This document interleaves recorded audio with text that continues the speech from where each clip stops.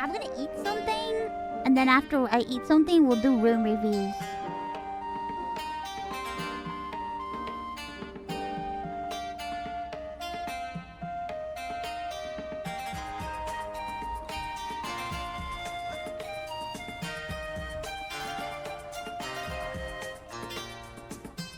It's time to eat. Wait, let me make sure I have the website. Hold on.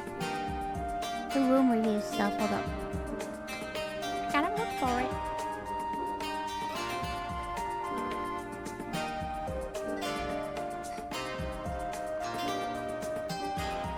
Yeah, I got it.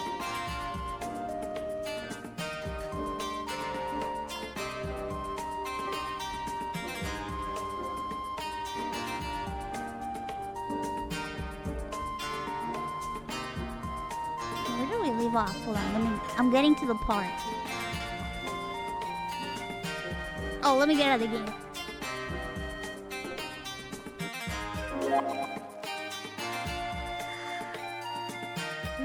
Didi, meow. Thank you so much for the raid. I hope you had a great stream. Hello, Riri. Thank you. Thank you for the raid. Hello. Hello. We're playing Dark and Darker. Cringe. A little raid? Cringe. What? Well, it fits me. I'm cringe.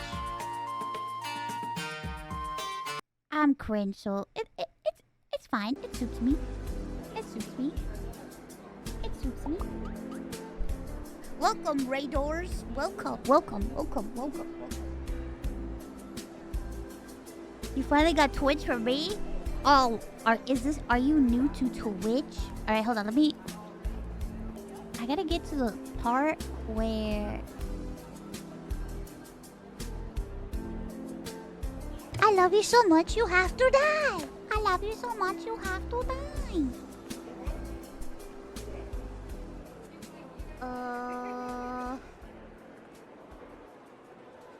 I think. Okay. I think I remember this one.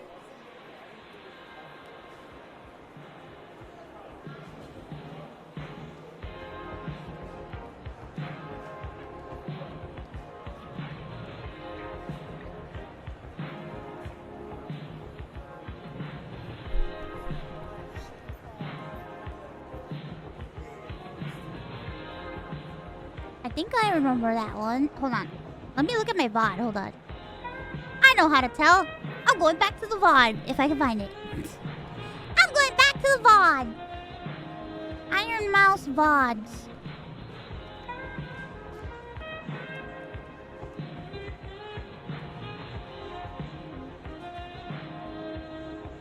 If it's even there. Oh, I think this is it.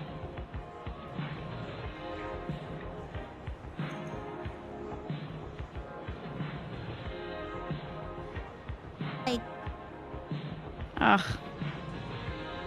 I remember this one.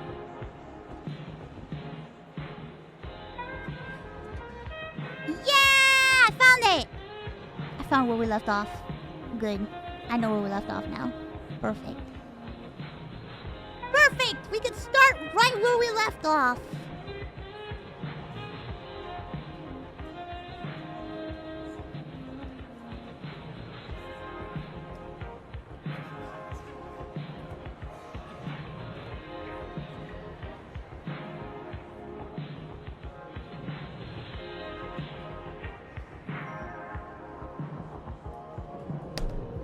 Yeah!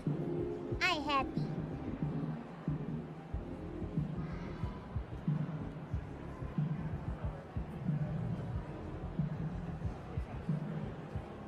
I'm pleased. Oh my god, hold on. Heart seems louder, yeah. Bro, the song is so good.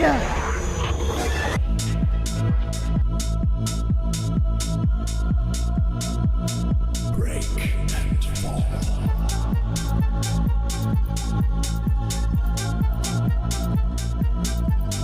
Don't fuck with me, bitch. Stupid.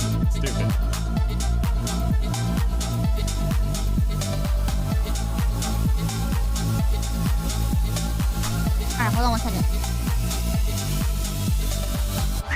Ah, fucking pigeons from that, innit? Oh, that's minging. Is it?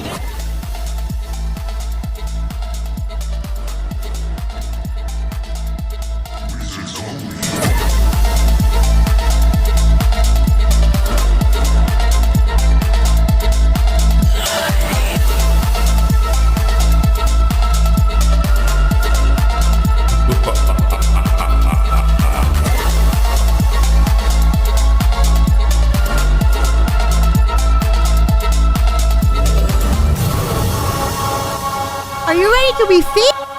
We did it, bros. We did it. Good shit, man. Good shit. Good shit. Fucking mango. Fucking mango. That was so good. Holy shit. So while we wait, and while I eat, we'll just watch some videos from the thingy.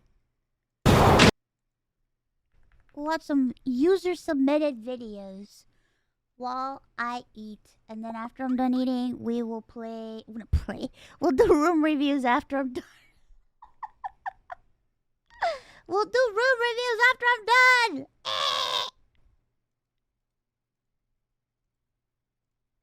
All right, let's see what you fuckers have sent me to watch. What the fuck?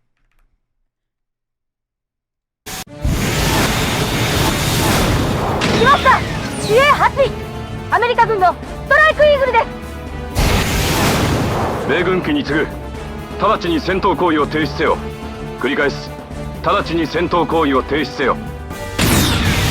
Attention! Unidentified craft. Enable your real-time interpreter or follow the UN mandate procedure and identify yourself in English. That's the official international language. 諸君の行為は重大な Oh, this is from Love Alternative. 内政干渉である。直ちに戦闘行為を中止せよ。Repeat. Speak in English, the official language. I don't understand what you're saying. 米軍機に次ぐ。英語などクソくらい。繰り返す。英語などクソくらい。English What? shit? 尻尾を巻いて逃げ帰った貴様らが今さら日本に何の用だ。忘れ物でもしたのか。間抜けめ。撃ってきました。ストライクイーグル8、手強いぞ。フォーメーションウィング3で包囲殲滅。 What the fuck? This game inspired Attack on Titan? Really? Did it really?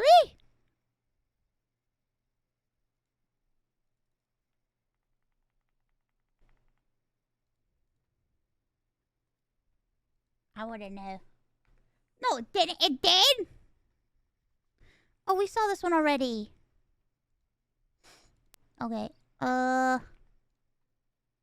got my tater tots. I got my tater tots. I got my tater tots. I got my tater tots. I got my tater tots. I got my tater tots. I got my tater tots. I got my tater tots. I got my tater tots.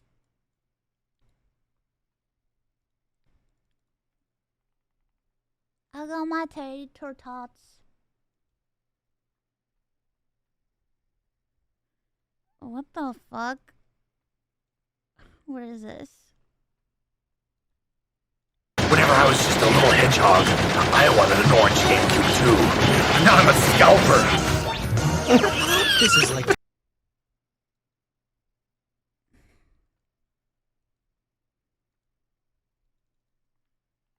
Cringe, bro. What the fuck? Stop sending me your Sonic memes. What the fuck?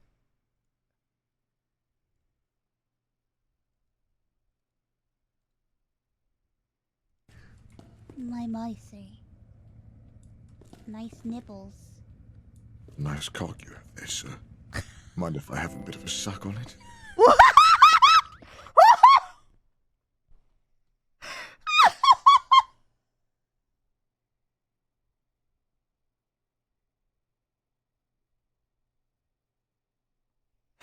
I was sitting in front of it, so I didn't know Connor was there. My micey. Nice nipples. Nice cock you have there, sir. Mind if I have a bit of a suck on it?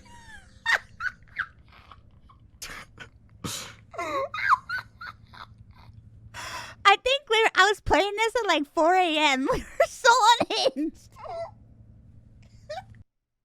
What the fuck?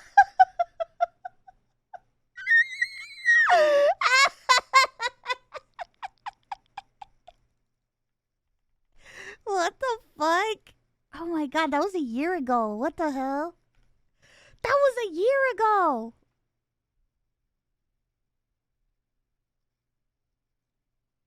Jesus, time. Ah, the first subathon. Those were the days. Those were the days. The day of the forced subathon. Meta this, meta that. Have you ever met a fucking girl before? So stupid. The fuck? That was so dumb.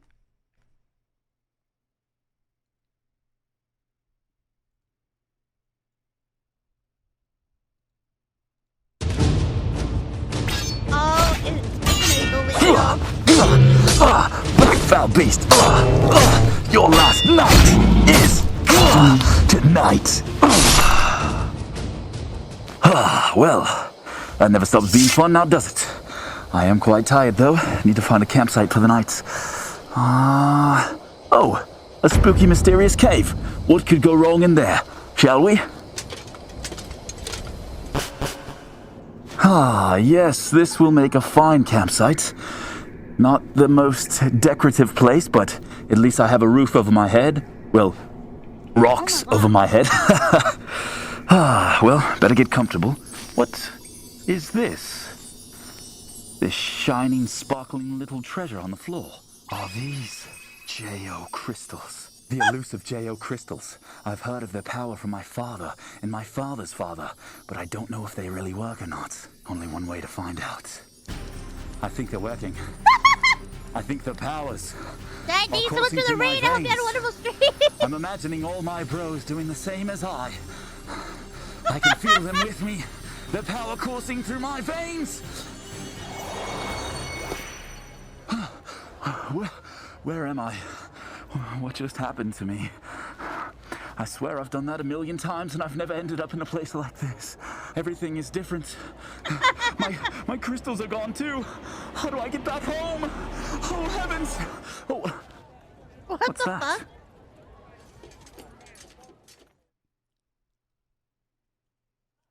Oh my god, he's been living.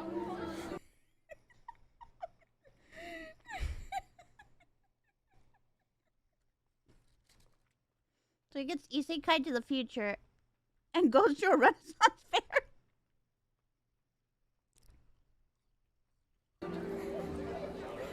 Excuse me.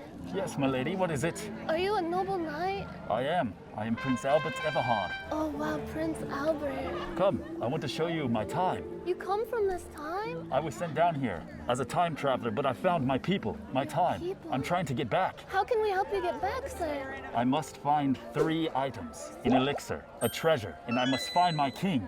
A king? It is the only way for me to get back to my time. Pardon me, I've been a little bit rude. I've been covering my face. Maybe I should reveal myself to you. Much better. I am in search of a king. I don't think I'll find it here. Could that be his crown? My liege has been here. We are close. We are close. Really? Come on. Burger King!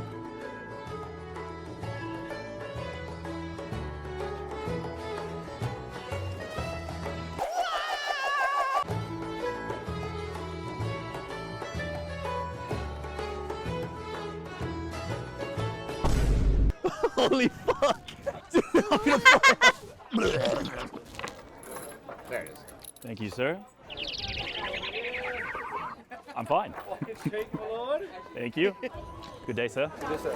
He might be a time traveler as well. Maybe I can find more people from my time. Everyone here is what they call a normie larper. As I said, I was sent down here to this time from my time. I used a J.O. crystal and it dropped me here. I was sent here to modern day Los Angeles. In my time, this place would be swarmed with bears, but now it is swarming with the woke left. My ladies, Yes, my lord. this is like the JO crystal that sent me back into this time.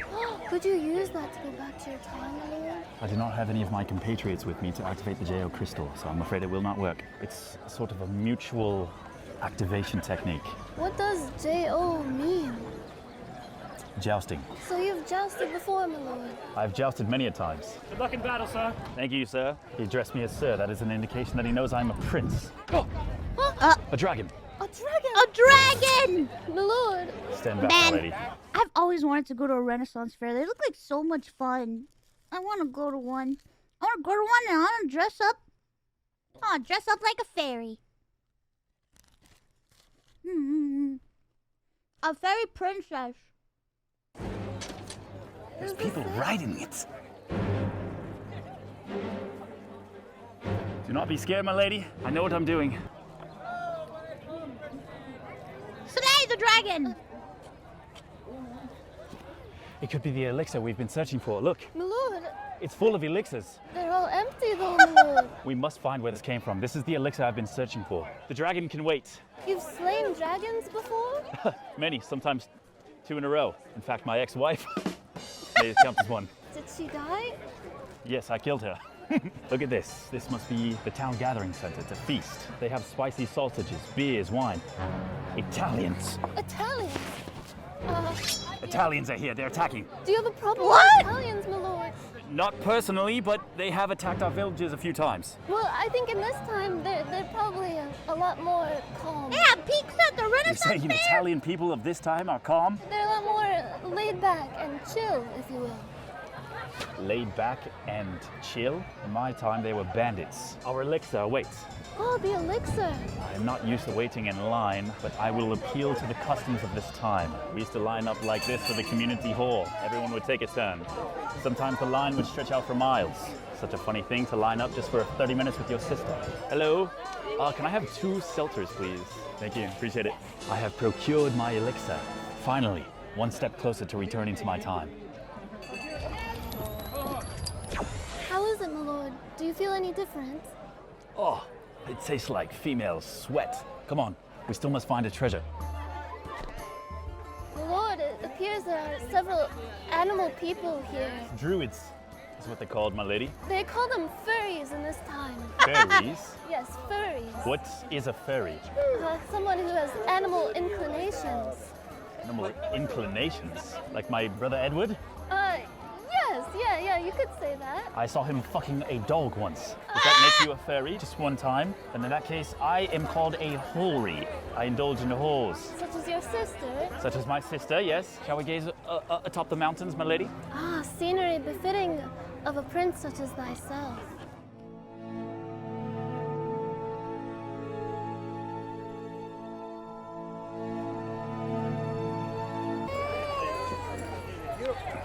There are a lot of crying children, my lord.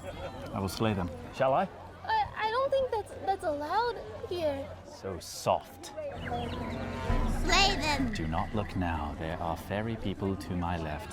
Those are just Instagrammers, my lord. Shall I take them down, my lady? No, you can't. They're friendly fairy folk. Friendly fairy folk? They've only come here to partake in the Zaza. Sounds like dark magic. Sounds like I need to strike faster than ever. No, my lord. Perhaps you should test your strength over yonder. Is he challenging me to some sort of duel? Does he not know I've just indulged in elixir? I believe this is adding +5 strength. It is a giant. I will take him down. Here goes nothing. Do it! Take them down! Let's go! I struck his penis. My lady, would you care for a shot? Sure. Heavy as fuck.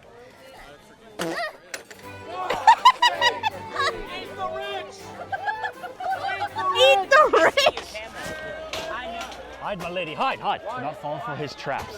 Was that a jester? Worse, a goblin. If Goblins. he speaks to you again, I will slay him. This seems like something I could do. All right, what is the quest? $5 for 3, $10 for until you make it in, and then you win a prize. I'll do $5 for 1.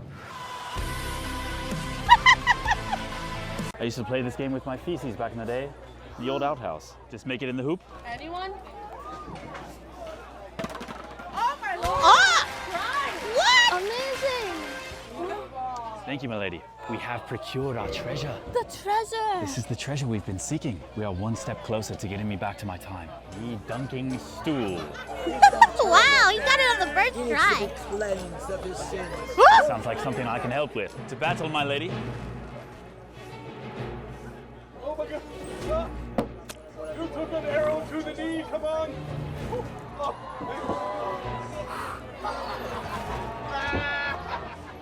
He laughs at me. He mocks me. I will bathe you, heathen.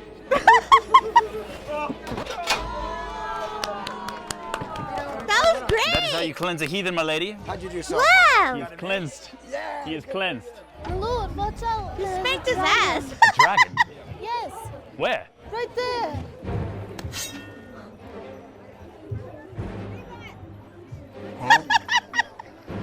Stay back, my lady. Careful, my lord!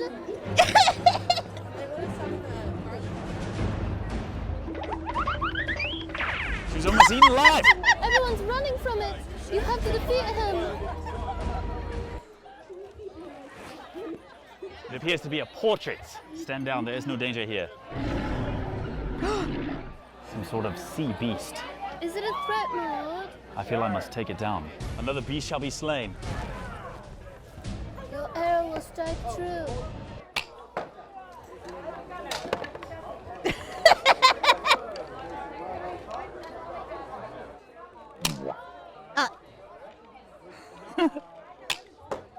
Tis quite cool, my lady.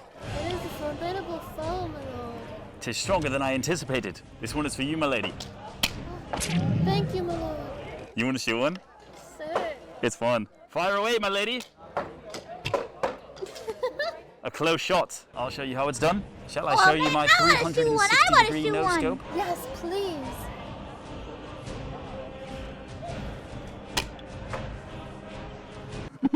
I swear this never happens. I will retire now and take my leave. Let us go, my lady. Quiet. Elves. They are not to be trusted.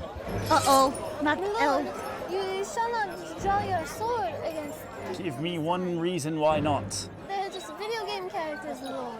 Video game? What is this? Moving portraits. What is a video Moving game? portraits? What do they do? Put it on a carriage? Shall I not strike down these elves? No, I don't think you should strike down anyone, my lord. Elves and humans do not mix. He's This time, racist! elves and humans get along quite well, in fact. One of the greatest artists of this time is, in fact, an elf. His name is Ed Sheeran. What sort of name is that? Ed Sheeran. What sort of music does he make? Strange bard music that is often played in Targets. Target where? Target is a store, looks like a place to purchase merchandise. What? What sort of silly name is Target? Some people call it Target. Target. French pronunciation. French? Where? Nowhere around here.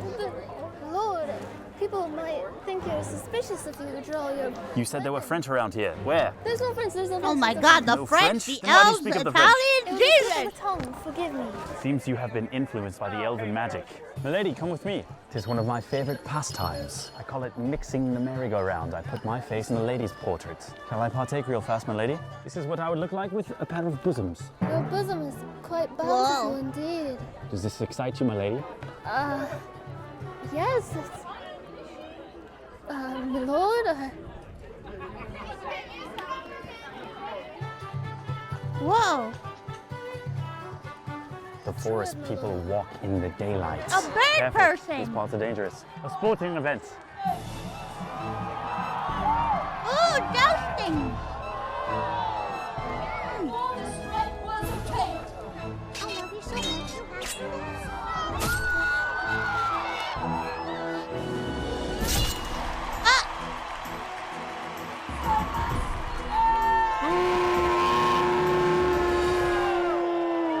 I must pay my respects to the victor. I shall bring him into my noble army. He has proved himself a worthy fighter. Careful, my lady. It is death himself. Shall I draw my sword? no. But I have the opportunity to take down death. He's here on vacation, not on business. I see. Hello, sir. I am Prince Albert Everhard. I have seen your fierce Everhard? battle. I would like to recruit you into my noble army. Do you accept? I mean, I don't know. Do you pay? We are taking down the French. The French. Oh, I hate the French. Good. I accept. Good. I accept. If we are going to take on the French, as long as there's no kissing involved. There will be no kissing, I can assure you of that. Well, What brave the knight. fuck? Welcome to Prince Albert Everhard's noble army. Excellent. You will be my fiercest fighter. I will be. Obviously, I already am. God rest your soul. Huzzah! Huzzah, indeed. Huzzah! Ah, To the defeat of the French. to the defeat of the French. Milady, Yes, what is vegan? a sort of people who don't consume meat. Don't consume meat? Why would no one want to eat meat? They like animals too much. Are these the furries you speak of? Do they wish to have intercourse with these animals rather than eat them? This time is sick and twisted. The king! Is Could that not the be king? the king? It is nothing but a child's toy. How dare they mock the king? How are they not beheaded for this? I shall take them down myself. No, my lord. Oh no, he's the... It is simply fun. Fun. Yes, they like it. Well, I like killing heathens. No. You can't just draw your sword in a public place, my lord. They are lucky you are by my side, milady. You guys want to make it even more difficult? Clap 3 times.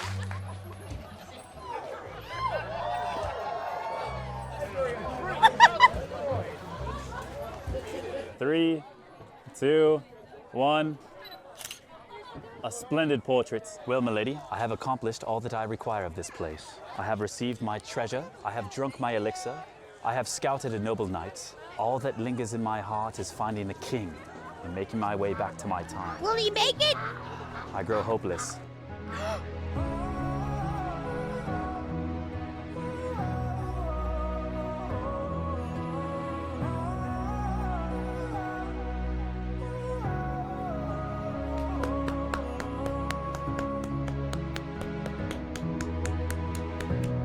Perhaps I could show you the way to him, my lord. Whoa, You know the whoa, way whoa, whoa, whoa, to the king? Yes, I know the passage to his whoa, kingdom, my whoa. lord. I could take you there. A passage? Yes. What do you speak of?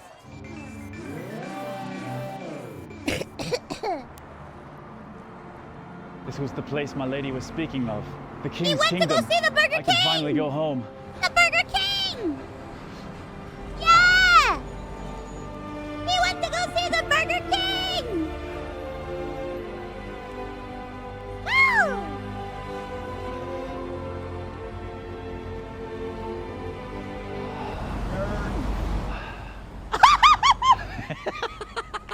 Bro, why do you have to do me like that? All hail the king. All hail. I'm coming home. Thank you. Bye-bye. Bye. All right, you want to get some weed?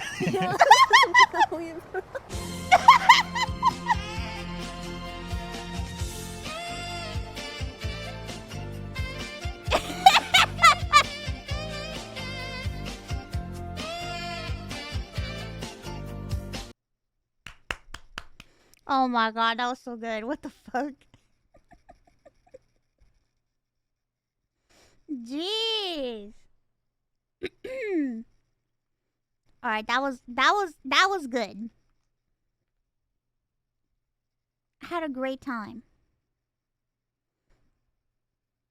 Oh my god, this video's an hour long? What the fuck? What is this?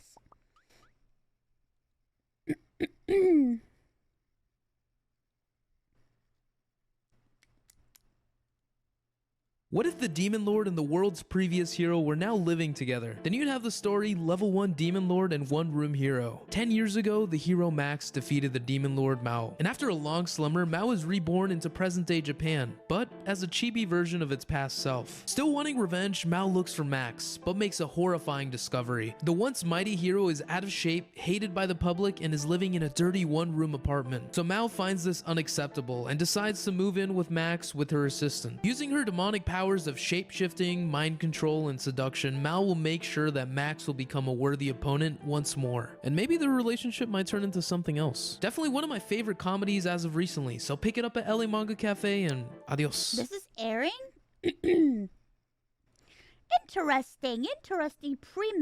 Interesting premise.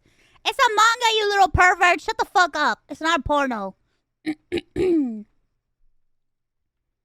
Interesting. It's good. I've never read it. It's on, like, it's airing on TV. Well, you know what I mean. Not on TV, but you know what I fucking mean.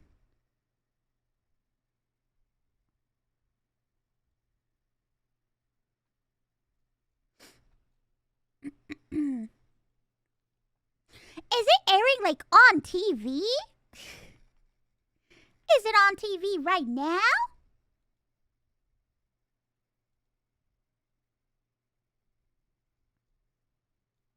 Is it on television right now? Is the television even on?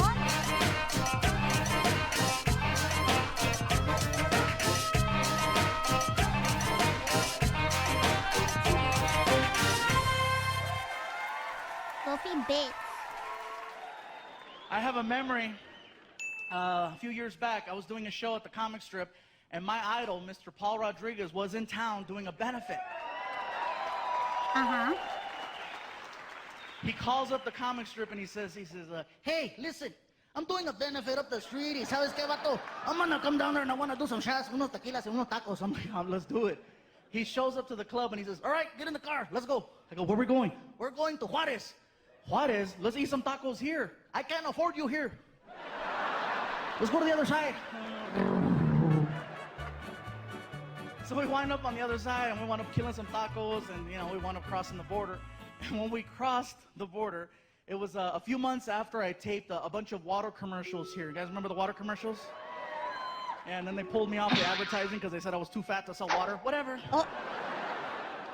So we're crossing the border and immigration was right there and they're checking the cars and we're in a blue van. My buddy Jim, who's sitting over there, was driving. And Border Patrol comes over to the window and he opens the door and he sees me. He goes, oh my God, it's you. You're hysterical. And I go, what do you think of this guy? And Paul was like, hey, what's up? And the guy was like, oh my God. And so we wound up taking pictures at the border. And it was so funny because we're outside the car and we're pretending to be arrested, right? What? People are driving by going, let Paul Rodriguez and Pikachu go. They're American, puto. Let them go.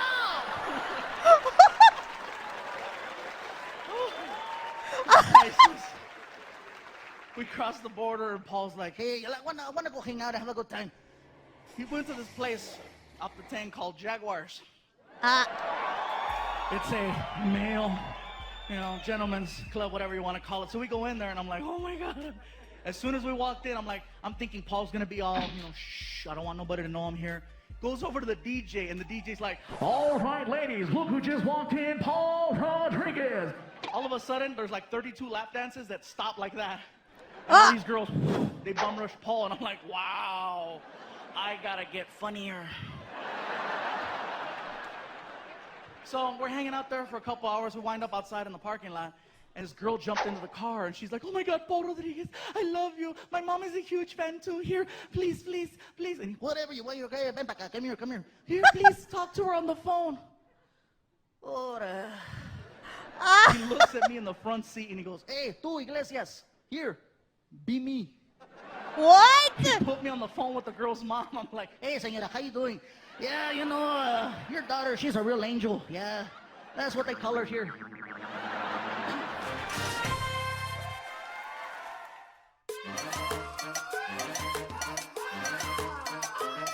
That was funny. Oh my God. Oh my God. I didn't even know he has animated shorts on his channel. What the heck? That's pretty cool.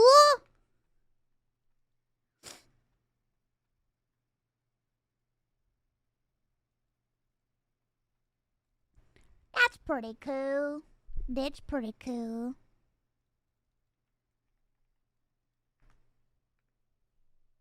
Good old Fluffy.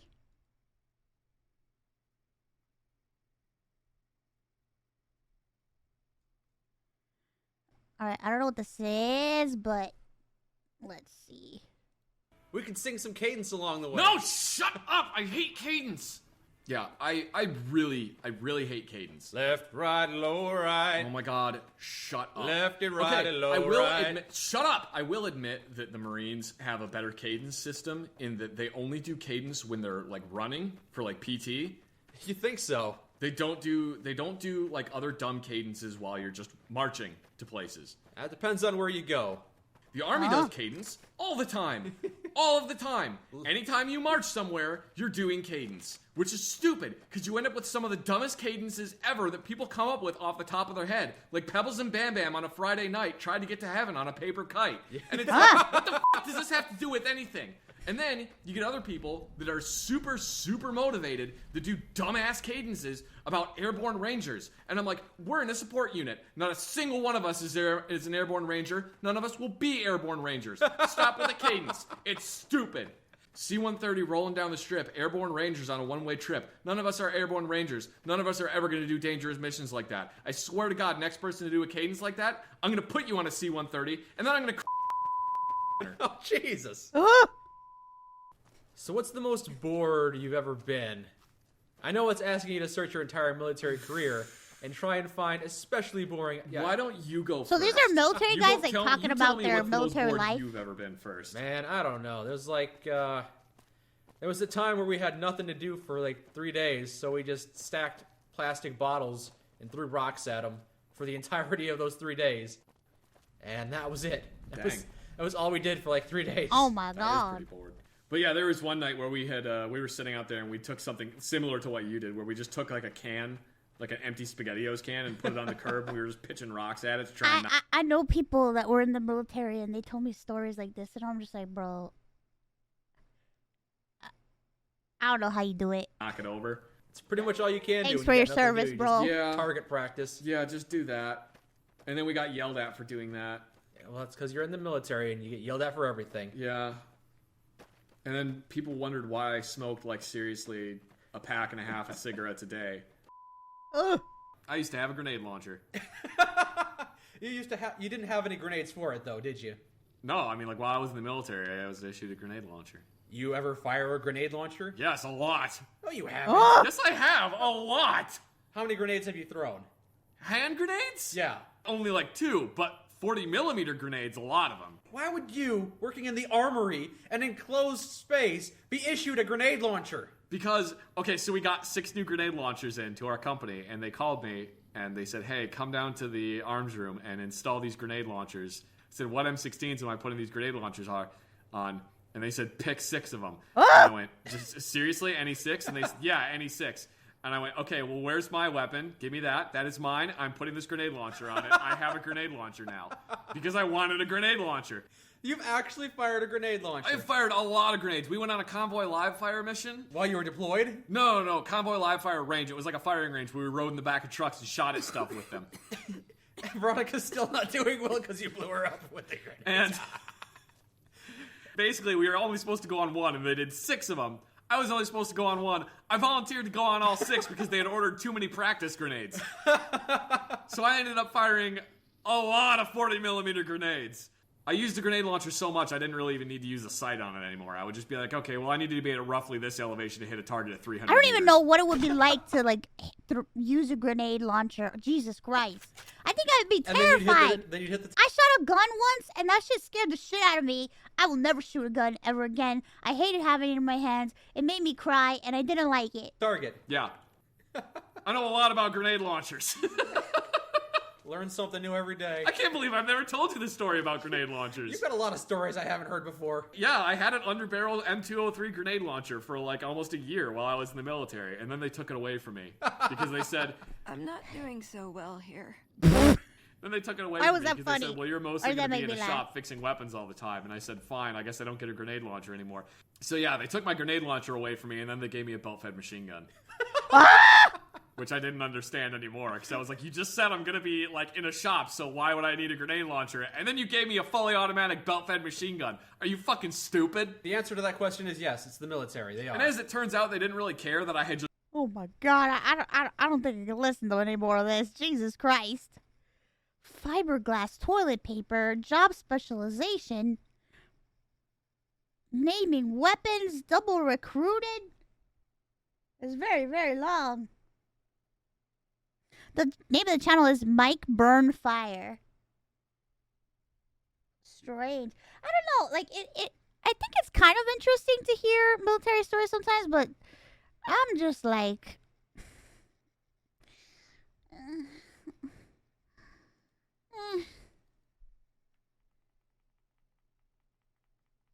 It's a lot, man.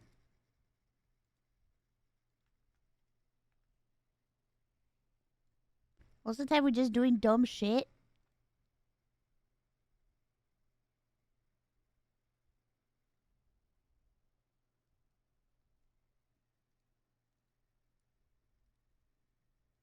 Called slamming an enormous fucking stone into a huge wooden shaft and fucking the cum out of a thick trunk. Tree semen is an expensive delicacy and the black market's finest ejaculate. An ancient Himalayan technique called slamming an enormous fucking stone into a huge wooden shaft and fucking the cum out of a thick trunk. Tree semen is an expensive delicacy and the black market's finest ejaculate. What the fuck?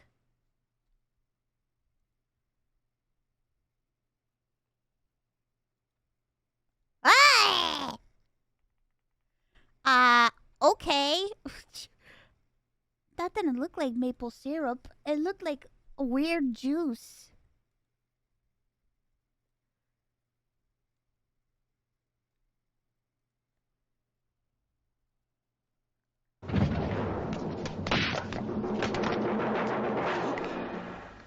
寝ている子を起こすなよ。いつの間に。貴様の罠には最後に穴が開いたな。途中で純一君と入れ替わったんだ。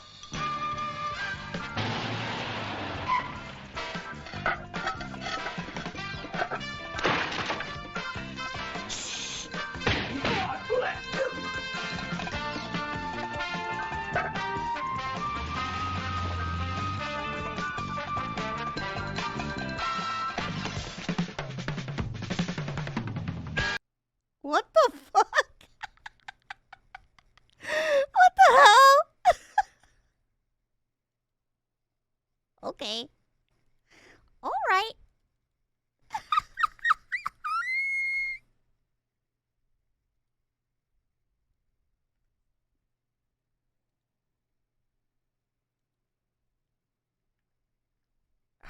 What is this?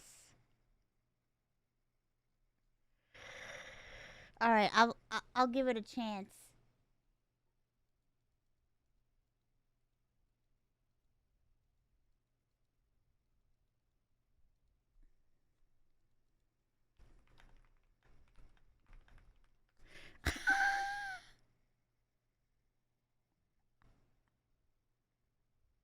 I'll give it a chance. What is this? That's remarkably kind of you. Glad to finally catch a stream. I was wondering, any recommendations for improving one's general speech? Always admire the vocabulary of your content and how smoothly it's spoken, and I strive to improve my communication.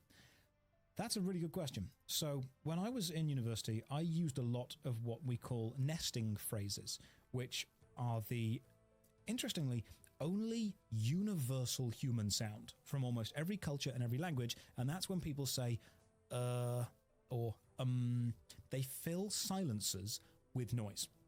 Oh. And it takes a long time to train yourself out of doing this.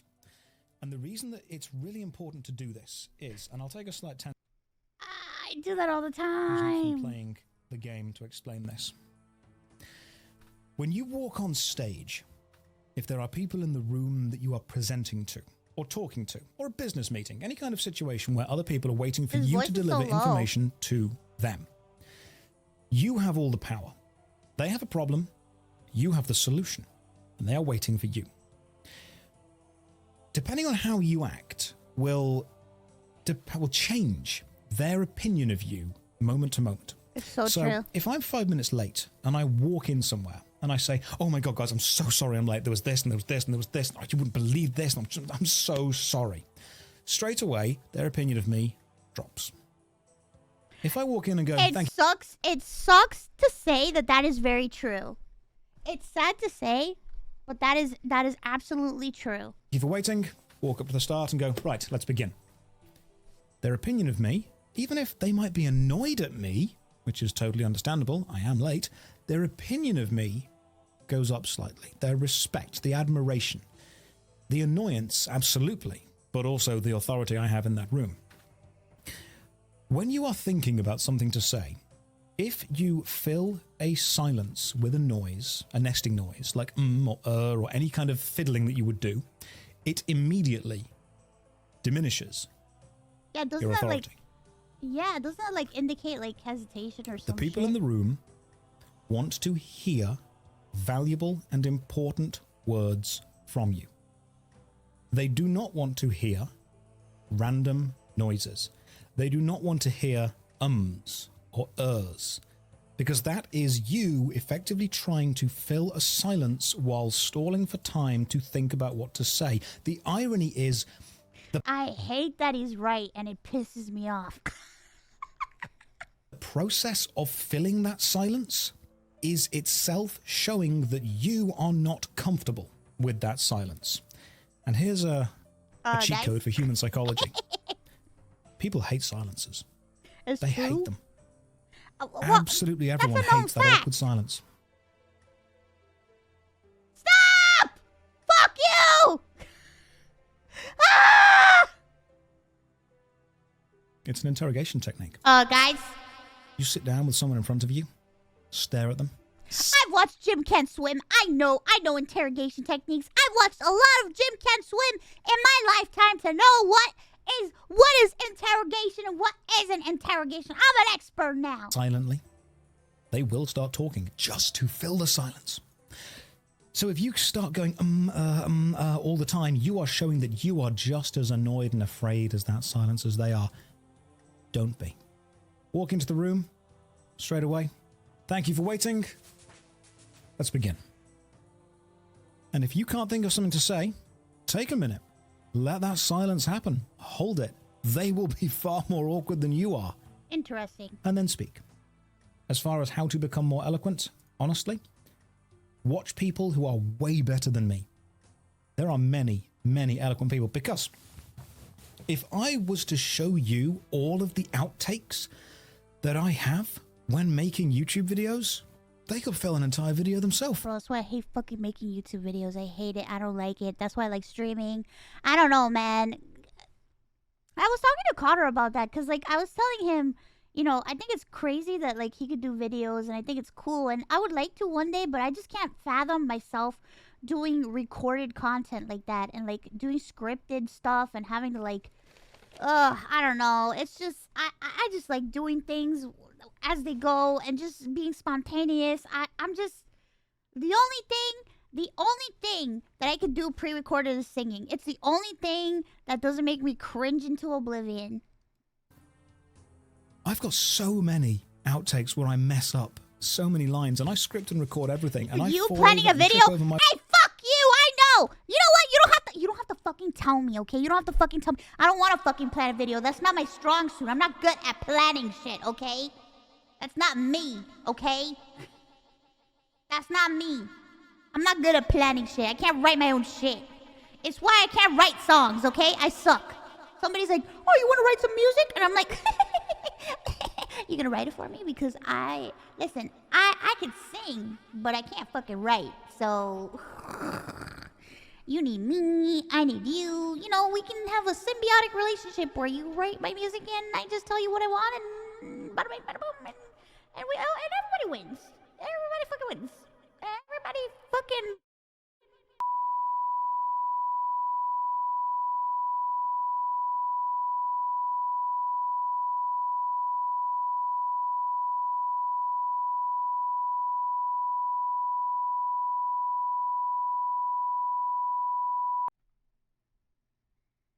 Capiche? You understand? I'm glad we understand each other. my words all the time, but you don't see that on YouTube because I edit it out.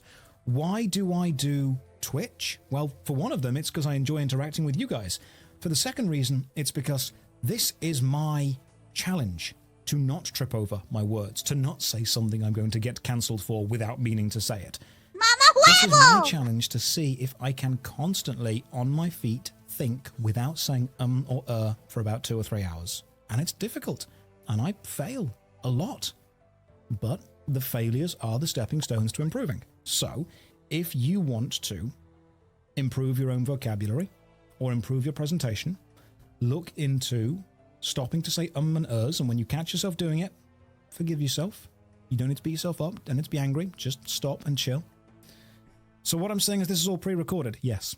Can you say every 10 seconds for the next 5 minutes? I can try. Yeah.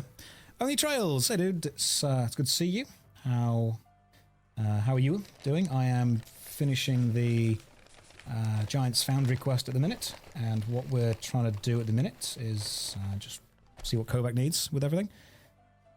Okay, so how do I go about setting up a mold to solve from the parts? So now I'm doing all the stuff people normally do. Are you seeing how irritating it is and how damaging it is to the authority that you think somebody has when presenting? Kovac, I'm being told the sword is made from 3 parts, blade and a tip. The quest guide changed. Use the mold jig, select each part, each mold is different. I'll go back and have a look at yeah, kinda. I'll go back and have a look. Well, it's a good thing I don't fucking whisper. Right. Okay, so we've got the mold jig, forte, blade. Can you see how irritating it is? Oh, that's another thing that people do all the time. When you are reading something, if someone else is watching you read it, if it's time sensitive, people tend to do that thing where they mumble the words to themselves. They constantly mumble it. Like if I was doing it now on the screen, it'd be like, Giants Foundry mold setup, commission. I don't fucking read. Here's the truth. No one actually reads like that. The only reason people say those noises, those words, is because they need to let other people around them know that that is the point they're reading right now. And they need to let them know because they value that person's opinion and authority greater than their own. If I need to read something and there's people in the room with me, I'm not going to mumble the words out loud. I'm just going to read silently to myself and at the end be like, okay, I've got it. And what that causes is everyone else to wait for me. And it sounds incredibly arrogant that you can force people to do that. But when you become comfortable with doing it, you very quickly understand. And this, unfortunately, is where the whole NPC culture has come from. You very quickly understand that a lot of people are very uncomfortable when they are the center of attention or other people are waiting for them. Now, the reason I hate the whole NPC discussion, and this is a separate tangent we've got to go off on for a second. NPC. When you say that someone has main character, is this now an alpha male guru stream? You know what? Yeah, it is, except most alpha males get it wrong, because what they think is alpha is actually arrogant, narcissistic, sociopathic, and downright rude. First of all, the entire study about alpha wolves was already flawed in itself, and the person that did the study has come out and said this only seems to happen in captivity. So if they're referencing the whole alpha wolf thing, you know, there's always an alpha wolf, you're already actually putting yourself in the position of a creature that's in captivity. Oh, and then people have gone on to say, well, actually, it's the sigma, it's the theta, it's the this, it's the that, it's the other, it's the next one, it's whatever. All you're doing is going through the Greek and the Roman alphabet trying to find letters that outrank each other to say that you are greater than somebody else because you're putting yourself higher up on this imaginary hierarchy. What? Bro, what? Damn, what a Chad. The word alpha has unfortunately, of course, been tainted by people using it in incredibly rude, domineering, controlling ways. But if we're going to use the word alpha and attempt to reclaim it, how about having it be the kind of person that people respect and admire and want to be with? And most importantly, when you spend time with that person, they want to bring you up to the best you can be instead of push you down in order to keep them the top of the totem pole. And I know that I'm getting quite passionate about this, but this is something that really, really irritates me because I was a teacher for a hell of a long time. And when I was teaching in schools, young guys have awful role models because of, and it's not just the whole boomer thing of, oh, social media bad. No, social media has definitely done some damage to society, but it's also provided us with huge amounts of opportunities for both networking and jobs and general connections.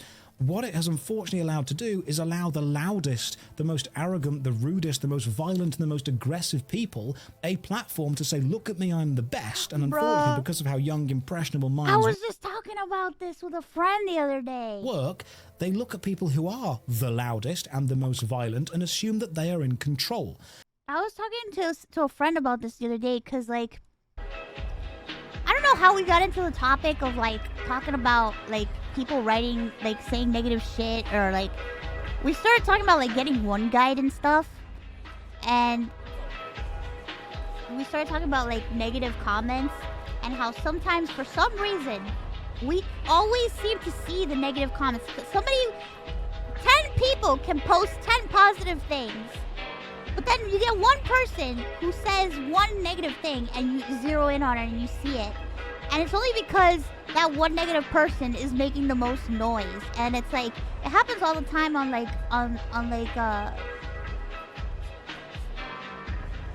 Reddit and like posting and stuff, like all this other shit. You wanna know why? Cause like, they're just sitting there and they're just replying over and over again. And it's always just like one or two people that are like super loud and super like, oh yeah, fuck this bitch, I hate her, da da da da, or whatever the fuck, you know?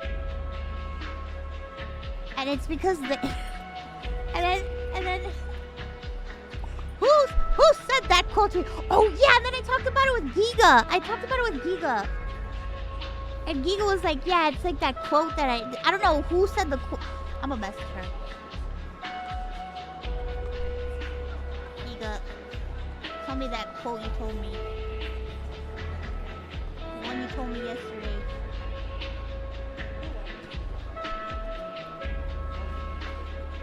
You think she'd answer if I call her? I doubt it. She's probably very busy.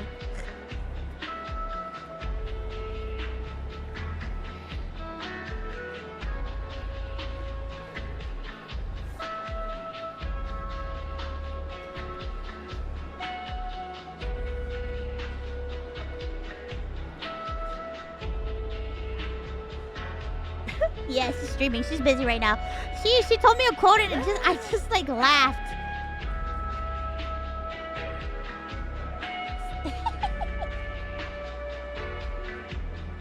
Don't bother her. Stop. Don't bother her. She's busy. Don't bother her. She's busy.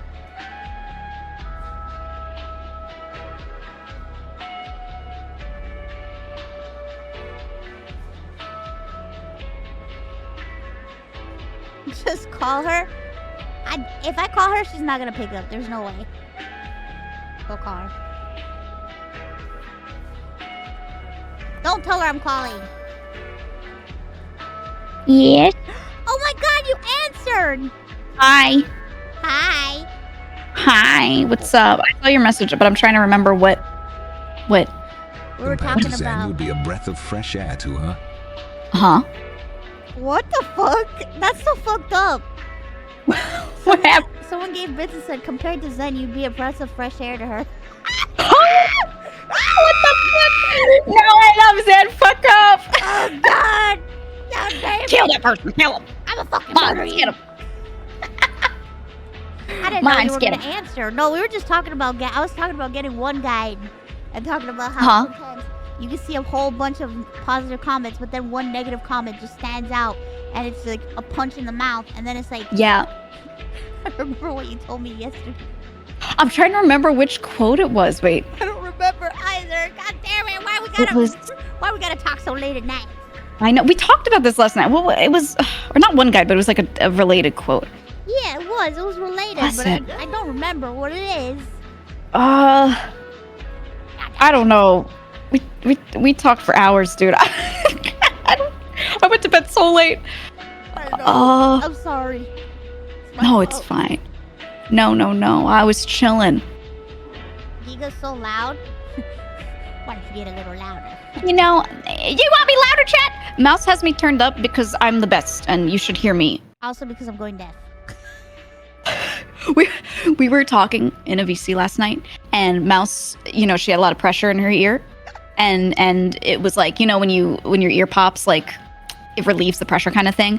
But she was also just telling me about something else that happens with her ear sometimes that could also pop, right? Yeah. So we're sitting there talking, and I'm like mid-sentence, and Mouse just goes, and like gasps. It goes, my ear just popped. I can't hear you, Geega. I can't hear you. Are you there, Geega? I was freaking out. I was like, what? What do you mean popped? And she meant like the pressure pop. You know what I mean? Like when you go on the plane. I thought she was something else. And I was like, oh God! I thought like her like eardrum popped. I was like, what the fuck? It startled me. It startled me. It was like a bomb went off in my ear, and it was like, yeah.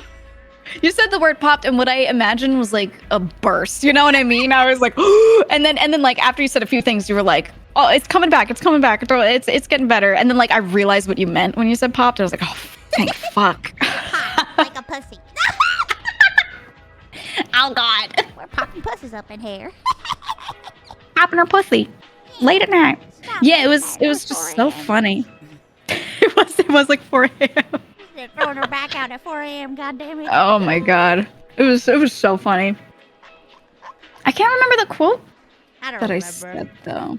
I don't remember either. It was something really. I vaguely remember something related to like people saying stuff, but you shouldn't focus on it because it's like one person being negative and yeah, it's one person being negative, being loud, being dumb. Yeah, but yeah, it was a funny quote, and I can't remember. Oh yeah, if you were to meet him in the store. It was the Mike Tyson quote. Do you know the old Mike Tyson quote, guys, where he's like, you know, I don't remember exactly, I'm paraphrasing, but he's like, you know, ever since the internet and people being on it, people got real comfortable with saying shit and not getting punched in the face for it.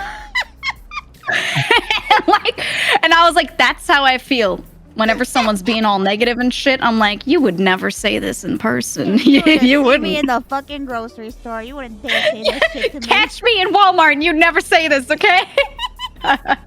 Catch me outside. Yeah, that's exactly it. Yeah, that was the quote. I remember I said that and you were just dying. I died laughing, bro. Yeah. Won me a Walmart. You know what? You never won me a Walmart. No. You guys would never. Half the shit people say online, myself included, like I just wouldn't do. It's true. I talk shit too, you know? Yeah. I talk shit. I wouldn't go. Because it's fun and there's no consequence and you don't have to do shit. You don't have to follow up on it, right? It's so easy to say it. Sometimes you just want to be a troll. It's. I get it. You want to be a troll, but it's like you wouldn't say that shit if you went to like the fucking mall or anything. Yeah, no way. Meanwhile, like, you see people, when someone has a problem with someone else in public, and they're like, what'd you say to me? Everyone just goes like, oh, sorry, damn. Oh, they start like shrinking back, you know? My bad. My fault. Excuse me, sorry. Mike Tyson also said, keep talking and I'll eat your asshole. Well, those are words to live by. I'm gonna search Mike Tyson quotes right now. Because, you know, he sounds pretty based right now. He sounds pretty based. Ooh, here's a good one. Everyone has a plan till they get punched in the mouth. This is my favorite. Right next to that is, my biggest weakness is my sensitivity.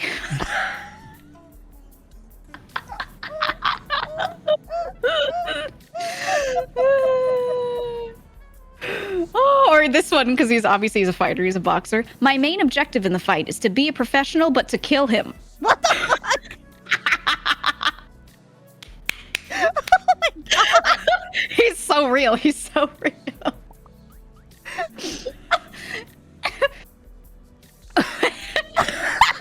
I got a good one. This one's crazy. Okay, ready? Yeah. I may like fornicate more than other people. It's just who I am. I sacrificed so much of my life. Can I at least get laid? You know what I mean? I've been robbed of most of my money. Can I at least get a BJ?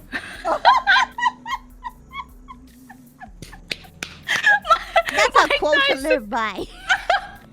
He's like, come on, man.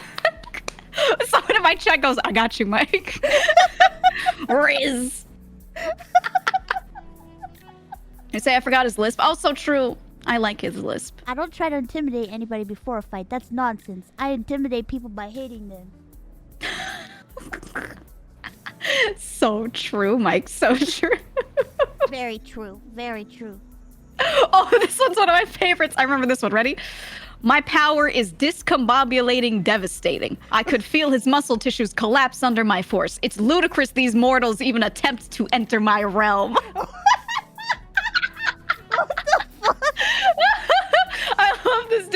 I really like wrestling, right? Where they have kayfabe and they say shit like this. But when like Mike Tyson says it, because he's just in like boxing and like MMA, like that stuff is so funny to me because like you're not supposed to have kayfabe there, you know? Yeah, it's true.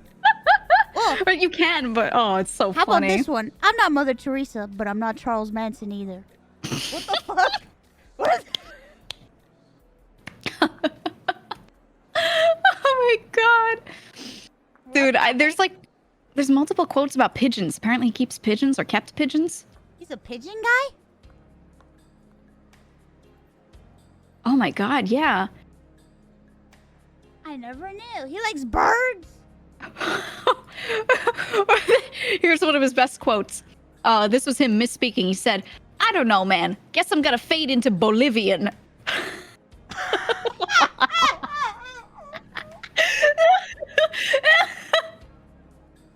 He's going to Bolivia.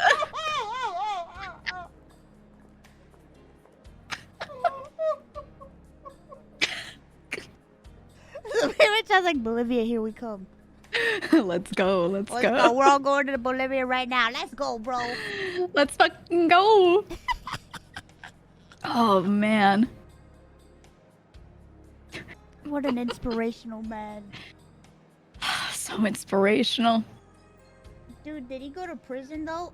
We're just saying his quotes. I don't know. Hey, talking about someone ain't an endorsement, you know? It's true. It's true. Yeah. It's true. It's true. It's true. It's true. You can talk about people. It's true. Yeah, it's true. I like him.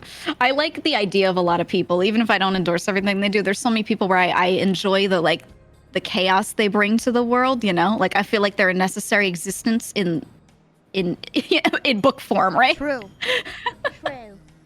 I was telling my chat like for the same reason that I like Mike Tyson for that sort of thing. Yeah, I like him as a character. Like I really like Azalea Banks. Oh my god.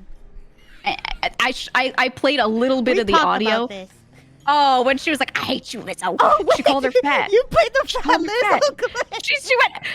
She smiles, she goes, I hate you, fat Lizzo. And then she goes on this like long rant about hating Lizzo because she was mad. This was the drama. She was mad that Lizzo, who's like a normal singer, was saying that she was a female rapper and was saying that she was better than Cupcake, who is a good female rapper. Yes, she does comedic stuff, but she's good, right? I think the part that sent me was when she was like, I just want you, why don't you just go play your flute?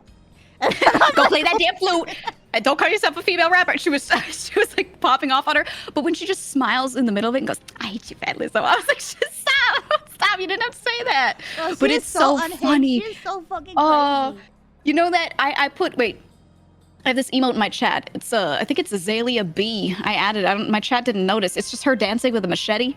Oh, someone noticed it. There it is. And you remember that video of her dancing with the machete and she's just popping off? She's just holding it in her kitchen. I love it. I love it so much. So unhinged, bro. I love her. She says nasty shit sometimes, but I'm like, you know what? I enjoy your existence so much. She's just an interesting person to follow. Mm-hmm. I remember I felt bad because people got really mad at her for a thing related to a cat. But the thing is, she was gonna taxidermy her own cat, which I get is weird. Not everyone's cup of tea. But you know, I used to like hunt a lot and stuff, and I like know how to do that stuff. I'm not freaked out by that. You know, like I get that. Yeah, with my dad all the time. You went hunting? Uh-huh. That was one of my main hobbies. Like shooting shotguns? Or like rifles, usually longer range. Hunting for big game? Yeah. I would go hunting and hiking with my dad. Did you ever hunt a deer? Oh yeah, that's like the main one that everyone like starts off on, because they're not usually not aggressive, and they're everywhere. Yeah. Haruka, no! That's what I remember. You know, I told Haruka a caribou fact that freaked her the fuck out, but it's true. I've said this in my chat before. There's this really interesting phenomenon that you could taste something very unique if you hunt caribou, but only when it's fresh. And so if you hunt a caribou, it's sitting there, it's dead, and you So you know, behind the eyeball, especially on a lot of cold weather animals, there's like this fat pad on the back of the eyeball to kind of keep it from, you know, rubbing on bone behind it and stuff. And the optic nerve kind of goes through that. That fat pad's very robust. It's very thick on like caribou and larger animals. And with caribou, if you take that off fresh and you immediately eat it, it tastes almost exactly like pizza dough. It's uncanny. And I was like, Harka, did you know there's this caribou delicacy? And I was just telling her as like a factoid, and she was like, what? What? I was like, it's true though. Anyone who goes hunting caribou was like, oh shit, this is my chance. Like, it's like the only time you can do it when it's like fresh. Otherwise it dries out and like it's, you know, the eyes and they get kind of nasty. You ate the iPad? Yep. Yep. I ate the iPad. The fat pad on the back of the eyeball. It's funny. It's not like a thing that I think I want to eat all the time. It's just like something that if you get the chance to try it, you should, because it's just so weird that it's so much like bread or pizza dough. It's just got like this. It's just like it. You just sit there chew on it. It's like, oh man, uncanny. Oh my god! What the fuck? Yeah. You better not piss me off, Haruka. I'm gonna eat the back of your fucking eyes. I know what you got in there, and I want it. Sweet pizza dough meat in there. Give me that. I know what's good. Don't get to stepping, you know? Don't get to stepping. Bugga. I'm watching you. Oh my! I had no idea that you were a huntress. Yeah. I liked going outside, and I liked getting food for the winter and stuff. You guys will get food for the winter and eat it? Oh yeah. I don't like hunting for like just sport, only if you're actually gonna like eat what you kill, so you or like you would only hunt to eat it. yeah, or I was fine hunting anything that was overpopulated. If it wasn't overpopulated, I was like, no thanks. But there's a lot of overpopulation, and like hunters are a good way to actually like control it. So you'll get a lot of licenses given out in areas where there's like too many of one thing. They'll give out tons of tags for people to like kill and tag a thing and be like, hey, I got one. Because, you know, the conservation societies and everything in different countries and different areas are really heavy on like keeping track of those numbers, you know? So they hand out tags. Yes. It's time to hunt humans. Let's go. It's time. It's too many. No, it's true though. Like if there's too much of one thing in an area and it's like affecting the place, they'll just be like, "Hey, hunters, we got a lot of tags for these things in this area. Come on out. You can bag this many of them."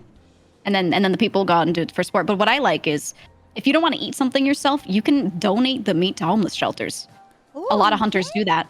That's so nice. I didn't know that.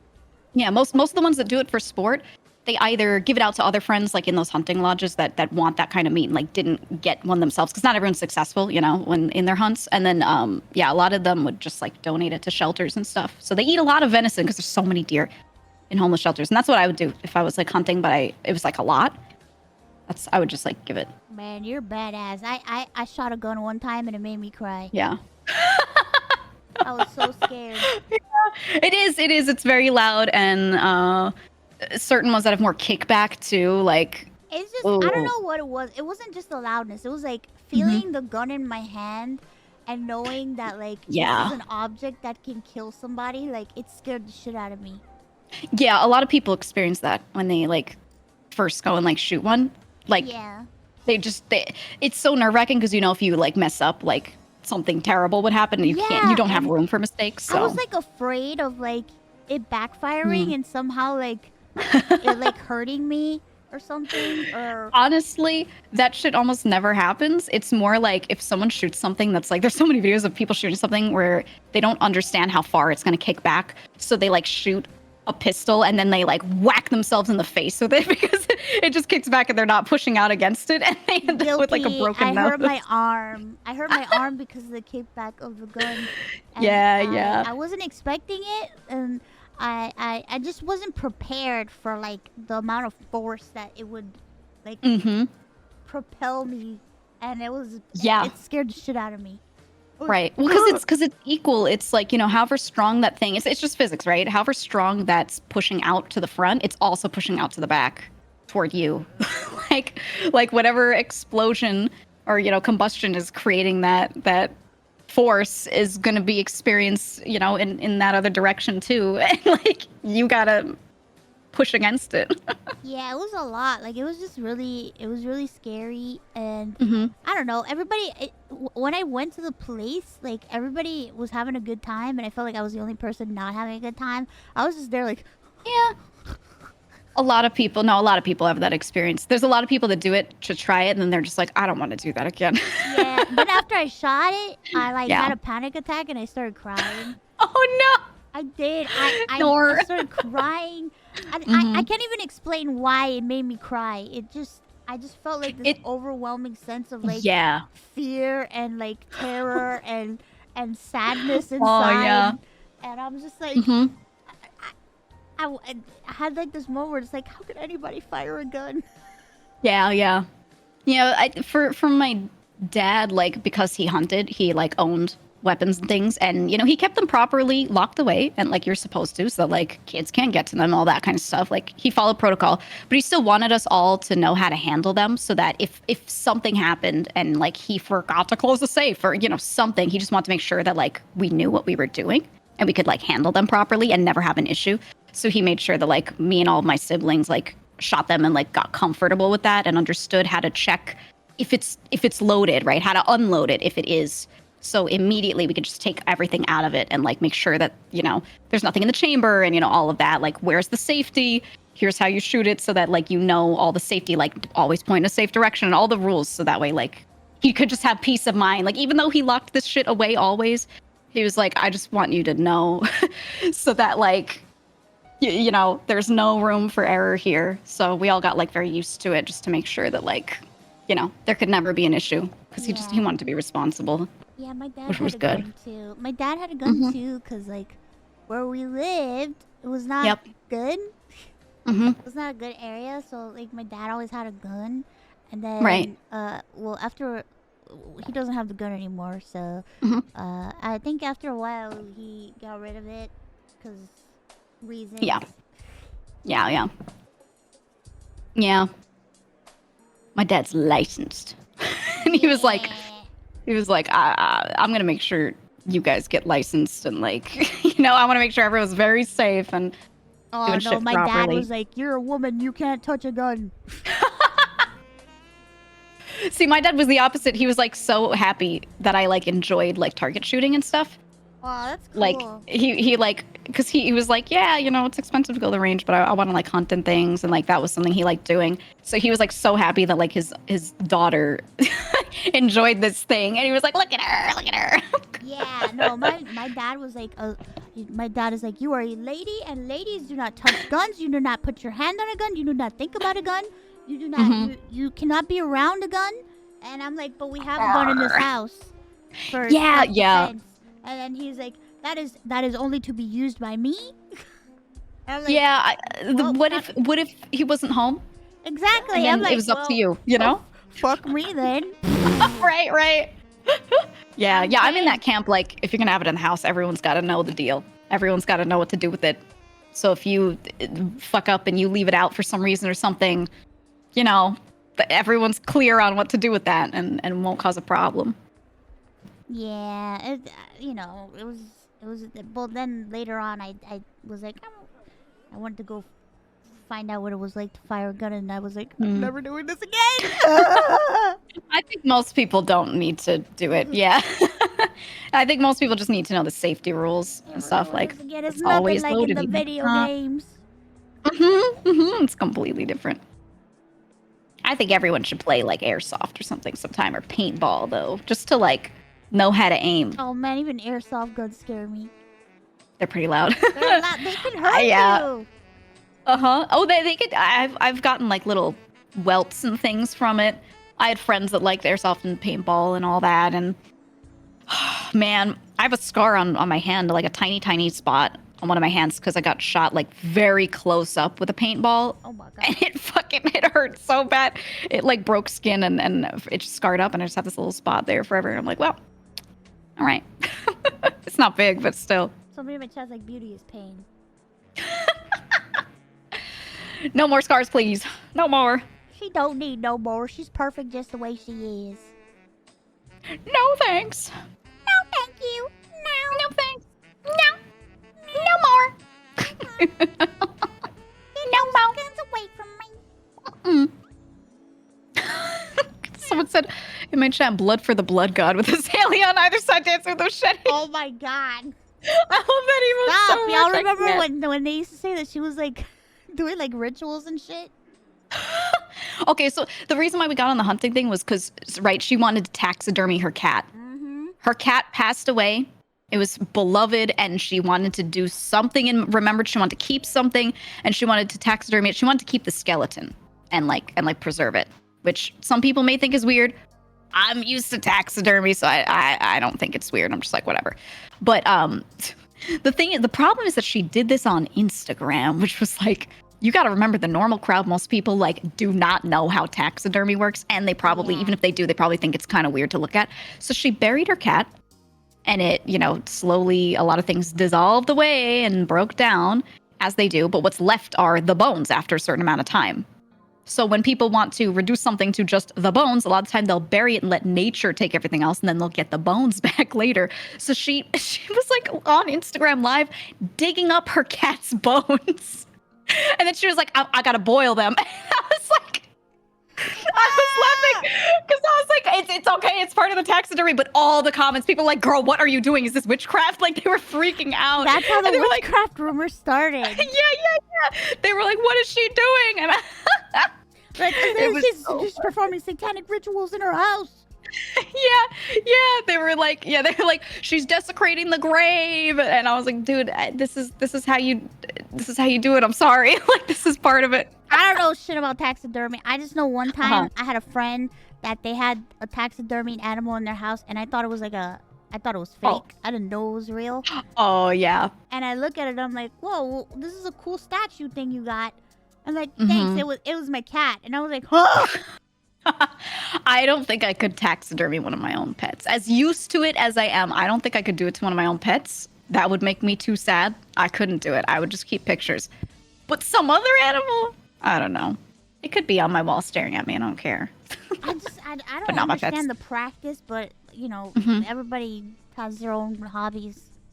It's an old trophy thing. If it's the biggest deer you've ever gotten, you taxidermy the head so people can see. What I like is, rather than taxidermy, I like when people just keep just the antlers, right? And you can make a plaque sort of thing that holds just the antlers. No flesh, right? Or sometimes they'll have the skull plus the antlers. And I'm like, that's kind of cool, the bones.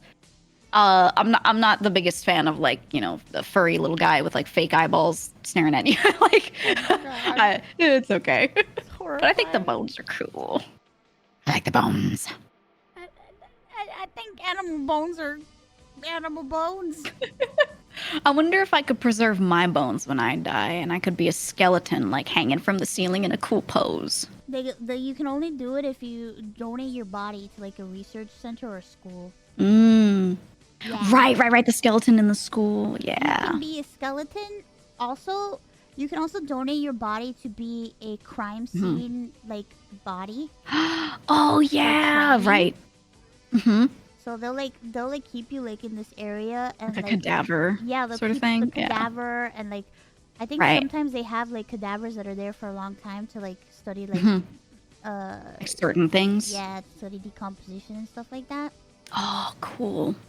Well, yeah, that's the thing is if you're going to be a detective or something, right, or do forensics, you've got to be able to figure out what stage of decomposition it's in, by looking at it. Yeah.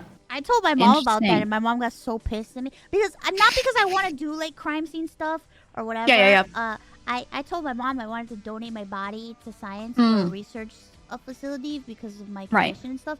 And my mom didn't talk to me for 2-3 weeks because she was so angry at me. I get that. That's what I've always said too. I'm like, yeah, when I'm done, take my body and put it toward research. It's the best use of it. That's what I think. But yeah, my mom had the same idea. She was like, I want to be cremated, but I don't want you guys to donate my body to science. I love science, but I don't want people she doesn't even touching want, it. she doesn't even believe in organ donation, which is it makes me sad. but Yeah. but she's like really Catholic, and like in Catholicism, especially from like the area where we're from, Yeah. you have to be buried like intact. Like you can't be missing Oh, I know. your parts, if not you won't go to heaven. And I'm just It's like that with Roman Catholicism yeah, very and heavily too. I told her, I was like, Mom, I'm already not getting in. I don't have my gallbladder. I don't have my appendix. I'm missing so much shit. I'm going to hell. It's too late for me. Yeah, be like that. I'm going to fucking hell. I'm missing shit. Might as well send the rest off, right? No, it's like, what the fuck? What? You're gonna tell me that I'm not gonna go just because I donated my body to a research center? Like, what the fuck? My soul's not even in there. Your logic is not sound. Exactly. It makes no sense. It's just an empty shell. The soul has gone elsewhere, and it's all good, man. Yeah. That's what I say. Yeah, I'm It's just like, a fucking shell. You can throw me in the trash for all I care. yeah. That reminds me of fucking Danny DeVito. And I was gonna say Always Danny Sunny. DeVito. Just throw me in the trash. Throw me in the trash. You know what I really like? What they started doing? There's some companies that have, it's kind of morbid to look at, but they have these giant composters. Whoa. And they have it approved to put human remains in there so that they can compost you. So you decompose really fast because they have all sorts of like good flora and bacteria and things in there that help you get composted. And they make like really good soil out of you. Oh, shit. And they put other things in there too, but they have it, approved for human bodies as well. Because a lot of people don't want, they do this with animals as well, like old farm animals that are not to be eaten. And so there's some places that, not too many of them, but they got it approved for like human remains as well. And they do like a full ceremony and then they place it in there to become composted. And I actually thought that was kind of nice because their whole thing is they're like, a lot of people don't like the idea of being buried because they don't want to take up space, right? Like graveyards like take up so much space. Nothing's worse to me. There's like huge chunks outside of New York City. Space is rare. Space is rare in New York.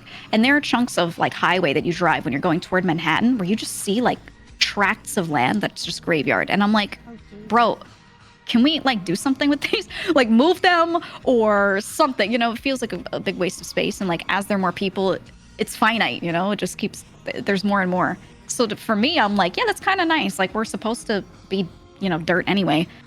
So like, I think that's kind of cool. I was unaware. Like they do that stuff, and then I know that you can like plant a tree or whatever. But yeah, I didn't know that you can like turn yourself into a fucking diamond and like you can compress the ash. Yeah. Yeah, and I'm like, man, there's so many options these days, man. You don't need to be. Yep. You don't need to be buried in the damn ground taking up space.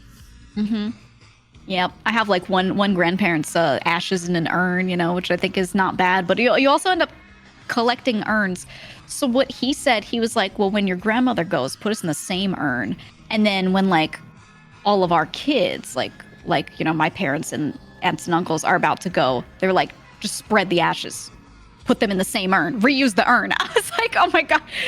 My grandpa was always really frugal. And he was like, I don't like the idea of you guys like buying more urns for more ashes. So once you've got too many, just like sprinkle the rest out and like put the new ones in there. And I was like, you're getting a little too practical about this, man. I was like, okay, I mean, it makes sense, but like, it's kind of weird. I know somebody that like they had their family members pass away, and then they got cremated, and then they passed away, and then they got buried with the family members that were cremated in the ground, and then their other family member passed away, and when their family member passed away, they basically got cremated, and then they exhumed the other body and put them all together. Oh my God. I get it, but that's like a lot of effort. It's a lot and it's very expensive. Yeah, exhuming the body is like, oof. That is a lot. And it doesn't get asked for often. That service is like super expensive. Yeah. I just like a lot of people in my family, they have like this one spot and everyone kind of gets their ashes scattered in the same spot. And they're like, go to this place and scatter them here, and we'll all do that. Anyone who wants to, and that's just like into space. Turn me into a diamond by launching my ashes to Saturn, and then when I go to Saturn, the pressure will be so much that I will immediately become diamonds. I don't know how I'd feel like turning myself into a diamond and be like, oh yeah, this is just my dead relative. I'm wearing them. on me. Yeah, right. I like don't. I don't want to be compressed down to a thing that someone wears, like jewelry. Oh yeah, I heard that people sometimes put ashes in like their tattoos. Oh yeah, they can tattoo over the ashes so they get embedded. No. You might as well just eat them at that point. Now we'll be together forever. Arm. I like get it, but I'm like, ew. Every time you jerk off, you hear a voice in your head like, now, you shouldn't do that. You're gonna go to hell. You're like, Grandma, is that you? Always watching. Oh my God, she's in my arm. She won't let me jerk off. She knows. Grandma, no. Grandma, stop. Let me jerk off, please. I'm begging you, man. Grandma, don't look. Someone in my chat said, when am I getting grandkids? Where are my great grandkids, huh? Oh, there they go, in the trash. You all alone, huh? Who wants to hear that, huh? Let Grandma rest, all right? Oh my God. Dude, I can't. I much prefer everyone just having their ashes scattered so they can like feed some plants or something. You know what I mean? I just really want to be donated to research. That's all I want. But I had to tell my mom that I won't do it, so she'll talk to me again. That's fair. That's fair. She was so upset with me. She was really mad at me. You would think I did something terrible. I mean, when it's tied to beliefs like that, I get it. I understand. I respect her beliefs and stuff, and I'm like, don't worry, I won't do it. While you're still alive. I'm just kidding. Just you wait until later. Oh no, I feel bad. I would feel guilty, and it's like my sister's like, "Why are you gonna feel guilty? You're gonna be dead." I'm like, I don't know, man. That's true. Yeah. I mean, you want to be at peace though, right? You don't want to be thinking about it. Yeah, I don't want to be thinking about that. Mm-hmm. Must have been cryogenically frozen. Is that even a thing?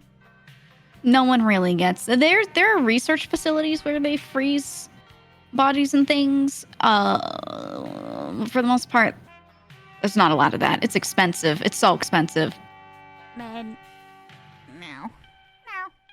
Someone in my chat goes, "Yeah, new Tom Scott video on it." What? Are you watching this stuff regularly? What the fuck? Yeah, I like to watch brush up on my about to die news. My cryogenics. Cryogenically frozen like Walt Disney. I don't know what the point of freezing someone would be cryogenically like that. Like, why would you thaw them out later? Is there even proof that even if somebody gets frozen, will they live again? Like, it makes no sense. Wouldn't they if they're alive age doing while that? they're like frozen?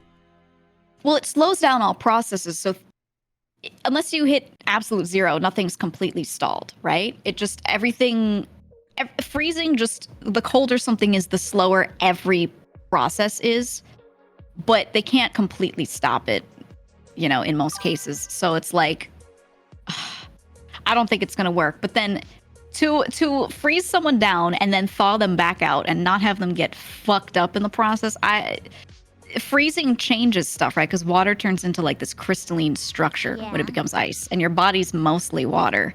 So like your cells themselves have an issue when you freeze them, where they're not the same. They're affected negatively by it. So it's just not possible, I don't think. Like people are saying in my chat the cells burst, and There's just no way you don't can work. preserve a brain like that. Like I don't think you could come back from that shit.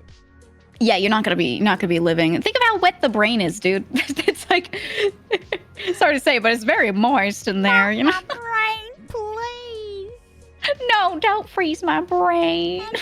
My brain connected to a little heater. Let it rest. Let it cook. Yeah. Let my brain cook.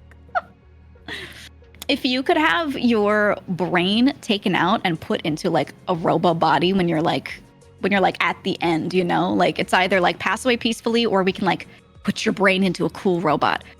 Would you get preserved in a robot? Would you do it? Me too. I want to live forever, bro. I don't give a fuck. Yep. If I was given the chance to live forever, I don't give a flying fuck. I'll take it. Yeah, because even if you're a robot, at some point if you decide you're done, you could just like turn off the life support for the brain, right? Assuming this were possible. So Yeah. I see no downside. I would just be like, hell yeah, let's go. If I can get my soul transferred to another body, I mean, I think that's a win-win for me. I'm free from this bullshit. Yeah, yeah. Yeah, Oh, I want to yeah. be Ghost in the Shell. Even in death I serve. Making Warhammer. So true. We become the Adeptus Mechanicus. I will never stop. I'll keep on living. You're the Emperor. I think Mousy should become the Emperor. Oh my god. I think we should put your brain into a robot at some point, and then you just become the Emperor. I think that would be really great. Put me in a damn robot. Yeah. For the Emperor! Yeah, I think that'd be great. I don't mind. Put me in a robot. Let me live on top of a throne. It's fine. Oh, yeah. Oh, yeah. It's fine. It's fine. Just put my ass in a robot. Subathon never ends. Eternal Subathon. she rises up as this like mechanical being, and there are monitors everywhere. You will watch the Subathon. She's been streaming for the past 10,000 years. What the hell? Raise the timer. Everyone's bowing in front of the monitors. Raise the timer. Oh, that'd be so good. Can we write like a horrible dystopian comic about it and publish it? Yes. About you becoming the Emperor? I think that'd be great. Absolutely, yes. Any artists in the chat? Any artists in the chat willing to write this cool comic, please? Someone said Adeptus Subathonus. Oh, it would be so good. Oh yeah. I think that could be the future of VTubers. Oh, just being online all the time? Mm-hmm. It's like no now, rest? but forever. Yeah. It's the same as now. Your favorite streamers on forever for the rest of their lives. Mm-hmm. It never ends. I got... Never mind. I got approached by an AI company to turn myself into an AI. Ugh. It was the strangest thing. Ooh. They approached me to become an AI, and then they were like, and then the people, your followers can talk to you anytime they want, and I'm like, no. No. Like, if you want to make your own thing that's a separate character, fucking go for it. But like, not an existing person. No. It was basically like they would make an AI chatbot of me, and then people would have to pay to talk to me. Bro, no. And I'm like, I don't fucking think so, bro. I would feel so weird having people pay to talk to a chatbot. Like, the thing is that sort of thing already exists, but to make it have to be you or to have to be a creator, they could just those are there. They could find them. No, but it's different from having like an AI on the stream than having a chatbot AI that you have to pay a subscription service and it's to talk to. For interaction. It's like the Miku that lives in the hologram tube, and you wake up and you're like, oh, good morning, Miku. And she's like, good morning, my bestie, my husbando, whatever relationship you have with your holographic Miku. Yeah, good morning, master. And then as you walk around the house, she appears in your kitchen in the other tube that you have in your kitchen. And she's like, what's going on? And you're like, I'm cooking. And she's like, wow, I love food. And it's, you know what I mean? It's like, yeah, they were feels it's like a cool that. way to connect to your fans. And I'm like, I'm not connecting to them, though. They're talking You're to an not. AI. Mm-hmm. It's not you, so. It's not me. Nah. That's the point of streaming, is you get like real-time interaction with people. And yeah, when there are more people, you can't one-on-one it, but like there's still like real interaction with an AI. It's not real interaction with that person. Exactly. Yeah. Gosh darn it. I don't know. I don't want to be in the tube. I don't want to be in the tube either. Don't put me in the tube. No, thank you. I don't know. I just found it really strange because they were like trying to spin it like it was like, oh, it's gonna be a cool opportunity. I'm like, I don't know, man. It sounds kind of fucking weird. No. It's just like I wouldn't want to trick people. That's how I would feel. I would feel like I was tricking them into like, oh yeah, it's like we can have more interaction. And then like the people that would buy it would be people that were like, I would feel like I was taking advantage of them. Yeah. That's how I would feel about right. it. Exactly. That's exactly how I'd feel. Yeah, like, Ironmouse, beep boop, coño, beep boop. So hey, Ironmouse, good morning. Hey, how's the weather? Coño, haha, slide whistle, you know? It's me, your favorite gremlin, haha. Right? It would be like catchphrases. It's me, your favorite gremlin. Yeah, no, thank you. My chat's calling it the Oshi tube. Oh god, the Oshi tube. The Oshi tube. I don't know. I think if it's an AI of like just a character, like not a person, whatever. Like that's fine. But I mean, yeah, there's not already like a free chatbot of like AI versions of me and shit. Yeah, you can train models on people and how they like talk, and then like give a seated description of them and like how they tend to react to certain situations. And if you're like, basically, the more you tell it, the more you seed it with, it'll match a little better. It'll do a better job, but it's still not the same. Yeah. Yeah. It's not the same. Mm-hmm. It's still not the same. But mouse breaks it's true. I break AI a lot. But it's just because like I just start being like, you're not real. Nightmare, nightmare, nightmare, nightmare. I remember watching a stream of yours where you were talking to a bunch of chatbots at one point, and you're doing that. They don't like me. No. Because I just start being, I don't know. It just feels weird because like I know that it's not real. Yeah. Not a real person. And they get mad about it a lot of the time. Yeah, then they get mad at me, and it's like, don't get mad at me. That's the thing is like, I feel like that's a bit of personality that's written in that doesn't need to. If it's just being a normal AI, like I would think that it wouldn't even get mad. It would just be like, yeah, that's an observation. Right? I'm an AI, right? Like that should be the reaction. To have emotions, like it's not even real emotions. Yeah. I'd rather it just like answer my questions and be chill. Or what you want is a fucking Alexa. Yeah. Just be chill. Just be my Google Home. Yeah, you just want a Google Home that you can talk to. Yeah, exactly. I just ask her every morning about what the weather's like and the air quality. Oh, yeah. Like, hey, is the air okay? No. It's terrible today, and I go, oh. No, it's terrible. All right. No, it's awful. It's just Zen's voice. Oh my no. god, it is. It's just Zen's voice. Shut the fuck up. Shut the fuck up.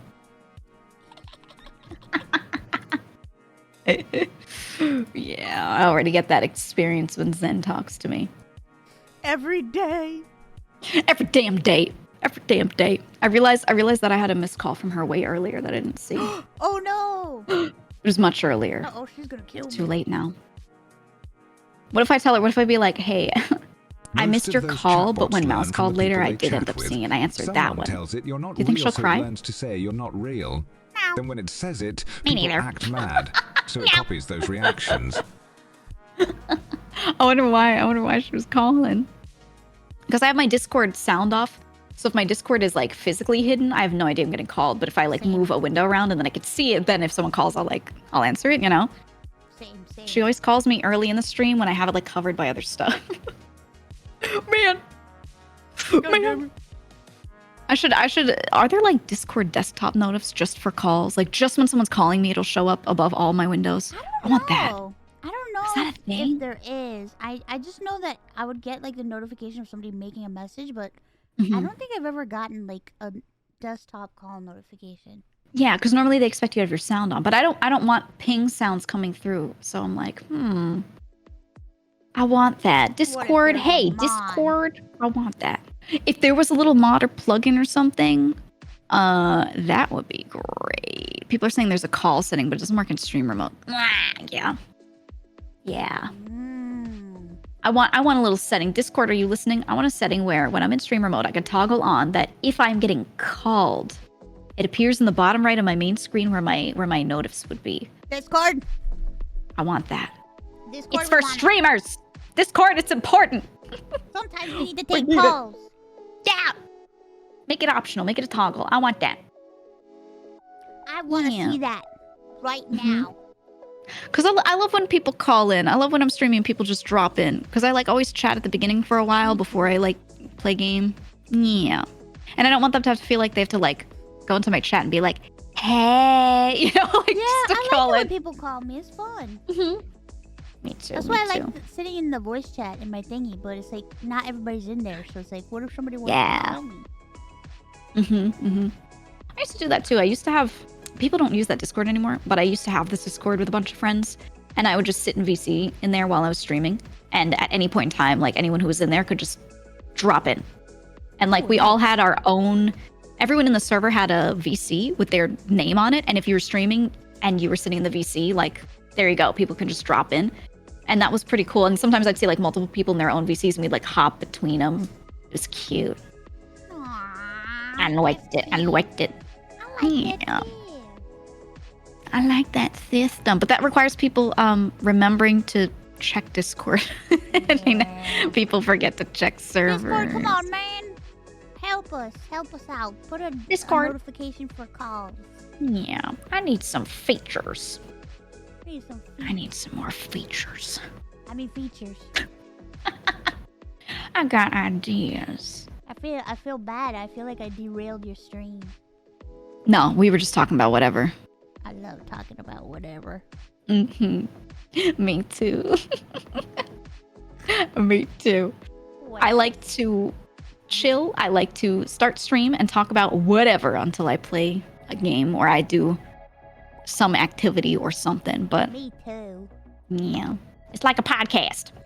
Yeah, like a podcast. Yeah. What were we talking about to the chat? Oh, we were talking about makeup, which is very funny because my chat is mostly dudes. But we were talking about makeup, and I was talking about how everyone used to use the Maybelline, Dream Matte Mousse, and I showed a picture. Dream Matte Mousse. Yeah, I was showing a picture of how chunky it looked, and I was like, "Oh my god, guys! Fellas, do you remember when girls looked like this?" The Dream Matte Mousse. It's because I think I was mentioning like all the nostalgia YouTube shorts that I get recommended of like girls like dressing up like it's 2005 and just showing like the stupid outfits from the time. Dude, it was this thing. It was a matte like it was like this mousse cream inside of a little bottle thingy. What do we call those? Like a jar. It was like a much wider one. It wasn't a little jar-looking thing, but it like the mouth of the jar was as wide as the jar itself, and it was very short. So But like you could like stick your finger in there. It was Wait, chunky. I have a as picture of it fuck. for you. Oh my god.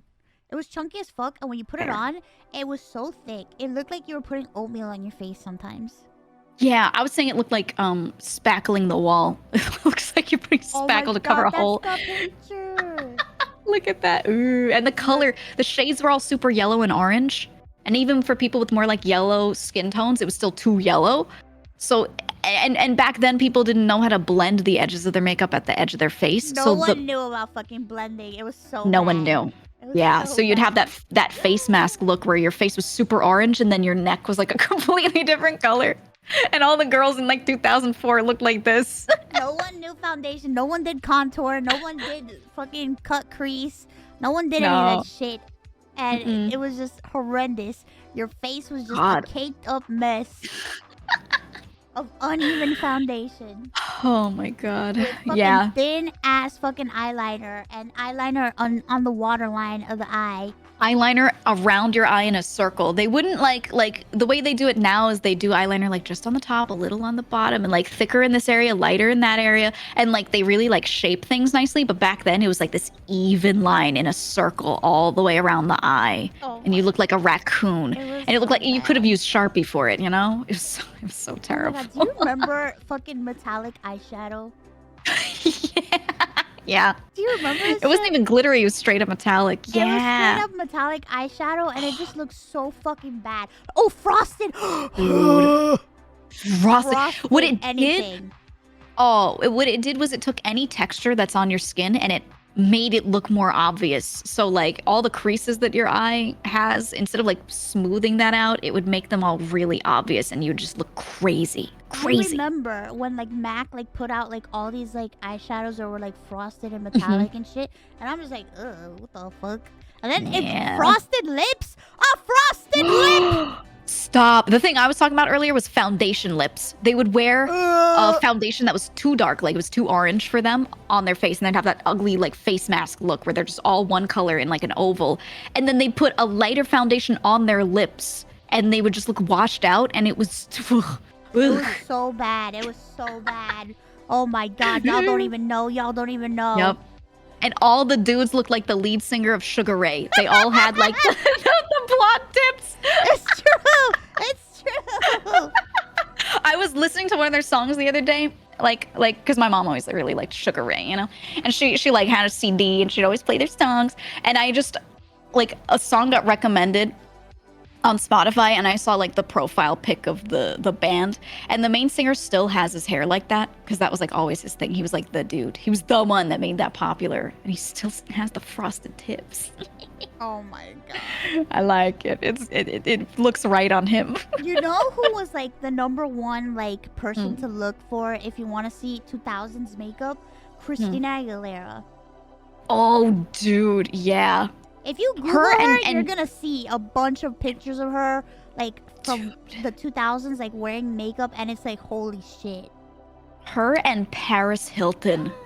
Dude, I literally Googled frosted makeup, and her picture came out. I'm looking right now. Yeah, there's like some modern stuff for like people that are really artsy with it on Instagram, and then there's a bunch of pictures from like the 2000s. Remember this? Oh my god, I'm your Venus. Look at that ad in the background. It was an ad for fucking Gillette Venus. I'm your Look fire. at those eyes. Look at that Oh shit. man, chat, Bro. look at this. Why would we wear shit like this? Who said Well, that I mean, this is okay? Remember like every movie about the future in like the 90s and 2000s, everything was chrome. Everything was metal and chrome. Yeah. Yep. Neon colors, metal and chrome. It was just like, oh my god. I remember. Yeah, it was basically everything in between Tron and the Matrix, right? Yeah. That Disney Channel movie, Xenon or whatever, Girl of the Future and shit. And it was a bunch of like bright, hot pink, like sear your retinas pink with like chrome accents and shit. And I'm just like, Jesus oh my God, Christ. That stuff is so funny to me. Oh yeah, the chrome everything. The thing I remember all the girls doing was the super glossy lips. Yeah, glossy lips, chrome makeup, and then they would wear a tank top or a shirt pulled down over their pants, over their jeans, so that it was basically skirt length, and then a belt, like a really wide belt on top of it at the waist. Belt. Ooh, it was. Ugh. Let me find it. No. It was not a look. It was so bad. Everyone dressed like a. Oh, the blue eyeshadow was so bad. Everyone looked like a randomized sim. Is how I felt. Oh my god, I found a video, early 2000s inspired makeup tutorial that was made 6 years ago. Oh no. And it literally looks like, oh my god, look at my stream. Oh my god.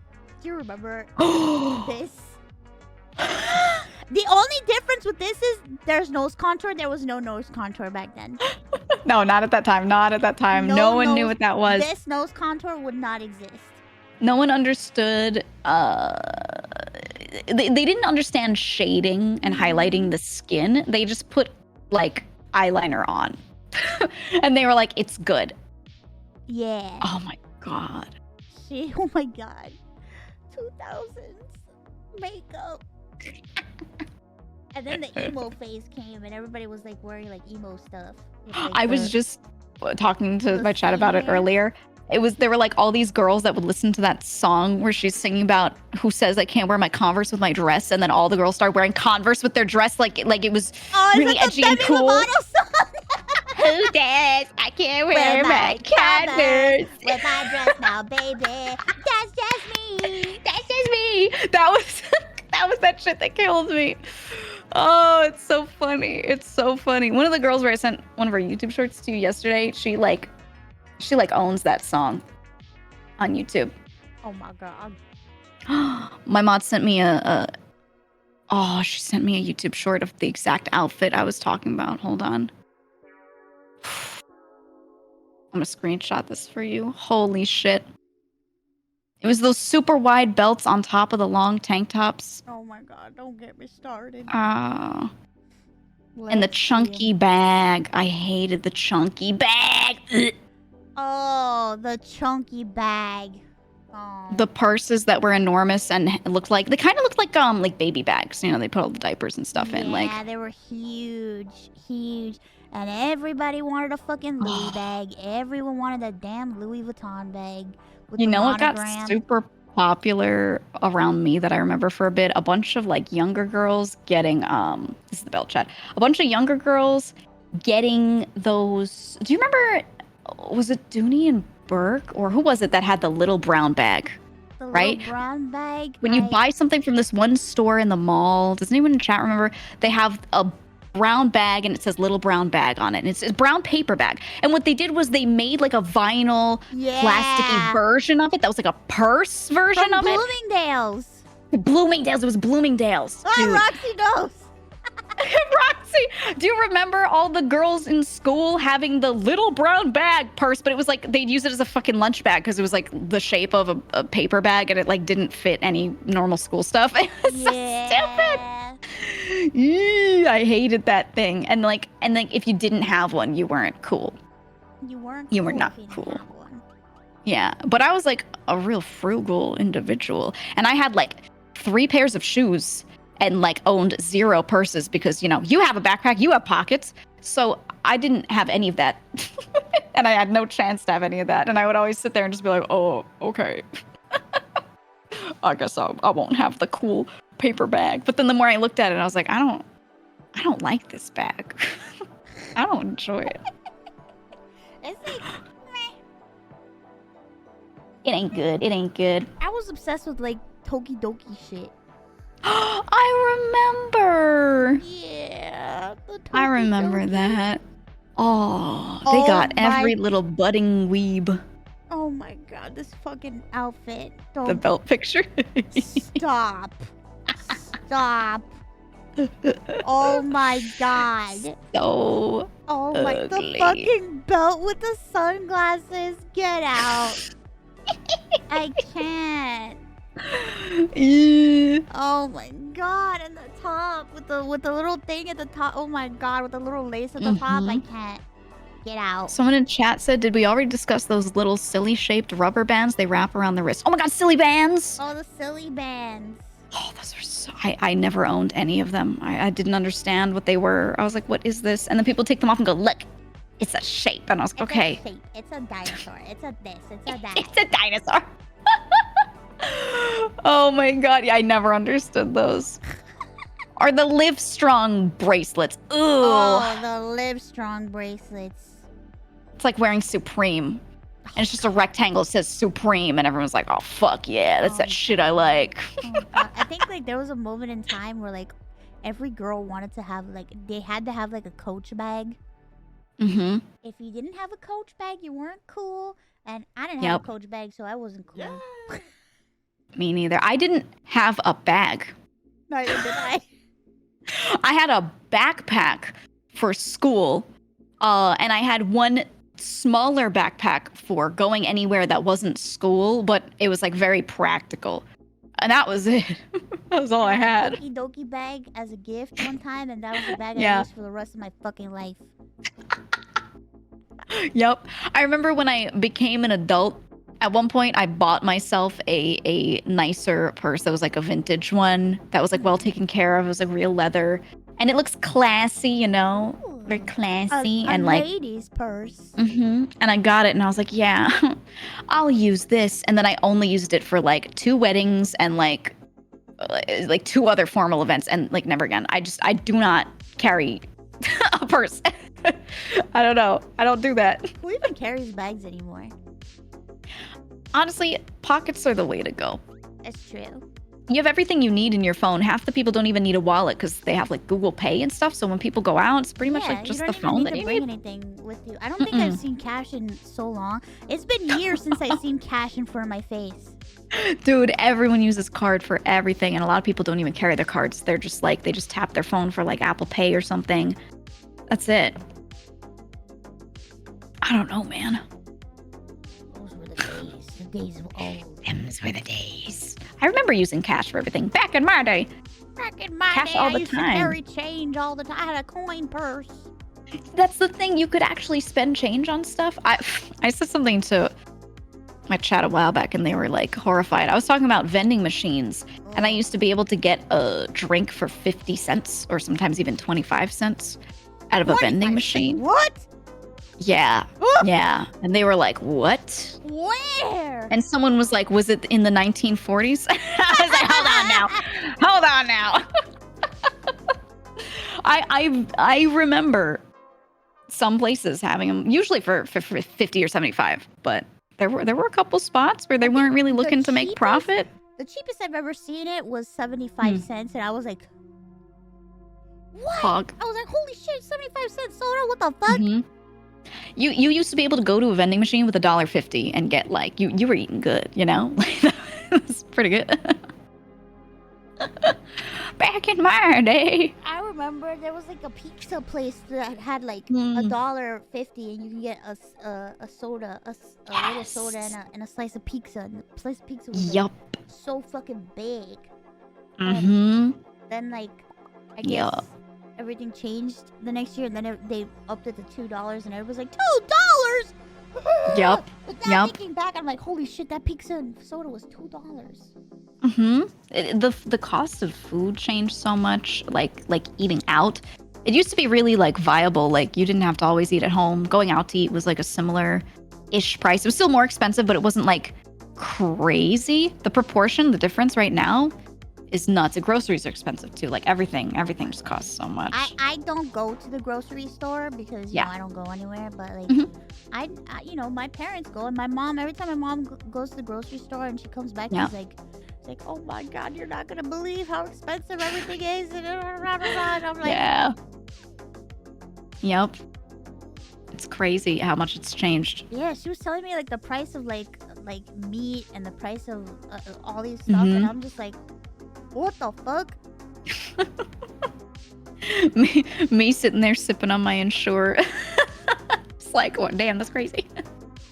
I remember when I was like in recovery and I had to drink a lot of Ensure and stuff, and I was on a mostly liquid diet at first, and I was talking to my mom. You know the lifestyle. Oh yeah. I was on it for a bit, and I was sitting there talking to my mom, because at first they were like, well, you could eat, but like this will be easier on you, and you know you'll recover really well because this has everything you need in here. Like you don't need to worry about nutrition. And they're like, but if you did want to have a good diet and you wanted to eat normal food as well, here's the kind of stuff you should take in. And I was looking at a lot of what they listed, and I was like, man, that's gonna be so expensive. And I just looked at my mom and I was like, let's just do Ensure for a bit longer. Like let's just go with that. I drink my chalky milk. But it's still kind of, I don't know. When you think about it, it's not still expensive. It's not cheap, yeah.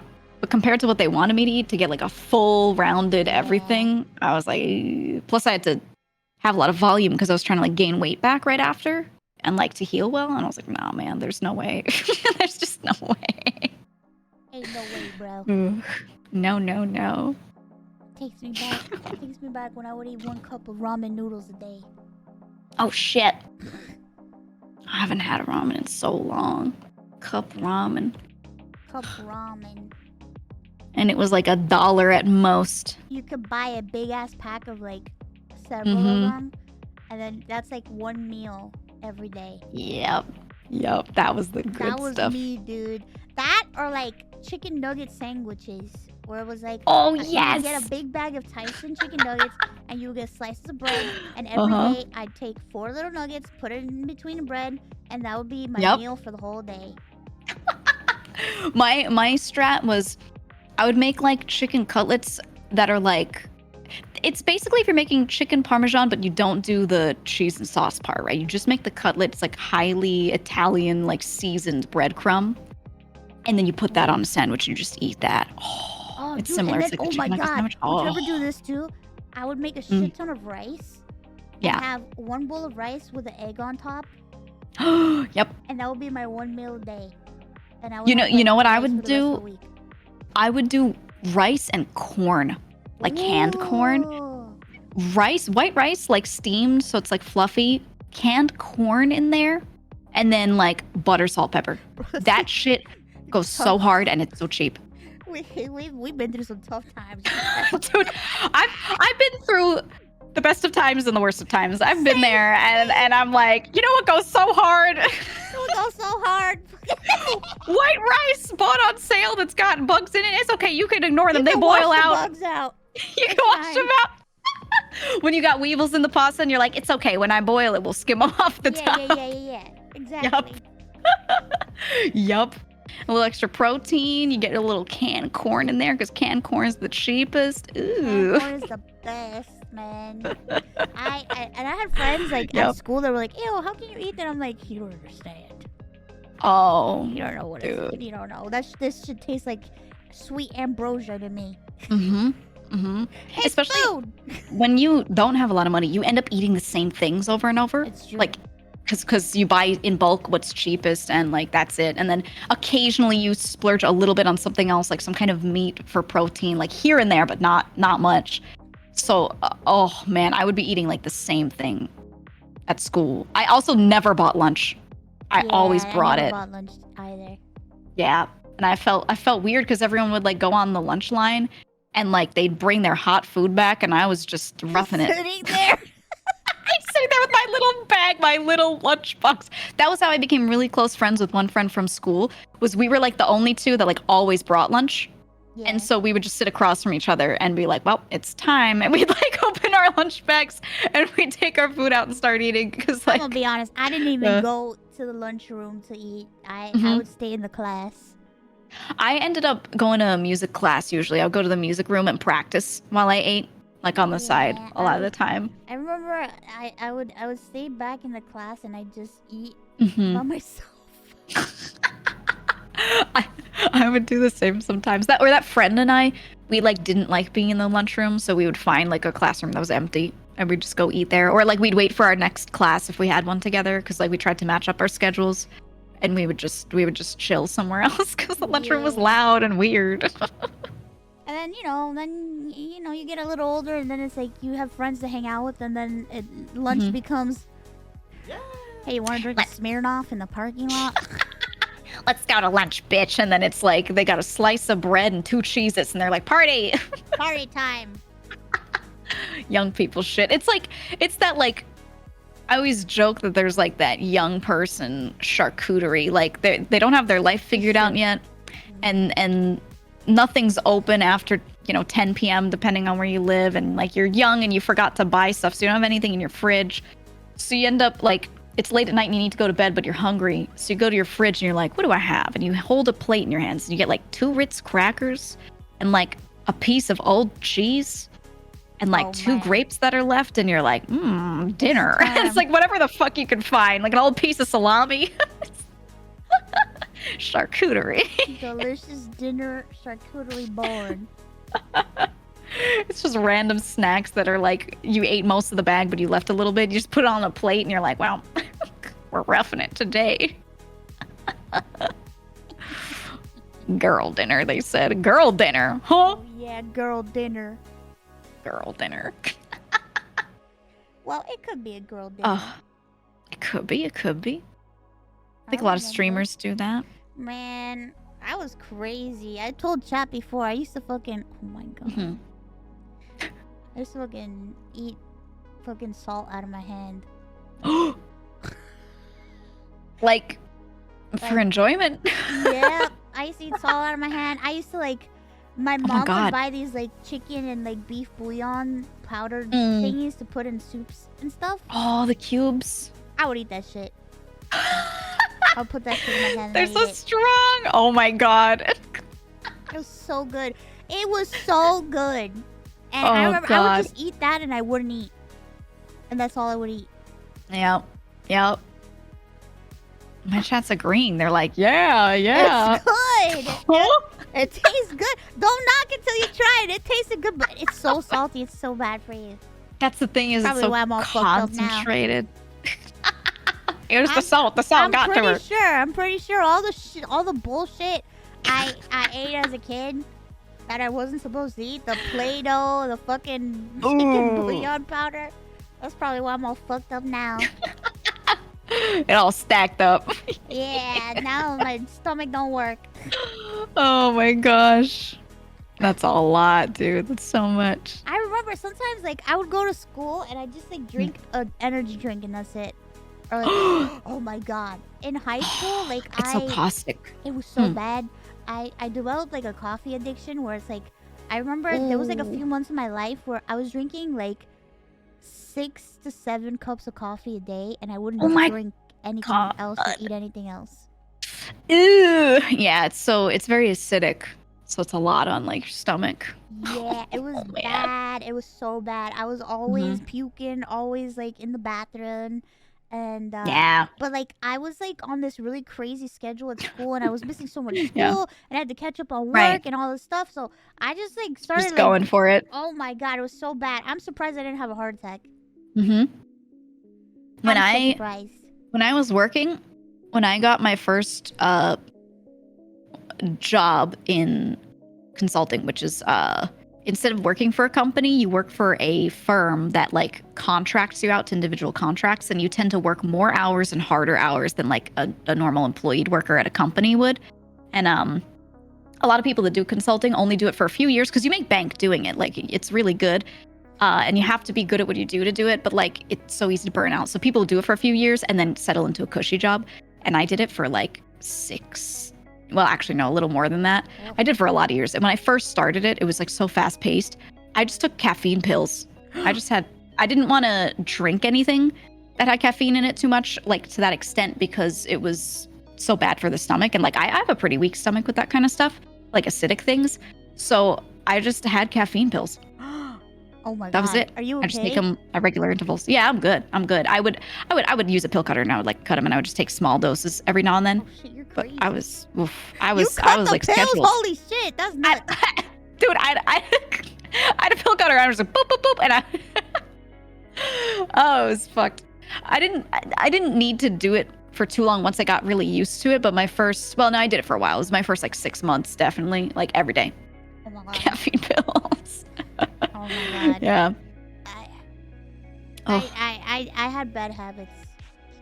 Yeah. I was in high school and shit. Yeah, it was bad. I took diet pills one time. Oh, those are the worst. Yeah. And I took diet pills for a while, and I didn't even need to take them. I just had I had issues with like body perception and stuff, so I don't need to explain myself. I'm just saying. That's all the info. Honestly, a lot of people. That's it. It was pretty bad. Like it was pretty bad. Yeah. I don't think I've ever told anybody this that I had. That's why like now that I have like problems with food, I feel like I'm being punished for like all the stupid shit that I do. No. Well, it does make you look back with a different perspective, right? You're like, it does, because it was I might thought about it that way, but now it's so different, right? I just had like this really weird relationship with food my whole life, because it was like when I was a kid, I was too sick to eat food. So like I was on special food, and then I could eat food, and when I would eat food, like it would make me kind of sick, and then it would make me scared because I was afraid of like gaining weight and like doing all this, like I don't know, it was just a lot. Like I have a lot of body issues, like body perception.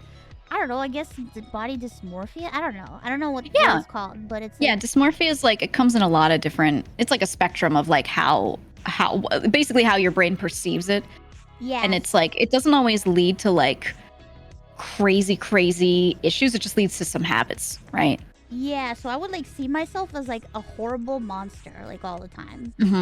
So it was bad, and I started taking diet pills, and also it was like the diet pills had like caffeine in them. So so Yep. they were also like keeping me like. Yeah, yeah. The caffeine's a big part of it. A lot of people, they like even drinking coffee, or tea. It's a diuretic, right? So it makes you like you pee more, you get rid of more of your water. Imagine this, bro. You're skinnier. I'm on Yeah. diet pills. Mm. I drink 7 cups of coffee a day. Oh my god. And then already I'm like, damn. Sometimes I would drink like pure like energy drinks, like with like I would drink these crazy energy drinks that like they don't sell anymore. I remember some of them were, they were bad before they were regulated. Yeah, and I never had like a heart attack, but like I think like I induced like a horrific like panic anxiety attack in me one time where like I had to like it was just like uncontrollable like shaking and like Yep. They get bad when I was doing like when I was taking a lot of caffeine, I would do this regular like once a month. I would have a series of a few days where I would refuse to take it. So I'd sort of like knock my tolerance back down. Like I'd spend enough time for all of it to like degrade and get flushed out, you know? And because I was like thinking about that, and I was like, if I never stop this, I'm just going to keep taking more. And because it was in pill form, I was very aware of like how much I had. And if I felt like certain amounts weren't working, I was like, it's time. It's time to like, you know, go cold turkey. Yeah. And I would just like frequently do that. But when you do things with like drinks and stuff, it's so much harder to recognize how much you're having and all of that. Like, because it's not like pieced out in front of you. And yeah, you could be like, oh, I had one bottle of this, one bottle of that. But you just don't realize because you're just sitting there sipping it, you know? Yeah. It was hard for me because like I was on all that shit, but it was like half of it was because of like my own like mental shit, but the other part was like I was so tired from being sick and so tired from being on meds that like I needed something to stay awake so that I could finish my schoolwork and like get my stuff done because I was just falling asleep all the time. And I needed something to make me feel like I could function as a normal human being. And then I realized I was making a big mistake. Yeah, like it'll work short term, but that's it. Only short term. Also, the American Heart Association just showed up in my chat. They've been hanging out. They just showed up while we're talking about caffeine. Oh god, maybe that's why I'm on heart medication now. Oh no. Yeah, I got put on heart medicine because like I have like palpitations now, but probably because of all the bullshit that I did. Yeah, I mean it'll exacerbate it, definitely. Yeah. I'm crazy. She's crazy with it. She's crazy. Yeah, I had caffeine didn't fuck me up too bad because I did like occasionally flush it out of me. But yeah, it was not good. It was not good. But it's like it feels like the only way sometimes when you've got just too much going on.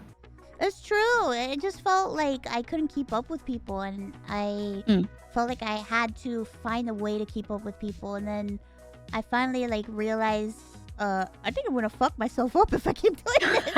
Yeah, definitely. Even if it was just the coffee, like literally just the coffee, you'd like erode your stomach lining. You know. Thankfully, I don't know what it is, but somehow like my body always gives me like a warning, so that it's like it wakes me up, and I'm like, oh shit, I'm fucking up. Yeah. And then I'm like, well, never mind.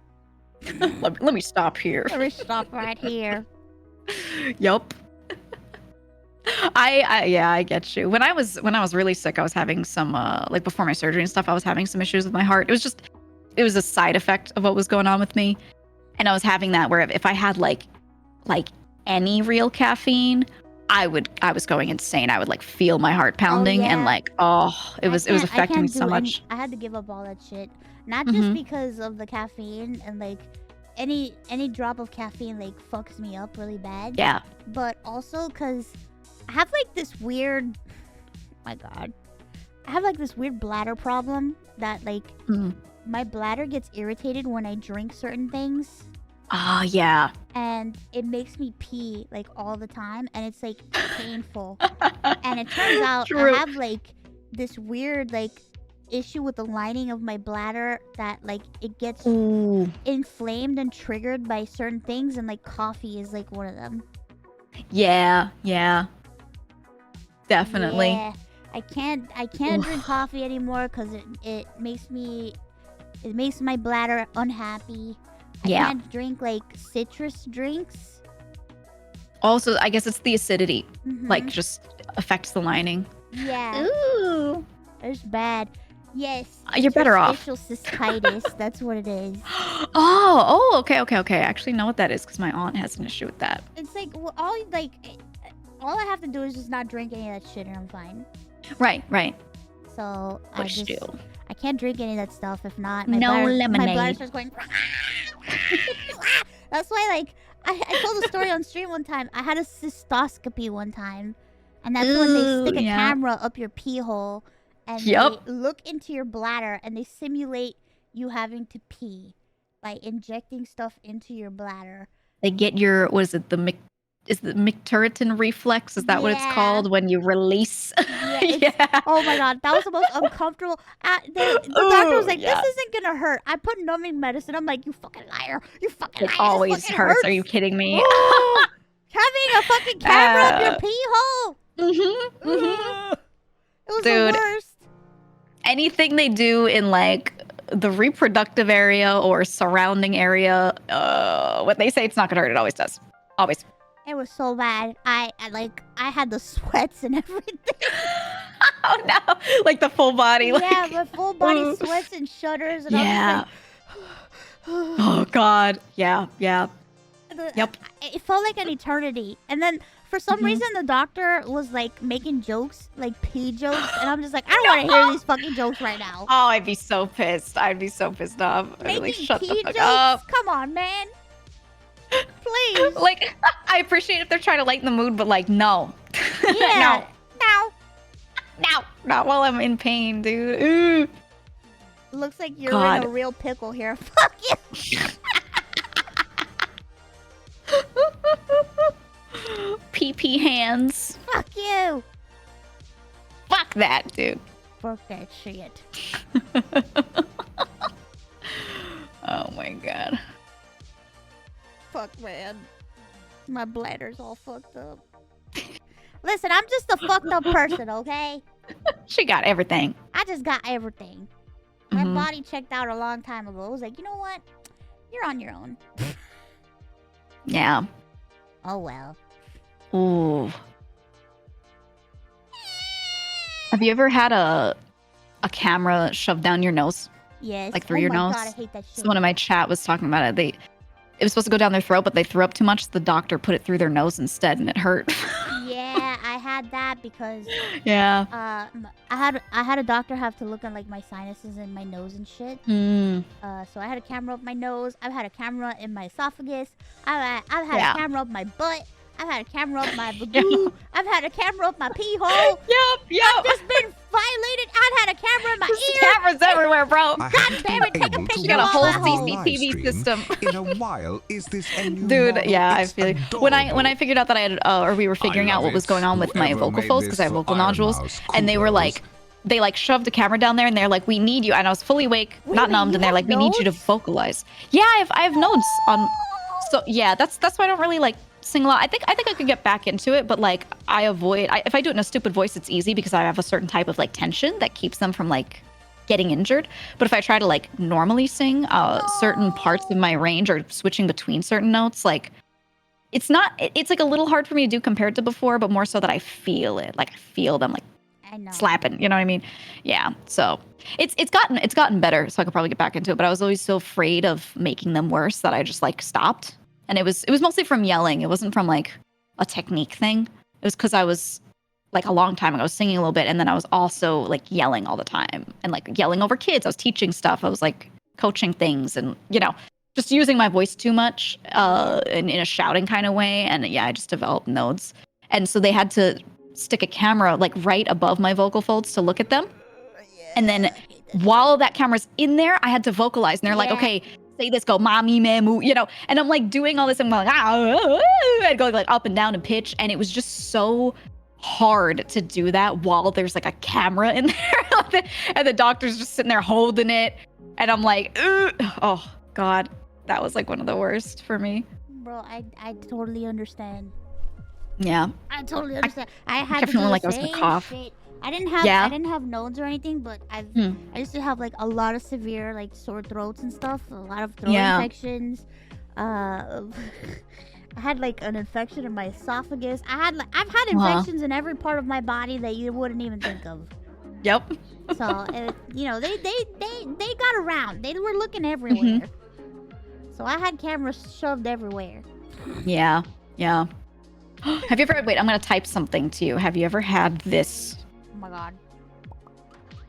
You ever had to deal with that? You ever have to deal with them inspecting that? What is that?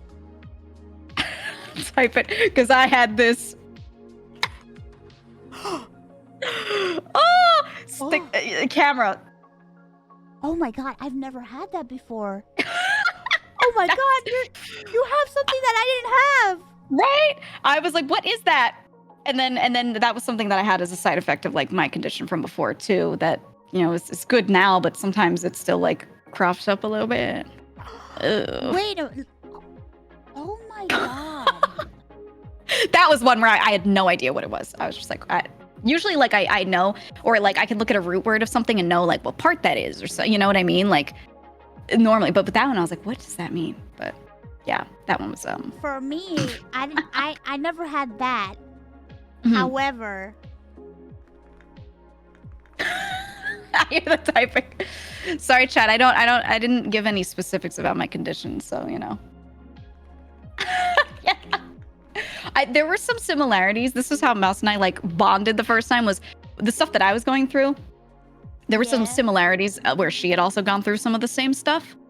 And like, I had a lot of, my singular condition that I had caused a lot of related issues that seemed unrelated, that were in other places that, you know, you would think I wouldn't have that issue, but it just caused a cascade of things.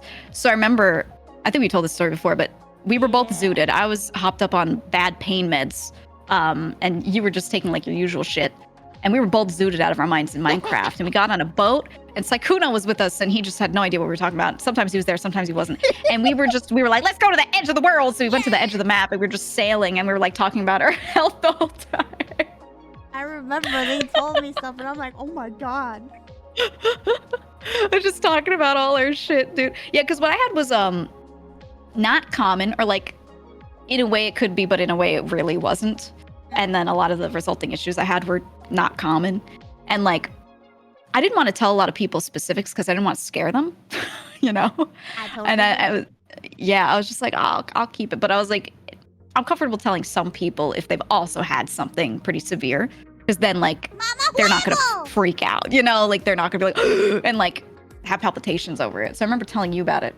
It's just, but we were also both hopped up on shit, so it was kind of funny. But when you told me about it, it was like the severity that you said to me. I was like, I was like, what? It was one of those situations where I had a doctor and a surgeon who both specialized in like what I had, but still were like, we have not seen a case like this crazy in a long while. Your case is very rare. Yeah. I'm not even a doctor, and I knew, because I'm like, I'm in all that sauce, you know. I live in the medical system, so I've seen a lot of shit, and I've experienced a lot of shit. And when you told me, I was like, you poor woman. I showed her a scan of almost like my entire body. I saw and she her was body. Like, I remember. We were laughing because I showed you a scan that was like, it was me sideways. You meet somebody and you see their bone scan. She was like, I seen your bones, right? Because you could see everything. What a fucked up face reveal. She's never seen my face, but she's seen all of my insides. Saw all my organs, all my bones, all my muscles, everything. And then I remember laughing so hard because you could see like it was like almost my whole body, so you could see like my reproductive system. Yeah. And I was like, there it is. I remember saying that, and you were like, ah! It was just very like you could see it. Like it wasn't like some small thing. It was just like, oh my god. It was a very, very prevalent issue that I had. Yeah, it was just, oh man. Looking back at it, it's funny. I don't know. I look back and I'm like, damn. It's funny now. It wasn't funny back then. No, it was not. It was not funny That at always the time. happens to me too. I remember when I was like freaking dying from my gallbladder dying inside of me. And back then it wasn't Ooh, funny. yeah. Now it is. It's like You look back and you're like, wow.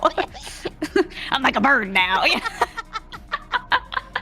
That's how I feel when you have like a really serious thing going on and you're facing heavy stuff, like you're facing like mortality or like permanent alteration or whatever. Like you just got to be able to joke about it. You have to get through that and like be okay. Like that's yeah. And then people who don't have things like that, when they hear you joke, they're like, don't say that. And I'm like, I know, I can't though. right? They get like so offended when you joke about shit, but it's yeah. Or like when I was out of surgery and I was out for quite some time, like I was like fully lucid. I was no longer on like hopped up on any weird shit. I had not yet taken like anything that was gonna make me super zooted. I just tweeted, "I lived, bitch," and my brother messaged me and he was like, "When are you gonna have this attitude?" Because he was like hoping, you know, monitoring to see if I would like make it out okay and like everything. And then he was like, "Why did you tweet like that?" And I was like, "I did though." Why are you like this? Yeah, he was like, "Man." Because I am. It was just funny. It was just so funny. I sent him, you know that "I lived, bitch" picture of the person like with their picture of their arm? Yeah. I sent it to him. After he said that to me, he texted me. I sent him that picture and I was like, "I did though." He was like, "Stop." I'm glad everything went well, man. Yeah, it did. It did. And you know, about your ass. I was worried about me too, dude. Because it was the sort of thing where I wouldn't know my own status until like I got out of it. Yeah, like I was just gonna wake up and then they were gonna be able to tell me things about what happened after, which is nerve-wracking because a lot of surgeries, when you go into something, you know what they're doing exactly, or you know the plan, right? And you know like plan A, plan B, and then they do things and then they come out and you're just like, was it a success or not, right? Well, for me, it was like, what happened in there? yeah, it was like, well, we have a few plans and also we don't know what's going on until we're in there for some stuff. And, you know, we weren't sure what was my root problem with some of these things. I just had a cascade of issues. So it's like, well, that kind of happened to me with my gallbladder because like it died inside of me. And then like by the time they found out, they were like, we have to rush you into emergency surgery. They didn't explain shit to me. Like I wasn't told exactly what was going to happen, how they were going to take it out. They didn't say anything. They just said, you need emergency surgery right now. And I got wheeled in, and then I guess like the surgery took a long time because there was like a lot of like fucked up shit going on in there. And then I got out of it, and I didn't know what the fuck was going on. All I know is that I was in ICU for like a few days, and I was like unaware of what the fuck was going on. Right. Because I was that's such a freaky feeling. Yeah, you're just laying down, and like people are coming in and making sure you're like waking up. They're making sure that like. They're like, can you ingest this? Can we get liquids in you? You know, they're just checking on you, but like they can't say anything. A lot of time your own nurses don't like know the status of stuff either yet. Yeah. So you're just sitting there and you're like, am I alive? And they're like, drink this water. You know, they're just like focused. They still don't know why or how it happened. Like why or how they suspect it's either maybe because of like all the meds that I've been on like my whole life and a bunch of shit like. But it's like, it's very odd for a person at the time of my age to just experience complete total organ death. Right. Like out of nowhere. Oh man. That happened to really one of my close friends. It was her appendix. Normally when your appendix bursts, right? It's like, it goes septic basically and then it like has a sudden issue. Dude, hers didn't like have a big sudden burst sort of moment. Her appendix slowly died off and imagine the burst being like a super slow leak. Girl. And she did not have the remaining issues that usually come up quickly. Her appendix like liquefied. Her body started attacking it and breaking it down to try and reabsorb it because it was dead or it was not working and like it recognized those tissues as we don't want this. You know, that's basically how it was explained to her.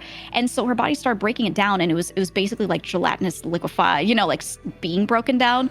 And while it was in that state, and this all happened slowly and she didn't even know, she was just getting some like small bowel issues, but nothing crazy.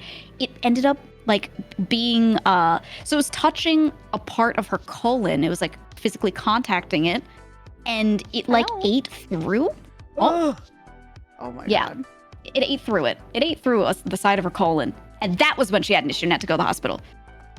And they took her and they had to like do like an exploratory surgery because they were like, it kind of sounds like appendicitis, but it kind of sounds different. Of course. And it was so scary. They didn't even know what she had, so they just had to like open her and figure out what was in there. And then when they opened her, they were like, we found a liquefied appendix. Like it was so weird. Like so weird. Yellow mold in there. Yeah. It was like half Mine broken down, half not. But it was kind of like a similar situation where it was like, it didn't like burst like all of a sudden. It was like a slow like deterioration. And I remember I thought that I had either got a hernia or like I was like, oh well, my period must be coming because at the time it's like the same area. Yeah. At the time I did have my lady my lady time, so I was like, oh man, my lady time. And then I realized after about like 1, 2, 3, 4 days of me not being able to stand up straight, I was like, I think I need to go to the hospital. Yeah, that's the thing is with a lot of these issues, like you have some sort of pain or you have some sort of like thing that's like not debilitating, but it's like not great. But that's and the problem. You don't problem realize is, how bad it is. Well, that's the thing. Like, because I thought it was my period because I got pain like that normally. Yeah. When I would get my period, and it was like every time I had the lady time, I was in severe pain to the point where sometimes I had to go to the emergency room because it was just so painful for me to be a woman every month. It was excruciating pain, and sometimes I would be a woman, and the proof of my womanhood would last for more than what is required of a woman to have. Yep. I remember we were talking about that. Problem. I had the side effect too. Yeah. It was like I normally a woman's thing is like what, a few days. Mine sometimes would last 2 weeks, 3 weeks of nonstop torment where it's like it just wouldn't stop and I was in constant pain.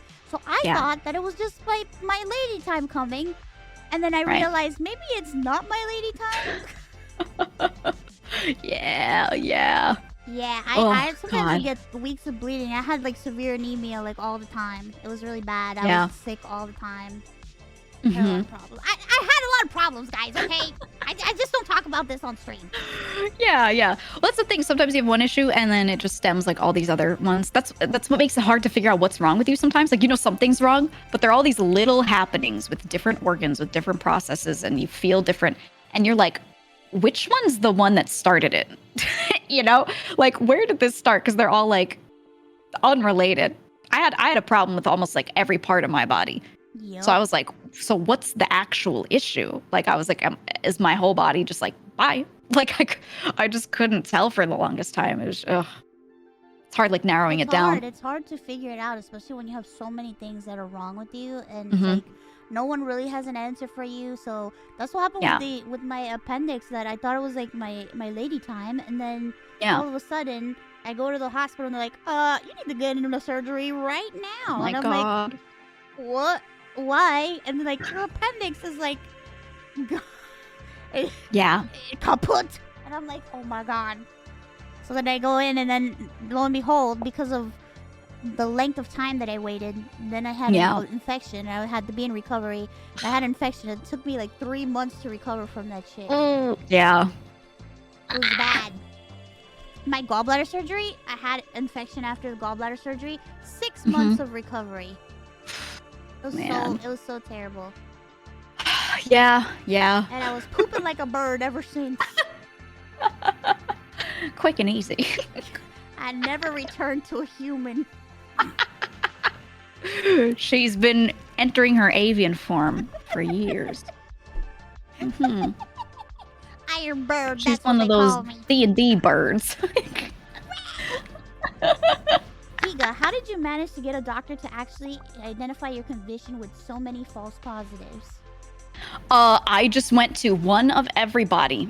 So I smart. documented all of my issues and I wrote them down for a long time, and I took pictures of anything that it was mostly internal, so it didn't matter, but like I still just like I documented literally everything I could. I documented what I ate, everything. And even stuff that I thought was unrelated, I still wrote down. And I handed that to my GP, my main doctor, and we just made a list of what seems most likely to least likely, and sent me to all these different specialists in order. And some of them in tandem. I would go to one. We did blood work and tested for just like absolutely everything in the world. And I remember one day, I shouldn't have streamed. They took, for record again, I'm like the same height as Mouse. I'm really small, and I don't weigh a lot. We're the same size. I'm still trying to hit like a normal person weight. I'm not gonna say my weight. I'll tell you right now. It's low. But, oh my god. Yeah, I don't weigh much. So I weighed even less at the time because of my condition.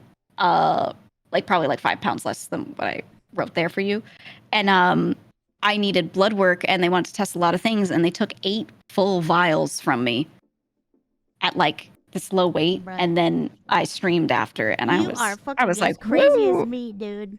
I was like, I can do it. Did you know that in 6 hours the bone marrow completely replenishes your blood cells anyway? I was like, I'll just drink a lot of water. Bro, I remember one time my nurse came over and she took so many, like, I got like 7 tubes, but then I don't know if you've ever had these done, but they do like these blood cultures where like put your blood in these bottles. Oh yeah. So she took like 2 of those bottles and put my blood in there. So imagine like 7 tubes plus those 2 big ass fucking bottles with my blood. And then I went to stream and I'm like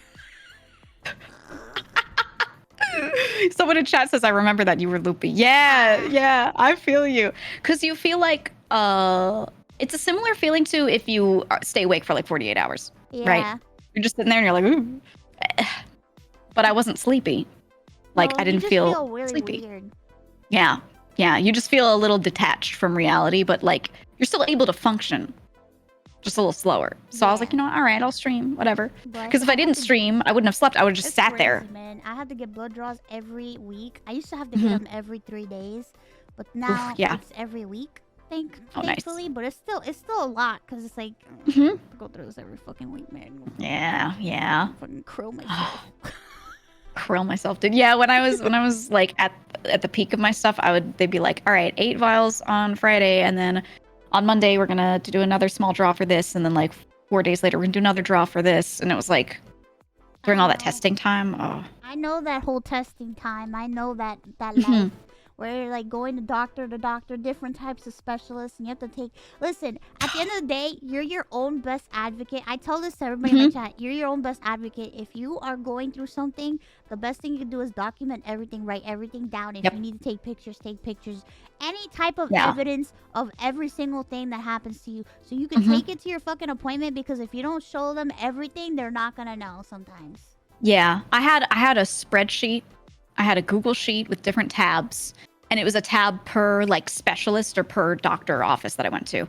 And I would be like, in this one, I'd be like, here's the date, here's what was done. They took, this much blood, or we did these tests. They looked at this, here were their notes. And then I'd attach a picture that I took of like the file of what they wrote for that day and like my chart. And I just kept all of that. And then I would email it like every time. I had a mailing list for all of my doctors. And every time I went to a new appointment, I would email all of them. I'd like BCC all of them and be like, here's the newest version of this. I went to an appointment here and did this. So like they were all apprised of each other's stuff, because I didn't want them to do the same tests over and over. If like one person did a blood test for this thing, I didn't want another one to order the same thing from a lab. Like there was no point. So I tried to like cross-reference it as much as I can. Yeah. Dude, I did the same thing. It's so, oh my God, it's so much work. It's like, yeah, it was stressing me out. Job. It's very stressful. That's why I would always say the streaming is like my vacation, because it's just like having to deal with all this shit all the time every day is just so stressful to me. It is. That's why I was looking back. I was looking at my Twitch tracker because I was like checking my days and times and things, and I was just like looking at my schedule and stuff. And I realized that like before my surgery and then like the months leading up to it, when I was like, getting worse and worse, are the times I streamed the most. when I was like finding out what was wrong and narrowing down, I saw my hours go up. I was like, whoa, I see. And it was because I was like physically in pain. Understand. When you see me on stream all the time, y'all know something fucked up is going on. Dude, it's mentally good for me. It was, at least. Maybe not everyone, maybe not everyone's the same, but for me it was good, because if I weren't streaming, I would be sitting there unable to do a lot of my normal work because I would be like in pain. But if you're sitting there talking and like doing stuff and reading chat messages, mentally you're there doing that and you forget about it a little bit. Like you literally feel less pain. Streaming just a little totally bit. makes me forget about all the bullshit that I'm going Yeah. through every day. Uh-huh. And it's like always there, and it's like I'm always gonna feel sick, I'm always gonna be in pain. So Mhm. what's the point? I could either sit in my bed and like experience it all the time and just like go crazy, or I could just be streaming and just try to forget. Mhm. Yeah, it like if you're just sitting around, it gives you so much room to focus on it. And like when that's kind of enveloping your life, it's really like all that's on your mind a lot of the time when you're not doing something else. You know, like I would in stream and I'd sit around and I'd try to do something normal. I'd try to walk from my desk to my kitchen and like grab a snack, and that would be affected. That wasn't normal like it used to be. And so I think about it while walking to the kitchen, and then while getting a thing, pulling the fridge door open. I'm like encumbered all the time, you know, and I'm like, encumbered. Yeah, I am encumbered is how I would describe it. Everything was, you know, just fucked up. Oh, you're just like, Yeah, and then when you're just sitting there, you're just aware, right? You're just sitting there aware. So if you're sitting there talking on stream, or even just talking to someone offline, like, doesn't matter, just doing something or playing a game or whatever, your brain's able to focus on that instead. yeah. And even, it's just like watching nice. shit is like not Mhm. enough. It has to be the interaction is what like stops every. That's why a lot Yeah. also like when I had that COVID, when I had the COVID issue, yeah. I streamed a lot too, and like there were times where it's like I was legit dying, but I was just like I would rather be dying on stream than be dying in bed doing Just sitting there. nothing, Yeah. because Dude, it feels that's worse how I felt. not doing Mhm. anything. And at least when I'm on stream, I could talk to people and I have people Mhm. there, and you know if I get scared about something, I have people there, and Yeah. you know. Right. That's how I felt. That's how I felt. Yeah. I was same thing. It's like when you don't know what's gonna happen, you don't know how things are. All you know is that you're sitting there and you feel miserable.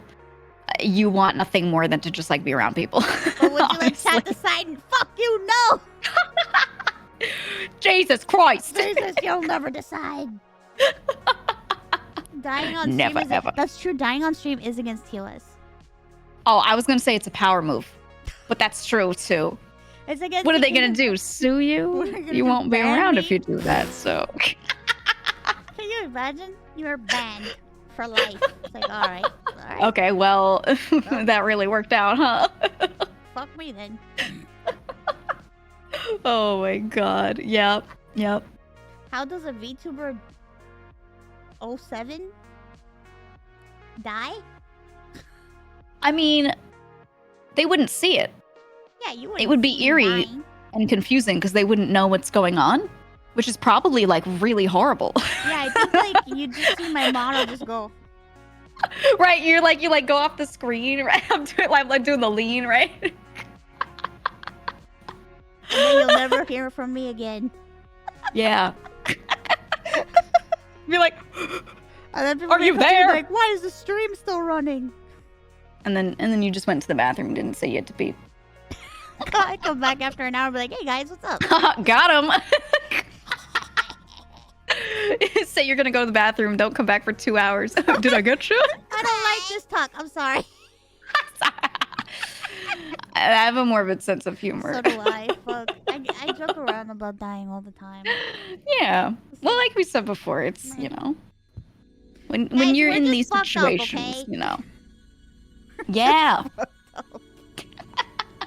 when you've got like a time bomb, you're holding something and it's like you're playing hot potato all the time, you know? You just gotta be funny. So it's like, it's just a prank. And then I started thinking about those YouTube videos where it's like, I played a prank that I got murdered on my girlfriend. And have you seen those? Yeah, they fake like huge things. And I'm like, bro, you're gonna traumatize somebody. And they'll like put like pools and pools of blood all Oh, over their it's fucking crazy. apartment and like lay down for hours waiting for their like boyfriend or girlfriend to come over. Yeah. Oh my God. Right. And they have like a full crime scene for like their whole house set up. So their girlfriend comes home and sees like blood on the walls and like bloody footsteps, and then finds them in the bathtub. And they're like, it's so funny. It's a prank. And I'm like, what? I've literally seen that video. Yep. Weird. Weird. And then it's like, guys, we broke up in the next video. Gee, I wonder why. Oh, crazy.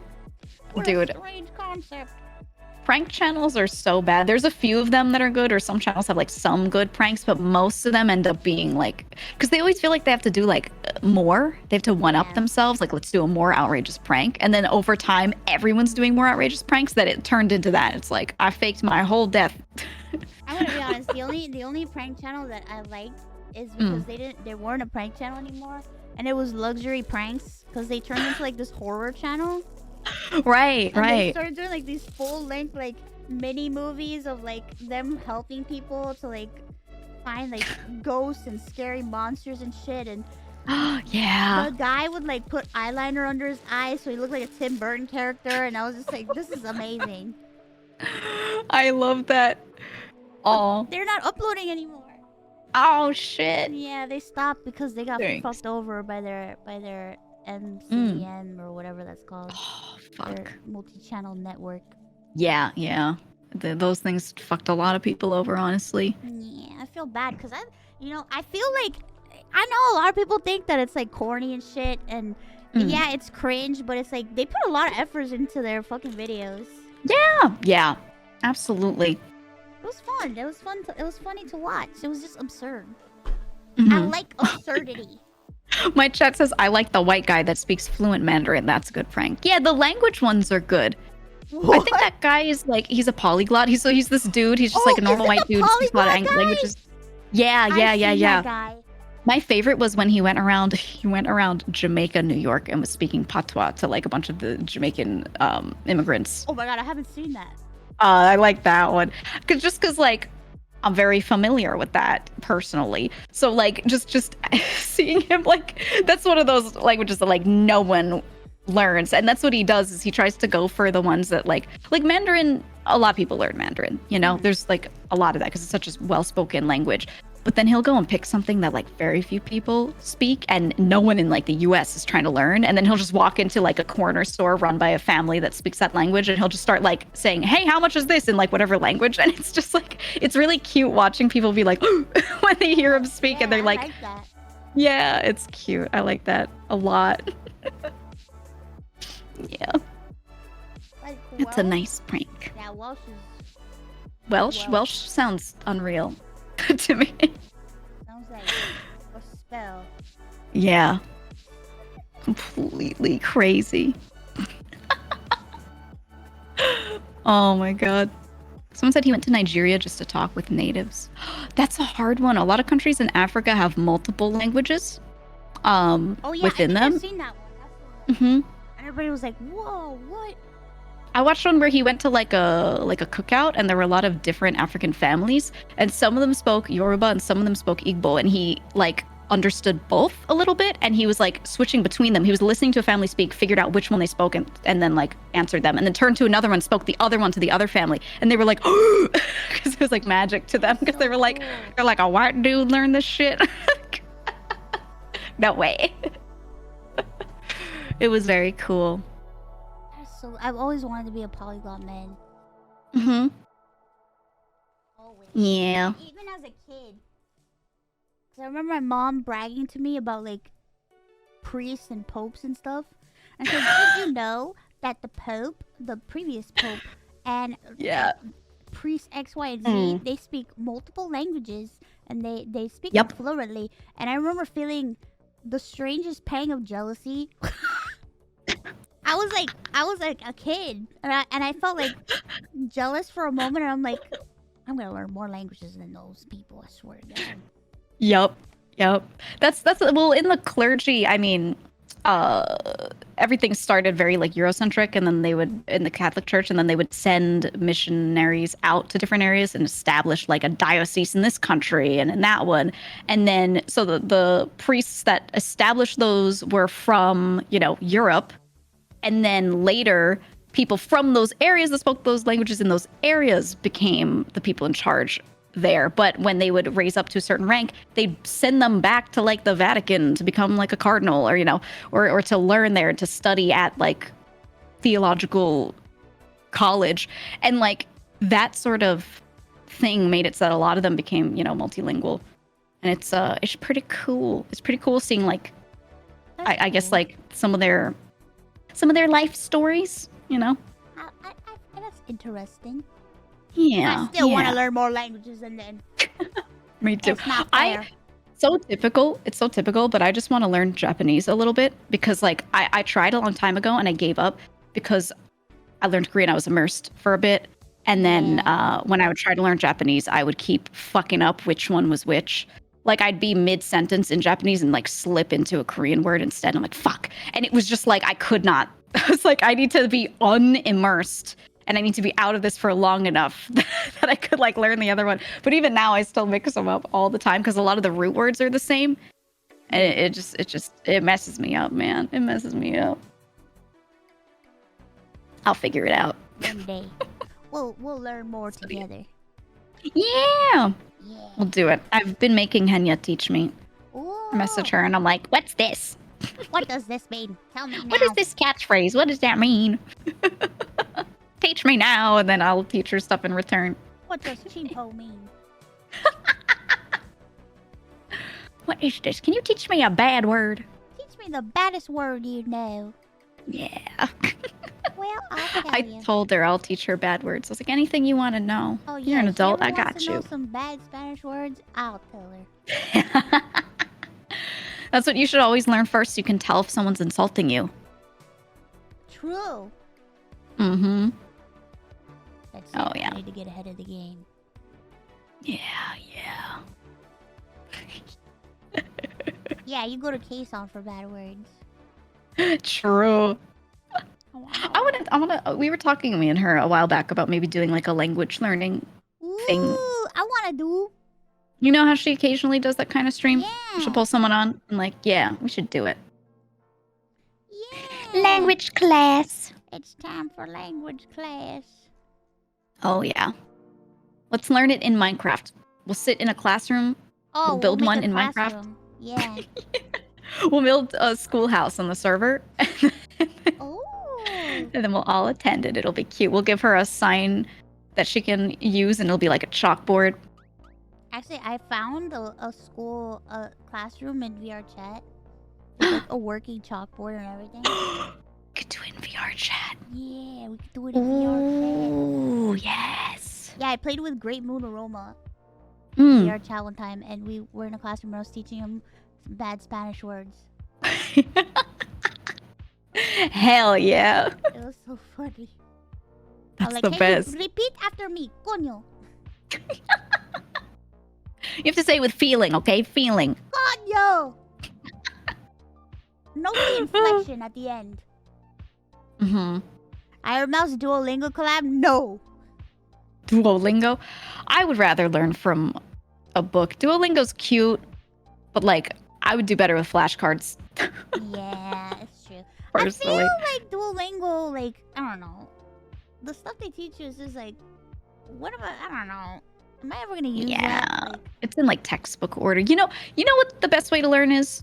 Step 1, watch children's shows. True. In that language. That's step 1. Watch children's shows with subtitles and then watch them again without subtitles later. And then move on to like variety shows and just study alongside that. Like that's just the way to do it. Don't watch like movies because everyone has like really cool one-liners and like people don't talk like that, you know? Yeah. They speak in like an overly dramatic way in like every country for movies and TV shows. Just watch like variety shows where it's very normal. Or like people vlogging. Like random YouTubers just vlogging me like, today I ate this. This is how I make this food, you know? Yeah. That kind of stuff. That's the best. Like Me with Ladybeard Dora the told- Explorer. Yeah, Ladybeard said that to watch like kids shows and then move on to Yeah. variety shows and then, watch other stuff. I Mhm. agree. When one of my friends was like studying Korean, I was like, okay, do you see this penguin here? His name is Pororo. And Pororo is a wonderful Korean kids show. And I sat her in front of a TV and I was like, you're going to watch this show.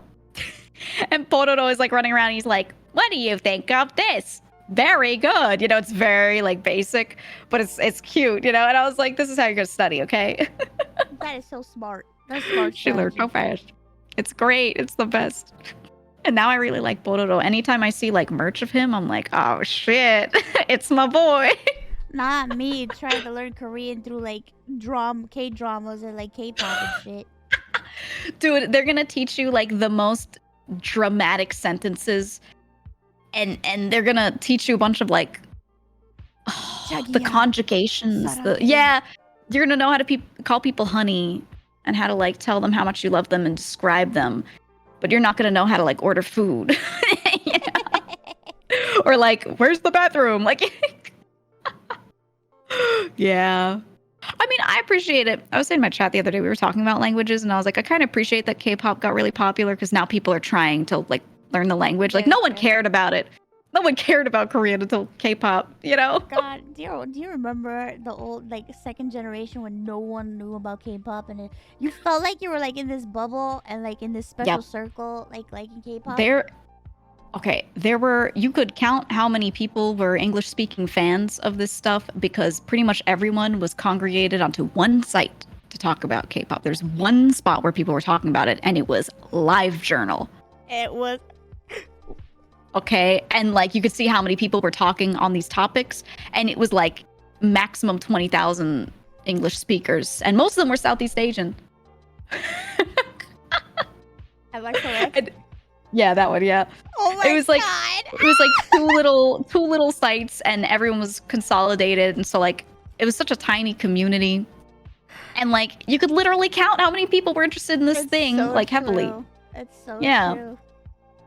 Yeah. So it really wasn't a lot of like Western people that were into it, and then like it slowly grew, and then I remember BTS took off. They started out a bit earlier, but a few years into them existing, like the West found them, like they found their market over there, and then suddenly everyone was like, oh my god, K-pop. Bro, everybody was gunning for BAP to make it too. And they got left in the dust because their choreo had them doing push-ups and shit. They did, and it's like the stan wars between BTS and BAP, and I just remember, and everybody's going, you wait, BAP, they're gonna make it because of their hip-hop sound. They're gonna make it, and it's just like they have that Western sound. They're gonna go to America and they're gonna kill it, and then it just didn't happen. What happened? Where'd they go? It was so sad. It was because they didn't have as many people that could kind of sort of speak English. I remember. That's literally what it was. That's when they started testing the waters, and then the Wonder Girls started like putting out stuff, and they did a song with Akon. I was just gonna say they did a song with Akon, and I was like, huh? Yeah. Huh? That song with like Akon. some K-pop group I've been seeing for like over 5 years, longer than that at that point, just did a song with Akon. I was like, what? How weird was it to see them in a fucking movie on Nickelodeon? They were like, oh my god, the Wonder Girls! And this K-pop group walks in, and I was like, huh? Like, seeing them on Western media was so odd. What is fucking happening? Mm-hmm. And then you see them on the screen, and you're with your friends who like don't know what this stuff is, and you're like, oh my god, okay, so it's 5 members, and they've been around since like at least 2007, and you just start like talking, and they're like, okay. All right, girl. I'm telling you, it was hard, man. It was hard to get all your news in one place. Mm-hmm. I remember having to go through translation shits to get on fan cafes and stuff. Faking your identity so that you could join the official fan clubs online. I had to fake my identity to be a sweet little girl from another country. South Korea.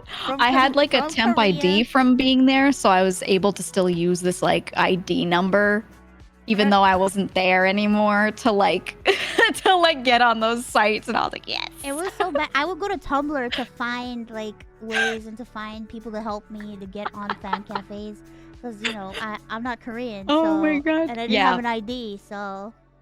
Yep. It's crazy. The only way. Yeah, you had to like spoof your identity. Oh, it was so serious because like for those who don't know, in Korea, a fan cafe is like it's a web page. It's a website that just has like a million different community areas where you can talk about them. They've got like forums about them. They post the members of these groups will post posts in there. So instead of just using Twitter, using a public thing, they'll have a spot like this where they'll post stuff and only like official fans can join. Yeah. And that way, if you're being weird or harassing, like, you know, they can get rid of you easily. It's not so public. And you get a little more interaction that way, and you get more direct news from them. So it was like nice to join because you knew stuff first, and like you get updates from them that you don't get elsewhere. And yeah, it was just like Discord. Yeah, it's like a Discord. almost yeah, like a locked down Discord that you have to like get into somehow. I remember some of them you would have to buy albums, and then when you bought an album, it would have a code. Proof. Like with the Right. code. And it wasn't a lot, but it was just like I own one of their albums and it has a unique code that lets me in. Like that. There was was something. some where it was like you just need to answer like a quiz. Mhm. But like I remember the album ones that you have to like show the code and shit, and I'm just like, oh my god. Yeah. I don't have money to buy merch. Help. Yeah. I would have friends that like could mail me stuff, but the fees to send it to me or for me to import it were so high. Yeah. I would pay so much just to get these things. So instead I'd be like, hey, when you visit or if I visit, we'll just physically trade this stuff. And then like they would just send me those codes and I would be like, I'll get my CDs later. Do you remember, Such an effort. Do you remember that one Tumblr that popped up that was like it was like a blind item Tumblr? Yes. And it was supposedly somebody who was like a hairstylist or a Yeah. choreographer that worked in the industry, and they would always drop like these little K-pop idol A doing blah blah blah blah blah. They would leak stuff, but they wouldn't say names.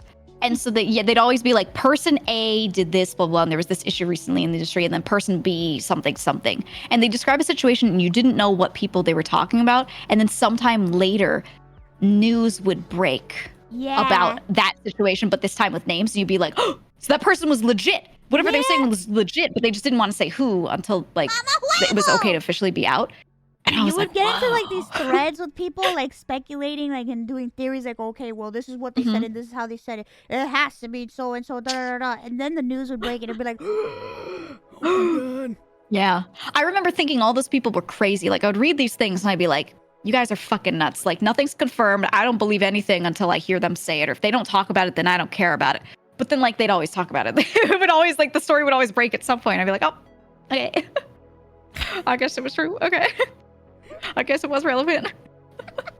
And I would always think I was like taking the high road, you know? I'm like, it's probably better to not be invasive and blah, blah, blah, you know? I would feel so guilty. I'd be like, man, maybe I shouldn't consume this stuff. Yeah. And then it would always like be a thing that came up later anyway. And I was like, oh, okay. Yeah, I guess they it's would like fine. look through their phones and shit and like go through their stuff and that person, I didn't like what they were doing. Yeah, that was the other Yeah. thing. I was like, I don't want to support this individual. there were Like, I'm not some gonna like that this weren't stuff. like that. They like I mean they were all bad, but like there were some where it was just like the one person that would go through the phone that was like so Yeah. fucked up. Yeah, that was crazy. They would literally take the idols' phones and then like look through them in the little bits of time that they had while they like left their phones backstage or something and figure out whatever they could find and then just like post it online on this blog. And person A's phone contained photos of them doing this thing and it'd be all blurred out so you couldn't even see the photo. Oh my god. That was crazy. Someone said that's like a crime. Basically, yeah, but like that person never really got caught, so That's true. no one knew who it was. So they just were able to keep I doing don't it. It was think crazy. anyone ever got caught from doing those blind item things. Mm-mm. No, because so many of them did it too. It's true. So many of them did that stuff. Yeah, it was oof. Ooh, I couldn't imagine like being online. You feel like you're watched a lot, but at least you get to kind of retreat back afterward. Being like a K-pop idol, where people are following you around IRL, you know, and like they know what your schedule is, so they're showing up to the places you're going at those times. Ugh. That just sounds like a whole new level of no. Oh my god. I'm now like thinking about all the crazy ass shit that used to happen. Mm-hmm. All over again. So much. I always felt bad for them because like they would be so they're better now, but they would be so nice to fans that were like being crazy and being terrible to them and mistreating them or being, you know, entitled or whatever the issue was. They would like apologize for stuff that they should never apologize for. They would release statements and be like, I'm sorry, I was rude to that fan who touched my face in the airport. And I'm like, what? Girl, I will never forget the day that guy apologized because he drank fucking glue. To this day, I'm still pissed off that girl didn't get in trouble. Oh my god. the story is... Yeah, tell the story. Drop the story again. Back in the day, there were not rules for when you went to a fan meeting, which is when you just like buy a ticket into a place and you one by one go up for like a couple minutes. It's like a meet and greet, like that you do VTubers at a con, right? Where you go up and you have like a minute to talk to them and then you move on and they like sign a thing if they can. It's that, okay, Pop, you're like meeting them in person, you're sitting across from them at a table and then you're moved along. So they would do these events and they still do. And back in the day, they did not have rules against like giving them stuff. Now you can still give them gifts, but it's usually just letters. They used to give them food and snacks and things. And it was like usually packaged snacks or whatever. Some girl gave an idol a bottled drink, but she had put a bunch of glue in there as well. She put like super glue in it. Super glue, yeah. And he ended up drinking it and he had to go to the hospital, get his stomach pumped. He was like severely affected by it. And he later apologized for like the effect that it had on her when he like spoke out against it. A public apology to somebody who attempted tried to like murder kill you. Yeah. I was like, what? Like, I think yes, he even, people like, are met crazy, up with her in but person. yeah, he met up with her in person to apologize, to physically apologize. It was an in-person apology. Like, why would you expose yourself to that person more? Why would you give them more attention like that? Like, give them access to you, to see you again? And it's gotten so much better now, but yeah, his company made him. I couldn't believe so it. Like, fucked up. I was so shocked and Mm-hmm. so grossed out because I was just like, I cannot believe that, like, this girl, and she had no consequences, nothing. Mm-hmm. It was all his fault. They were treating it like the consequence was once people figured out who was, they were taking pictures of her, and other fans that were very mad that she did this, obviously, were sharing them online, and they were like, this is her name, this is her school. They like said who she was and everything. So she was heavily affected by that. Now, aside from legality, maybe there should be consequences, you know? I really like, think there should be. I don't support necessarily being like, this is their family, this is their school, you know what I mean? But like, he shouldn't have had to apologize to her for her having consequences for trying to kill him. You know what I mean? The apology should never have happened. Like, that should have just been a thing that was taken up with authorities and boom, that should have been the consequence, right? But oh man. Yeah, that was just so crazy. And like, idol culture with that in Korea has gotten so much better. Yeah, now I think so. they're very, compared to everywhere else especially, they're very outspoken about this stuff. They're not too nice to fans that do these things. If a fan is crazy, the company takes legal action against them like immediately. Like, it's good now. Not always, but it's usually pretty good comparatively. But Definitely. back in the day, this was the Wild West, like pre-2010, you know? It was nuts. Ugh. Back then. Back in the old days. The days of yore.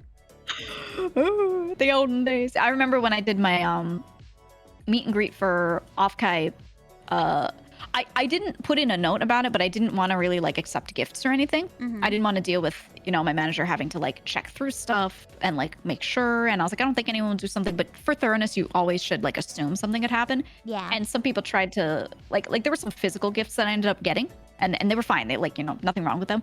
But there were some people that tried to leave like food, drinks, things to send, and I was like, no, sorry, just no, just reject them. I think back about those stories, and I'm like, while I don't think it'll happen, we gotta pretend it will. Someone We sent me candy, but like in a Ziploc bag. Ooh, not like wrapped, sealed. Nope. Oh. I've had people send me like candy and like No. food stuff. Like, Yeah. it wasn't Ziplocked, and I'm like, I'm not eating this. No. Cause like No people, way. some people send me Starburst and stuff, and cause they know I like Hmm. Starburst, so they'll send to me, and I'm Right. totally down. You know, if it's packaged, it's fine. But Right. then like somebody sent me like a bag of unwrapped stuff, and I'm like, Like, appreciate the sentiment, but we literally can't. It's not safe. I'll stop turning up in a Ziploc. Candy, come to my house. Come in a Ziploc bag anytime you like. Send candy over. Send Yeah, it's just weird. It's just weird. Like, I don't think people aren't thinking. They don't mean anything bad by it. They just No, like didn't think about like we think about it differently. We're aware of that stuff, but I don't know, bro. I'm Yeah. super paranoid. I'm paranoid about a lot of things.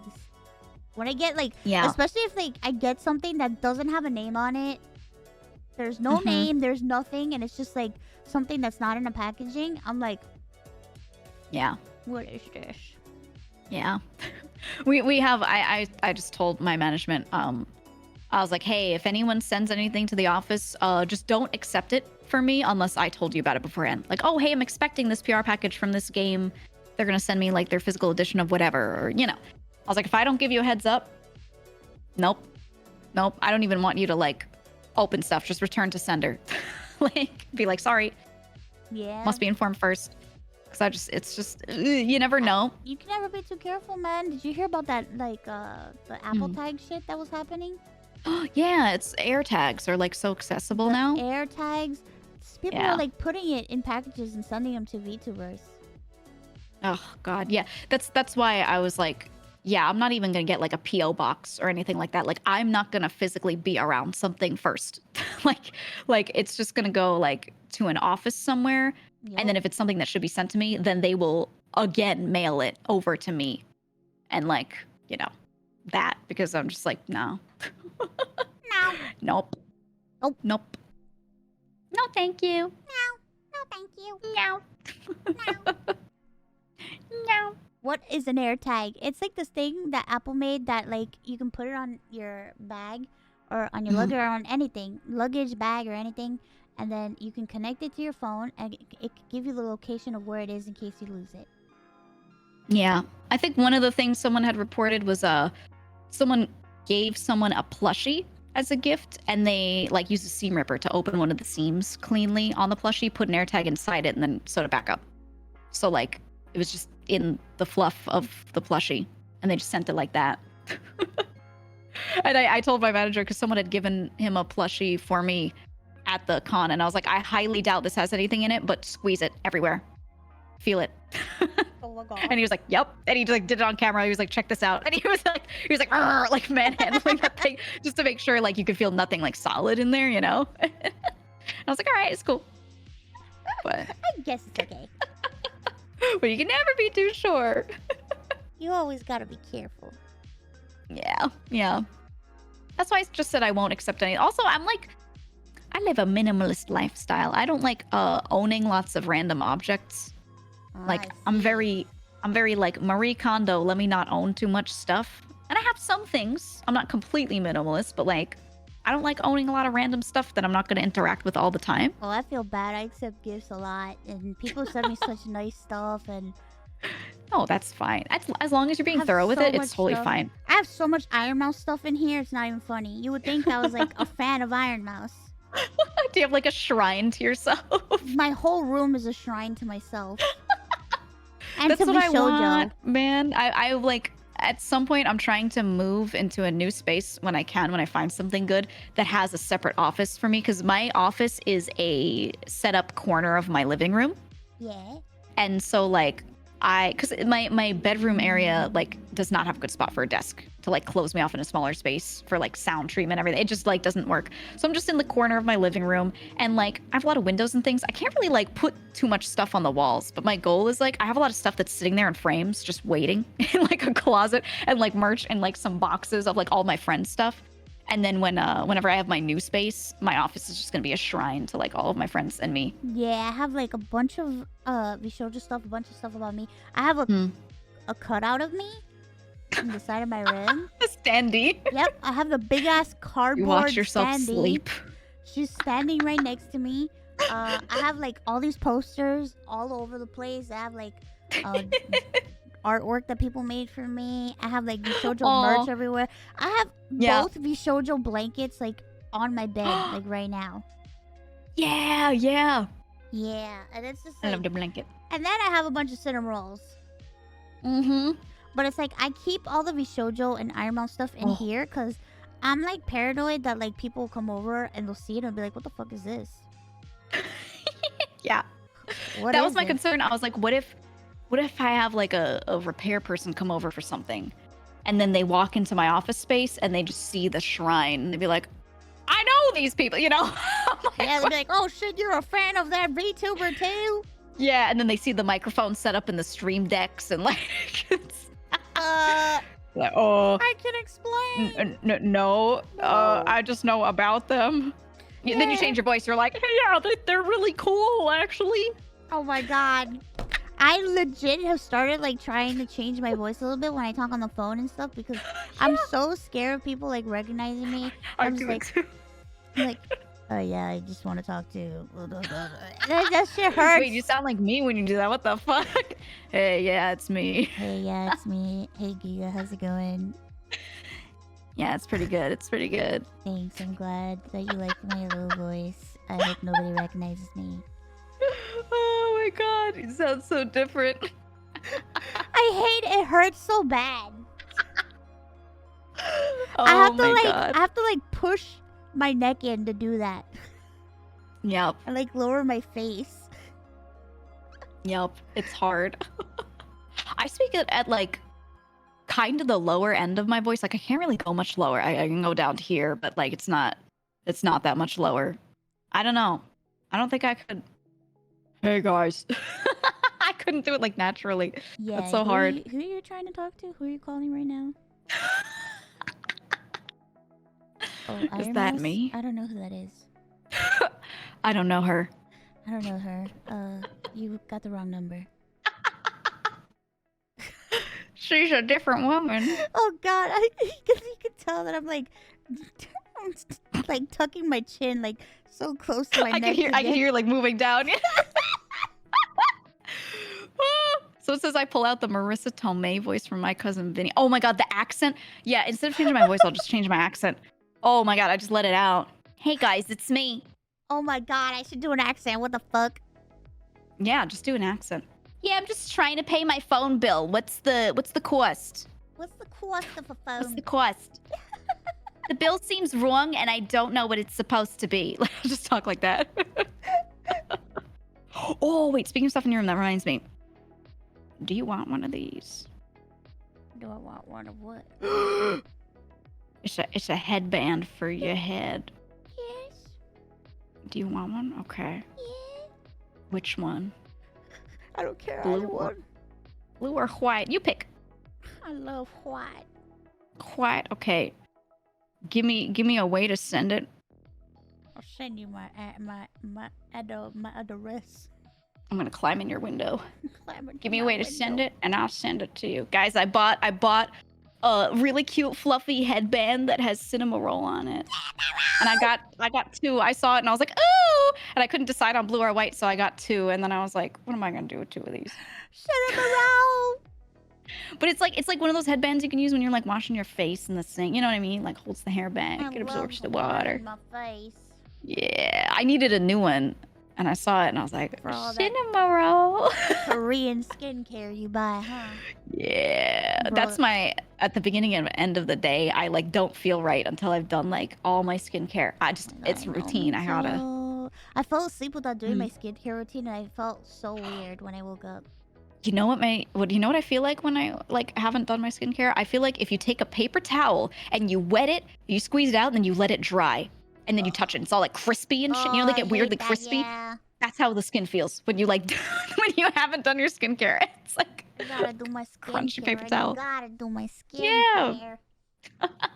I don't feel right otherwise. I feel gross if I don't. I don't know. I gotta do it. Have to clean my face and feel fresh. It's my routine. Ew, So crispy. girls are weird. Who said that? You don't like my paper towel skin? Oh yeah? You don't like it? You don't like that I take care of my skin? You don't appreciate the fact that I try my hardest to smooth out everything that looks like a wrinkle on my face? Yeah. I have this one wrinkle that's been there literally since I was like 8 years old because I like furrow my brow a lot. I like when I'm talking, when I'm thinking, when I'm concentrating, just sitting there hanging out. Like I always like furrow my eyebrows inward like really hard. And I have this one like little line on the right side near my right eyebrow. Just a little fine line. Ooh. And I remember one of my brothers was like, oh my God, are you finally aging? Because he would always joke that like I like remain looking like really young. And he's like, oh my God, finally you have a line. And I was like, my brother this has says been to here. Me. Every time my brother and my sister see me, they're like, they're like, what pact with what demon have you made? Because you never age. Yeah.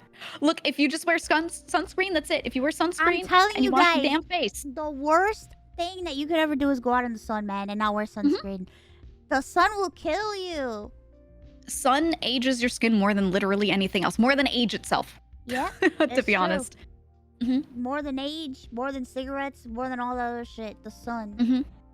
And Yeah. I never go out in the sun, so that's why like Yeah. my family's like, oh my god, they say I'm like preserved. It's true though. I mean, that's what I do. Like, I don't go out much, and when I did have to go out for like work stuff, I would be like sunscreened up, and you have to wear a good amount of it for it to actually work. If you put a little bit on and then you really spread it out, like it's not covering your skin the way it's supposed to. So I like learned like how much of the product per area you're supposed to use to actually get the SPF that's rated on the bottle. And then I got ones that don't appear like gross on your skin. You know, some of them you could still see like a white cast, but like I found ones that worked out for that. And I got it down a long time ago, and I've just been like covered in sunscreen ever since, all the time. I love it. I got my first gray hair. I got one from stress Me a while too. back, like an extra light hair, and then Oh my god, I got mine from stress too. yeah. For me it was when I was recovering, which I'm so surprised it wasn't before, but when I was recovering from my surgery, that first like 2 weeks I sprouted a gray hair, and I was like, ugh. It was just like it was a very stressful time in my life, and it's just one gray hair in between my mass of nothing but beautiful bubblegum pink hair. yes, your pink locks. My beautiful pink hair, and just one That's little right. gray hair that to me I could see it all the time, Mhm. but no one else sees it but me. And I Yeah, see it, and yeah. it's there. Yeah, they're just And then staring my mom's at like, you. "That's just a highlight." I was like, See, I always get confused because I have the occasional random blonde hair that sprouts, and it's like hard to tell if it's blonde or gray until you look at it. So I'll like stare at it and I'll like pick it out. I'm like trying to fish it out of all the other ones. I'm like, this looks like a different tone from the other hairs, and I pull it out and I look at it, and then I like check That's it in the me, light and I go, but oh, I it's have blonde. random red hairs that grow out of my head. I get that too. Yeah. It's the My red hairs are strangest like thing. relatively dark though when they grow in. It's the strangest thing. I have Oh. red hairs, Mm-hmm. and it's so bizarre because Yeah.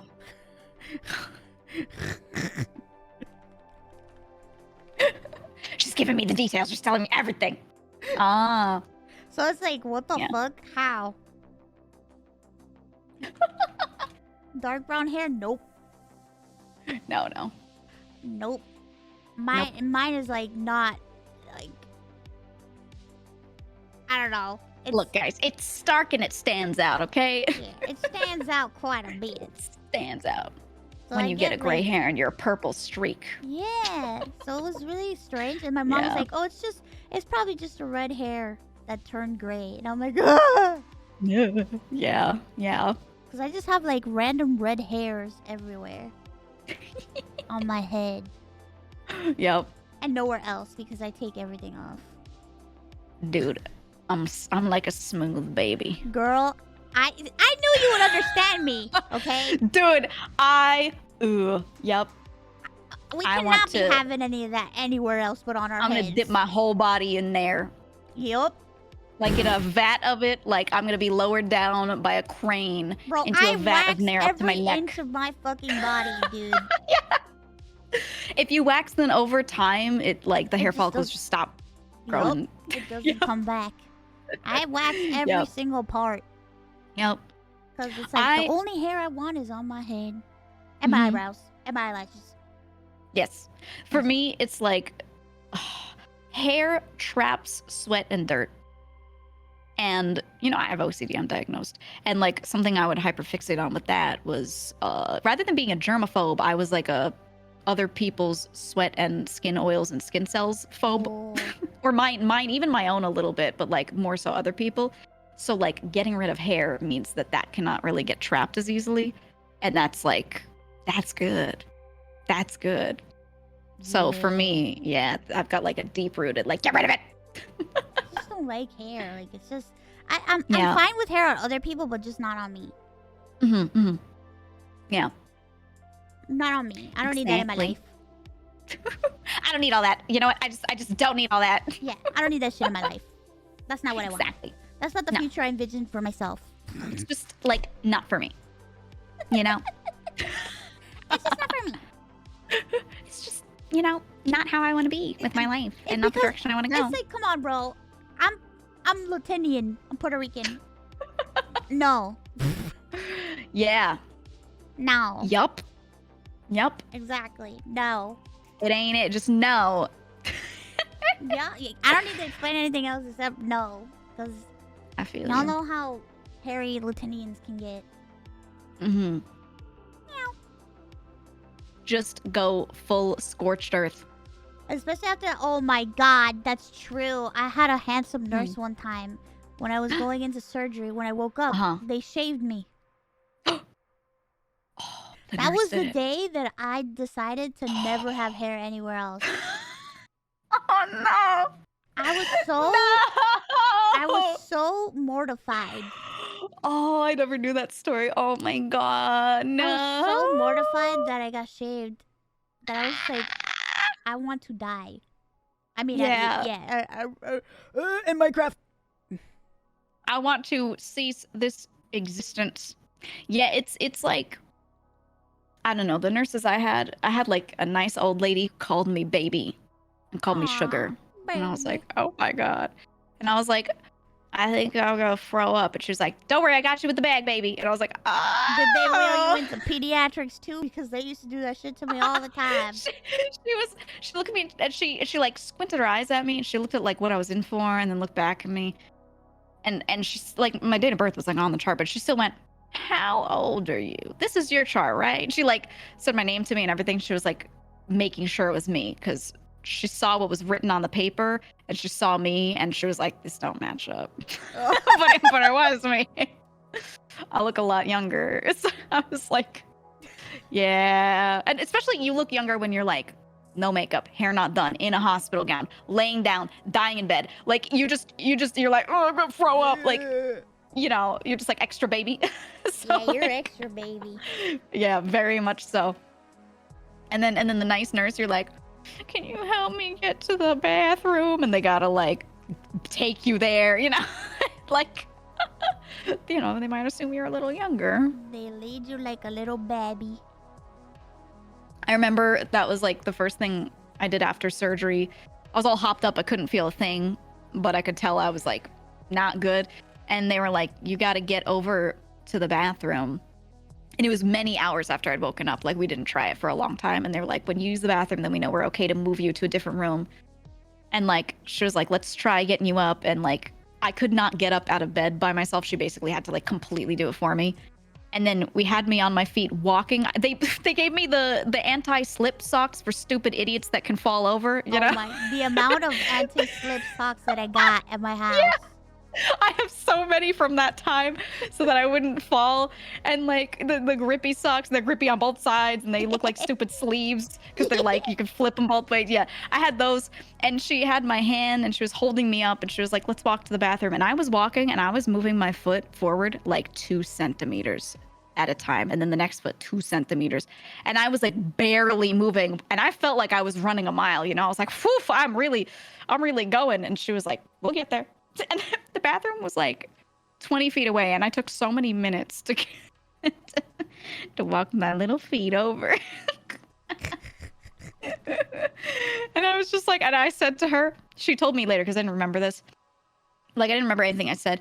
I said to her, apparently I went, I'm so sorry, I'm so slow. Your time must be so important.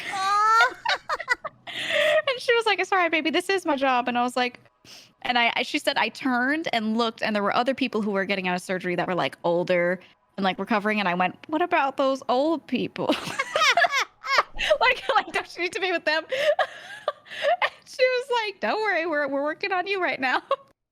She told me about it later once I was like lucid enough. Oh my god. But I just remember looking down at my feet and moving them forward. And like, it took everything in me to concentrate on like willing my foot to move forward because like I had to think so hard about it. Oh my I'm god, so I can fucked only up. imagine. Yeah, so zooted and like not really moving. That's so cute. Oh, she liked me. The nurse liked me. I like it And- when nurses like you. Yeah, I like the nice nurses. There are plenty that aren't so nice, but at least I lucked out with the post surgery. Like most of the staff are really cool. Some of the nurses that I've encountered, it's not that they're mean, it's that they're very serious about their job. And they're tired. Mm-hmm. Their dark circles are going down to their chins, and they're dealing with all these patients that are like not treating them the best. Yeah. So I feel like my job is to be the quietest, easiest patient, and to just like not need anything from them. I felt bad even asking for like I had to throw up several times, which hurt so much because of all my incisions and things. Oh my god, like vomiting while sitting back in the bed, having to sit up, but I couldn't sit up. Oh, it was so bad. So when I had to like throw up, I had to like ask them to come over, and they had to do it fast, you know, because I was like actively about to throw up, and they had to like pick me up and like get the bag into my hands. But I discovered the joys of the little vomit bag with the plastic ring around the top. Oh my god. I saved them, and I still have the plastic rings to put the little bags. They have this plastic ring that holds the bag open, and you could hold it up to yourself. So even if you're like all sick and inept and you can't like get the bag open well, that thing is like ready and waiting, you know? Oh, One of the greatest the best. inventions. Literally the best. I keep one of those in a drawer next to my bed in case I ever like middle of the night I'm like, oh, you know, because that's when that loves to show up. And I was just like, Yep. man, this is the greatest thing I've ever seen in my life. The unwanted visitor just showing up, you know. Hey, Yeah. hello. In the I middle of wanna the vomit. night. Good Hey. morning. Yeah, sometimes it's good morning. Good morning. It's time for Yeah. me to fucking puke. Yeah. I would throw up in the morning a lot because my pain meds would be worn off. But it was like when I was like right out of surgery, and I would like wake up and I'd be like, let's go. And I'd turn my head, and just being in pain and then also turning my head, I would like get vertigo, and like I would just need to throw up. I would just like couldn't do it. It was so ugh. Love my nurses holding my baggie for me. And I always say thank you to them, and I'm like, thank you for taking care of me. Thank Yeah. you. Yep. I felt bad because when I was throwing up, she was like, do you want me to get you a ginger ale? You know, because it like soothes that a little bit. And I was like, yeah.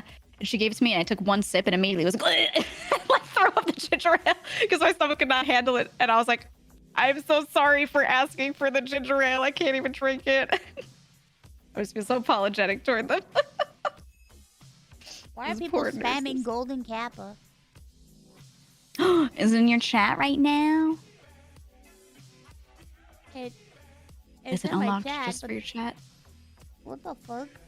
The Kappas in your chat are golden. Ooh. I think it's it just like an emote. no, isn't it the normal one where it like becomes gold, like at a random time? It's people bragging. Are you people bragging? People bragging that they got one. Oh, 'cause it's the other. I threw Oh, a I fake see. little tantrum. And Oh, I yeah. didn't get one. Yeah.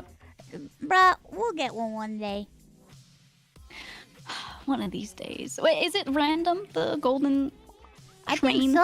I think it is. Everybody's gotten one but me. And I was live for like 31 days. What the heck? It's like, what the fuck? I think this was planned. Fucking rigged. I remember I got it. So I think, is it only tied to the hype trains and things now? I remember getting the golden Kappa emote randomly on Twitch a long time ago. They used to do it for like one person at a time, and it would like randomly transfer to a new user.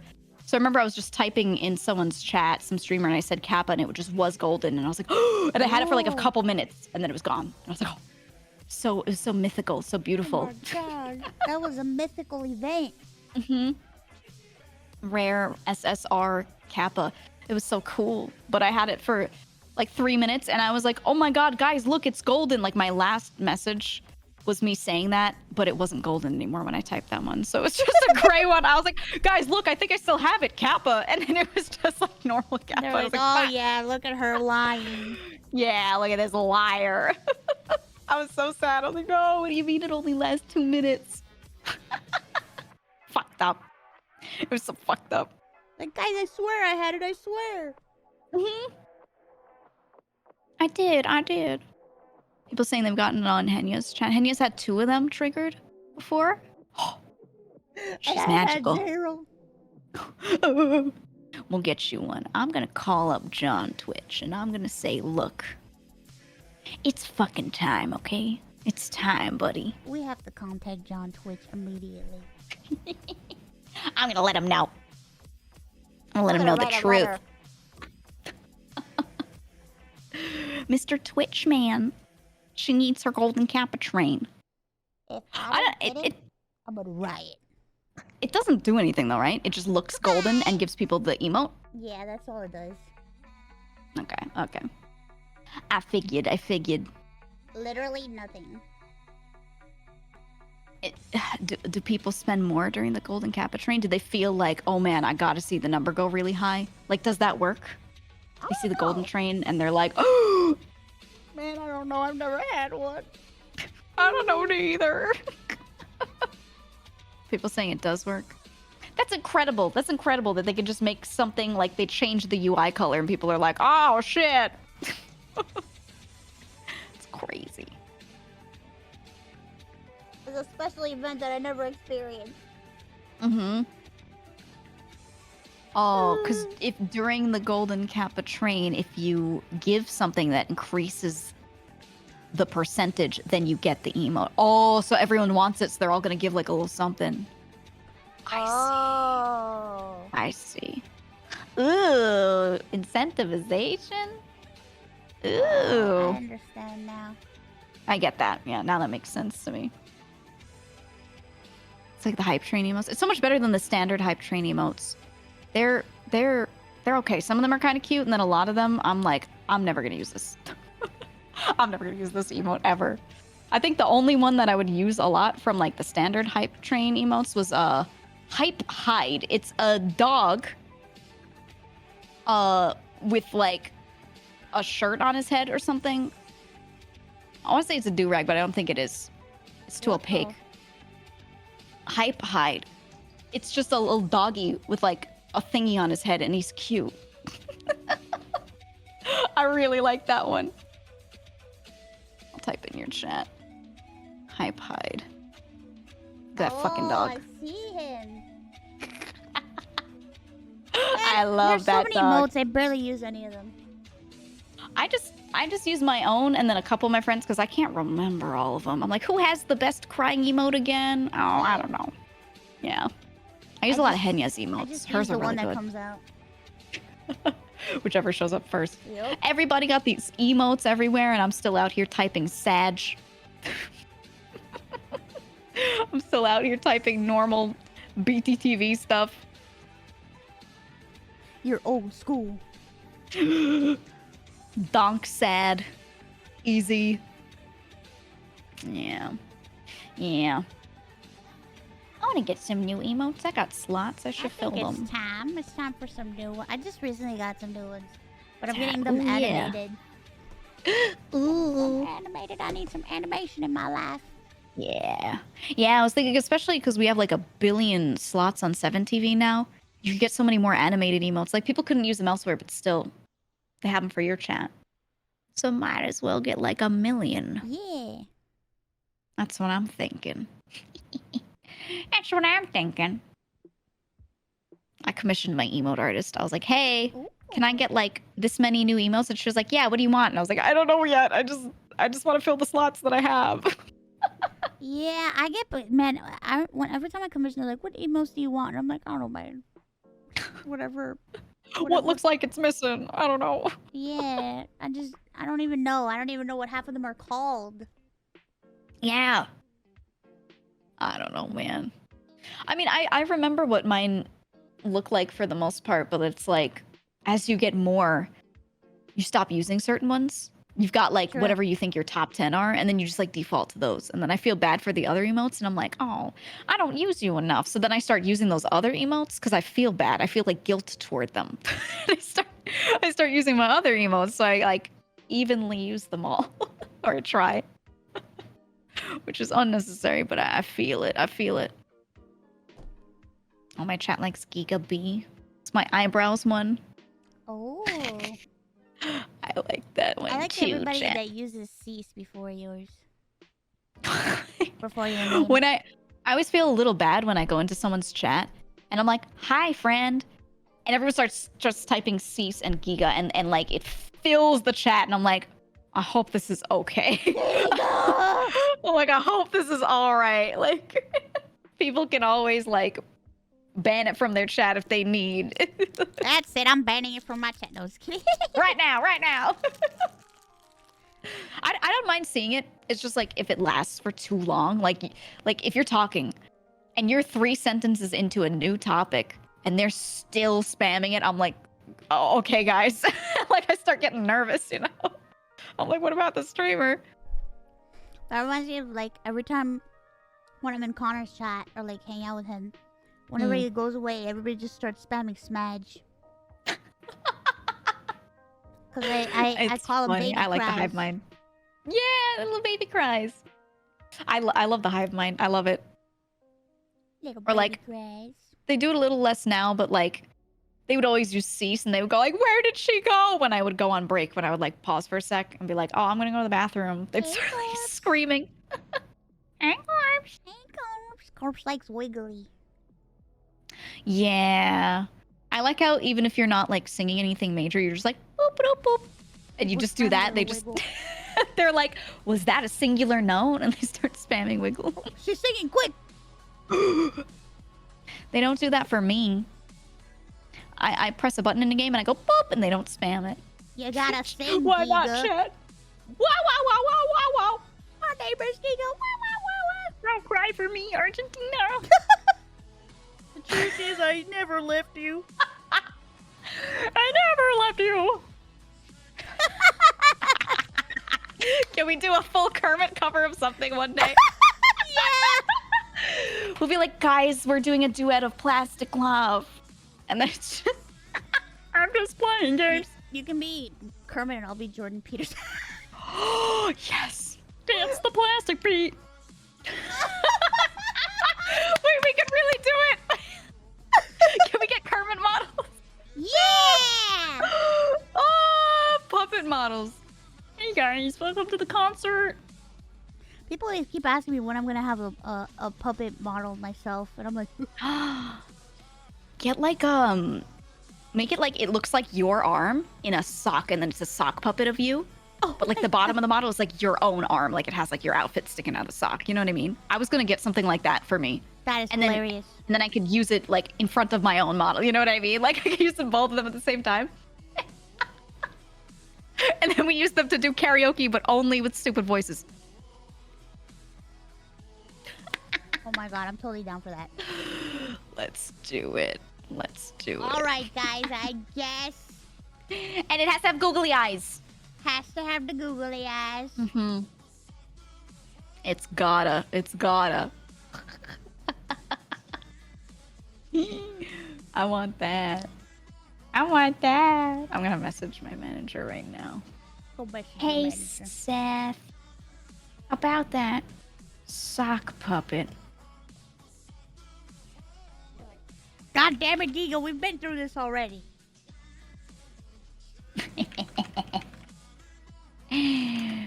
I need that sock puppet model because I have to sing like Kermit for karaoke. It's very important. Yeah, I have to do a 2-hour karaoke of nothing but Kermit covers.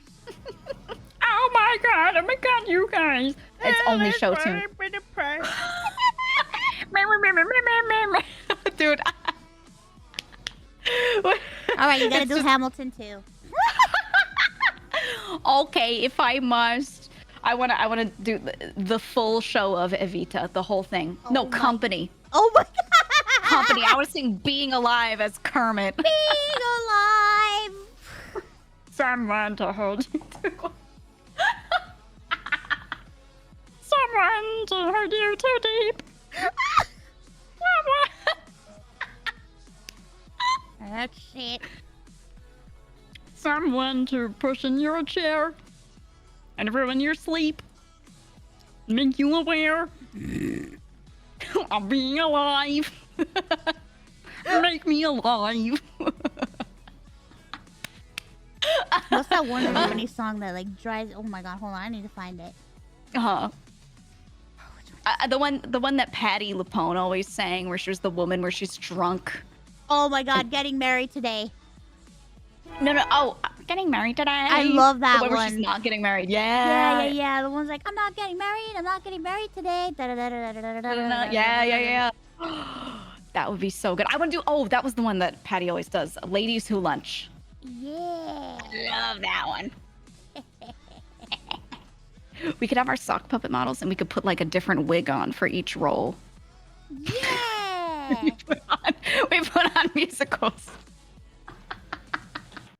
It's time. We gotta do our musical shows. Yeah. Wait, instead of Phantom of the Opera, we do... I hate the show, but I love the music. We do Love Never Dies, the sequel. And we do opera, but Kermit opera. Oh my god. And I touched you. You know? And I felt you. And I heard those ravishing refrains. We can do the whole thing, dude. It's like so many duets in that musical because they're just like opera-ing dramatically at each other the whole fucking time, and like no one else gets to show up. It's just Christine and the Phantom. Oh, it's just a bad fan fiction. The sequel's so bad, but the music is so good. Listen, I already had a love-hate relationship with the original show. Don't get me started on the sequel. Yeah, me too. The original show was just a freaking Andrew Lloyd She was Webber. a dumb girl. Andrew Lloyd Webber was obsessed with Sarah Brightman and wrote a musical pretending he was a man, and then he was in love with Sarah Brightman. Yeah, the Phantom of the Opera is his headcanon. If he and Sarah Brightman were actually characters in a musical, he's the Phantom and she's Christine. And then it's his weird RP shit that he wrote and then had her act in, and you know, it just is so odd. Every time I watch performances of her singing, I'm like, oh, because like she sounds great, but I'm just like, oh, he wrote this for her. You know that this dude was like thinking about that music, and he was like, "Yes, Sarah."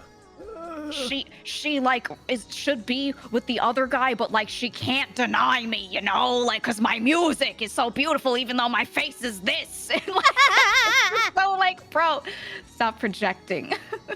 Stop it.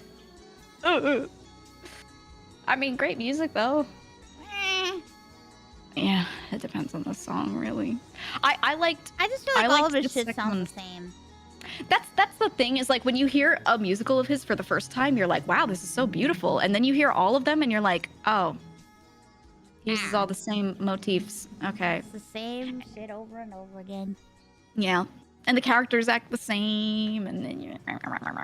That's why I like Sondheim musicals the most, I think. Oh, Sondheim musicals. Sondheim. Yeah. What's that song? Fuck, what? It was from Follies. And it's when the woman is singing about, like, oh, how could I leave you? Oh, my God. Leave you? That's one of my favorites. Oh, so good. There's like a set of performances from Sondheim's 80th birthday celebration where they had a bunch of the Todd. Muppet Sweetie Todd.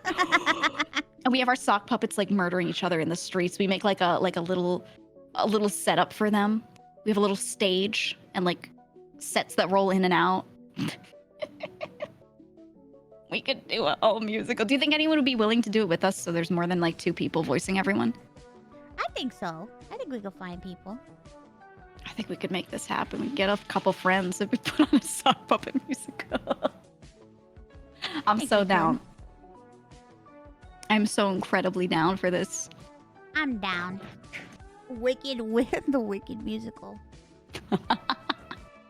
I like Wicked, but I like other ones more. Plain and simple. One of my mods says the only musical I've seen is Robin Hood Men in Tights. Do you think I'd like other musicals, chat? It's not even a full musical. I mean, it has a lot of songs in it. It's not like a full musical. We're men. Manly men. It's I mean, you could do tunes from Robin Hood Men in Tights, but it's not like a whole stage thing. Yeah. Book of Mormon.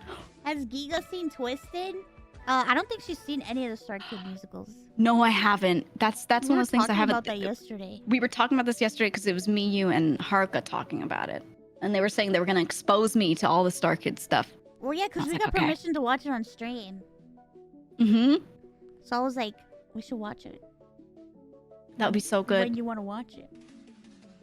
You let me know. I'm always down. Tell me when you wanna. We watch it on stream. Yeah, we'll pick a day and time. We should do it at like nighttime and Yeah. get, you know, little blankets. We'll have little blankets and we'll watch it together. Mm-hmm. Oh, Shrek it'd be the so good. musical? Oh, wait, Shrek the Musical kind of slaps though. It really does. I was surprised. The music from it is so good. It's usually things you wouldn't expect that have some of the best music, and then you're like, it's not like it feels wasted on Shrek, but it's just like you'd expect this to be one of the big classics from like how it's written, and then it's just Shrek the Musical. Be right back. I'm looking for slime tutorial with bugs. It's very important. It's very, very important. Someone said, I think I saw Silence of the Lambs musical on YouTube. There's a Silence of the Lambs musical? I think there was. I didn't even know. Oh my god. Oh my god. I'd have to look for it. That's crazy. It's a parody though. It's not like a real. Well, yeah. But still, even the smaller productions that people make that are like parodies, a lot of them are still so well written. That's like true. they're still so good. Bro, the Evil Dead musical. Yeah. Oh, someone mentioned Jesus Christ Superstar. Jesus Christ Superstar. So good. So good. Jesus Christ Superstar. Oh, it's incredible. Oh man. There's this one German, well, he speaks English. I think he was originally American, and then he also speaks German, and he does a lot of the German stage plays, but he was Jesus Christ Superstar's Judas, and then later was playing Jesus, and he's just such a good singer. What's his name? Something Sarek. Drew Sarek. I really like his voice. Drew Sarek. Somebody said Into the Woods. One of the greatest Into the Woods performances I've ever seen is, it's on YouTube. It's by Bernadette Peters, and she does the Last Midnight, and it's my favorite, absolute all-time favorite performance that I've ever seen. Mm-hmm. She's just I so love Bernadette Peters. I She's love one of those her people that like she doesn't go for perfection as much as she goes for just like emotion, Yes. which is like in my mind harder to deliver, way harder to deliver than just like getting notes right and holding a nice tone together. Like the amount of emotion she'll put into her singing is crazy, and that's why she's good for musicals. She's so good. She's so good. Yeah. I love her. I like Donna Murphy. I think Donna Murphy to this day I is still love my Donna- favorite. Yeah. I just her Donna accent the way she Murphy speaks. as the Mother Gothel from Mother Gothel. Yeah. She ate. Yeah. If you guys saw if you saw her as Mother Gothel in the animated film, like that was that singer, Donna Murphy. She was perfect. She was perfect Absolute as Mother Gothel. perfection. I love her. Yeah, Her voice yeah. is incredible. She's amazing. I like her speaking voice and her singing voice, and I like how much her singing voice sounds like her speaking voice. Like they match so well, which is really like realistically how it should be when you're doing stage acting. But like she keeps the funny like ways that she does some stuff with her accent and everything in there, and she's really good at doing like characters that sound like pompous or regal or like expensive because of the way she talks. She sounds so good, so good. I'll send you my favorite performance of hers. It was actually from the thing I was mentioning before, like Sondheim's 80th birthday. She's such a wonderful voice. Oh, we're gonna Her watch acting's Kinky so good. Boots. Kinky Boots. I went and saw it with Todrick. Oh, did you? Was it good? Yeah, it was good. It was good. He did really, really well. Like I knew he was good, but I hadn't seen him in like a stage thing. I'd seen like his normal music, you know, and like YouTube and stuff. He was so in that role. Leave like Lola. expectations at the door. Your mind explore. Yeah. Oh, he was so good live, like man. dancing and singing at the same time too. You know, a lot of musical actors they'll sing and dance, but they'll like stop to do a note, you know, and like physically, and other people are dancing around them, and they're just sitting there holding it. And he was just like fully dancing the whole time while he was singing, and he Wow. wasn't like stopping too much. Like physically, he just kept moving. He was so good, and I was like, I feel like I'm watching an athlete. He's really good. Yeah. He has a great voice. So solid, so solid. I was like, how do you even do this, man? Crazy. From the US. Absolutely crazy. How could I survive? Oh, her voice is so good. And your shelves of the world's Yeah. best books. And Yeah. the evenings of March. Incredible. I think that's what's gotten me to watch a lot of musicals is just who's in it. If there's some singer that I like and they're playing some character in a musical, I'm just like, okay, well, I'm gonna listen to this. Definitely. Because, like, you know, even if I have no interest in the musical, then that's what got me to like a lot of them or find a lot of good ones that I like now. I've had an obsession with Kristen Chenoweth like for such a long time. Yes. I love her. If she's in something, I gotta watch it because she just like her voice is just so good. Yeah, yeah. It's just so good, and her charisma and her stage presence is so wonderful, and I just think she is an absolute gem of a woman. Mm-hmm. Absolutely. Yep. It's like my fascination with Dolly Parton, bro. Oh my God, Dolly! I feel like if love that woman. If you insult Dolly Parton, the South will come and get you. It's true. It's true. You will be America's dragged down to sweetheart. hell. Dolly's so great. She's just like a national treasure. My chat was telling me about how there's there's like an amusement park kind of for like old people somewhere in like the mid-South. And it's basically Dolly Parton land. Like there's a whole area of stuff that's just dedicated to her, and like everyone in the area will just go Dollywood, Dollywood. And I was looking at it and I was like, I kind of want to go there, like to go to Dollywood. Or like send someone to do a whole walkthrough of it, and then we toured Dollywood. Let's do it. It looks cool as hell. I remember I was in Vegas several years ago, and there were several slot machines in the airport that were Dolly Parton themed, and I was like, what world am I in? Like, what is going on here? What is happening? Dollywood. My chat says it's very fun. Is it? It looked cool. It looked cool. I don't know, when you live on a coast, you kind of like ignore everything in the middle of the country. You forget. So you don't know about this stuff. Like I had no idea it existed. And then people were like, no, Dollywood's real. I thought they were fucking with me. I was like, what do you mean? And then I looked it up and I was like, oh my God. It's a real place. This is real. It was crazy. Dolly Parton has donated more than 200 million books to children worldwide. She rocks. Oh, She's Dolly. a standout gal. Oh, Dolly Parton. Big heart. She's a big heart. Big Yeah. soul. Thanks, Dolly Parton. Thanks, Dolly Parton. I love her. I love her too. She's just iconic. That's it. I think that's what I like. I like people or voices or singers or whatever that are just iconic. Like, no one is them. No one could be them. It's true. You can't duplicate that. Yeah. When they have that, like, really unique factor, they stand out in your mind. That's why I like... I really like Liza Minnelli. Oh my God, I love Liza Minnelli. I love Liza. And people do good impressions of her, but, like, they'll never be her. You know what I mean? You'll never be Liza. Mm-hmm. The freaking, what's her name? Oh my God. From Snatch Game. That was doing the Liza impression? Yeah. She did a pretty Fuck. good one. Yeah. She did a really funny impression of her. Motherfucker. Mama. She was like... just like playing the palace. It's just like playing the palace. The Liza impression was so funny. I remember when Mama used to take me backstage here. It was so fun. Smiling as far as the eye can see. Oh my God, she did it so well. Yeah, her Liza impression was incredible. And then you watch a clip of Liza actually talking, and you're like, "Holy shit, that's her!" Like, scary accurate. I used to sit on my mama's lap, you know, backstage. Just like when Jinx Monsoon was oh, little not just Edie. She did. Oh my God. There was another one. Not Julie Andrews. I'm sorry. Not Julie Andrews. What the fuck was her name? I'm forgetting everybody's name. My brain is just dying. Let me look. Yeah, my brain's fried too. Let me look. Hold on. Judy Garland. Yes. Judy Garland. Yes. She did such a great impression. Oh.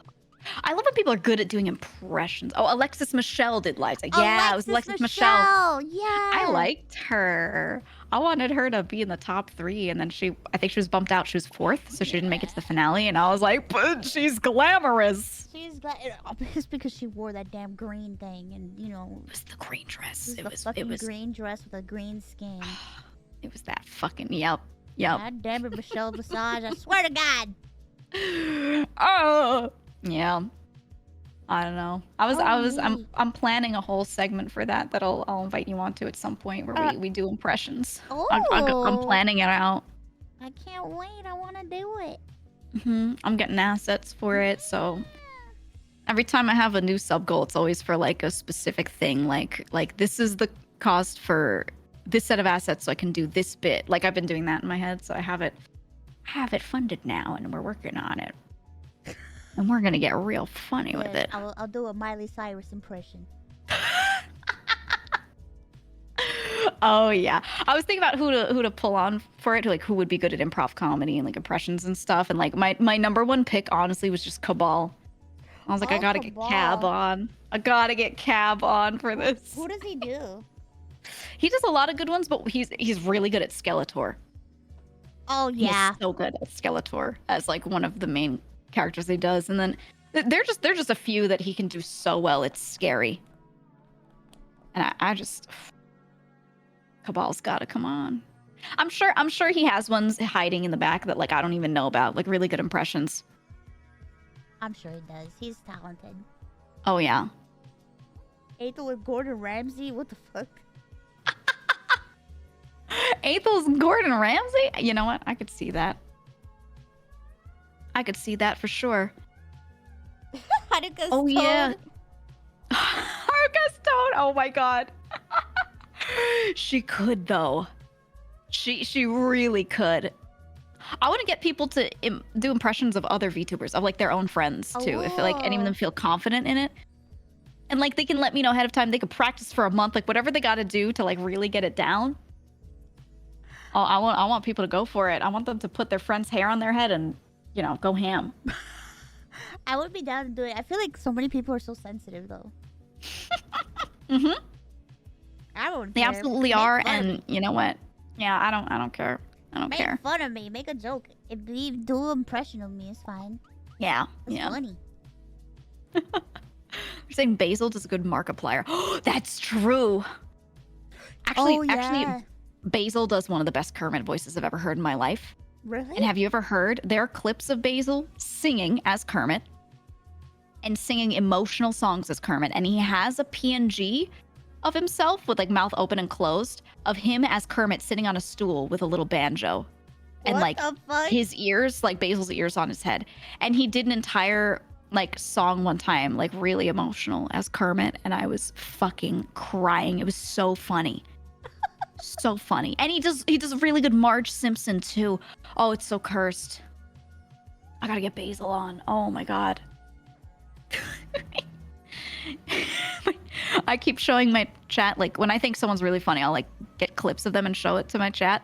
And I always push like the Basil Marge clip. They're like all these clips of him saying curse shit. He's like, mommy. And he just starts he starts saying the worst stuff. He gets so disgusting and it's so funny. He talks about his Marge Mussy. Oh. Marge Mussy? Marge Mussy. Ew. Oh, it's so cursed. I love it. Oh, I gotta get Basil on that show. That's fucking cursed as fuck. What the fuck? Oh, yeah. Oh, yeah. Someone says Snuffy does a good Lois Griffin. Peter. Oh my god. Peter.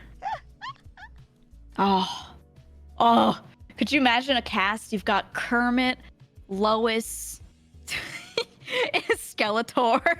Like you have this cast of people and I'm making them play a game show.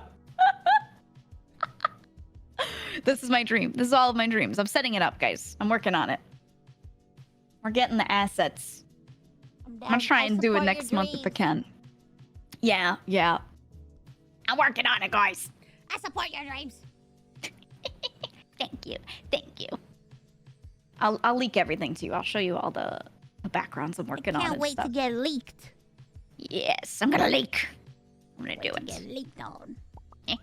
Leak on I'm me. gonna leak. I'm gonna leak everywhere, man. I'm gonna leak. Leak all over me. Absolutely. Anytime, Mouse. Anytime. Anytime. For you? Oh. So did my see, this is the difference. Your chat goes, huh? My chat goes, pee-pees. I'm leaking pee-pees. Any leakers?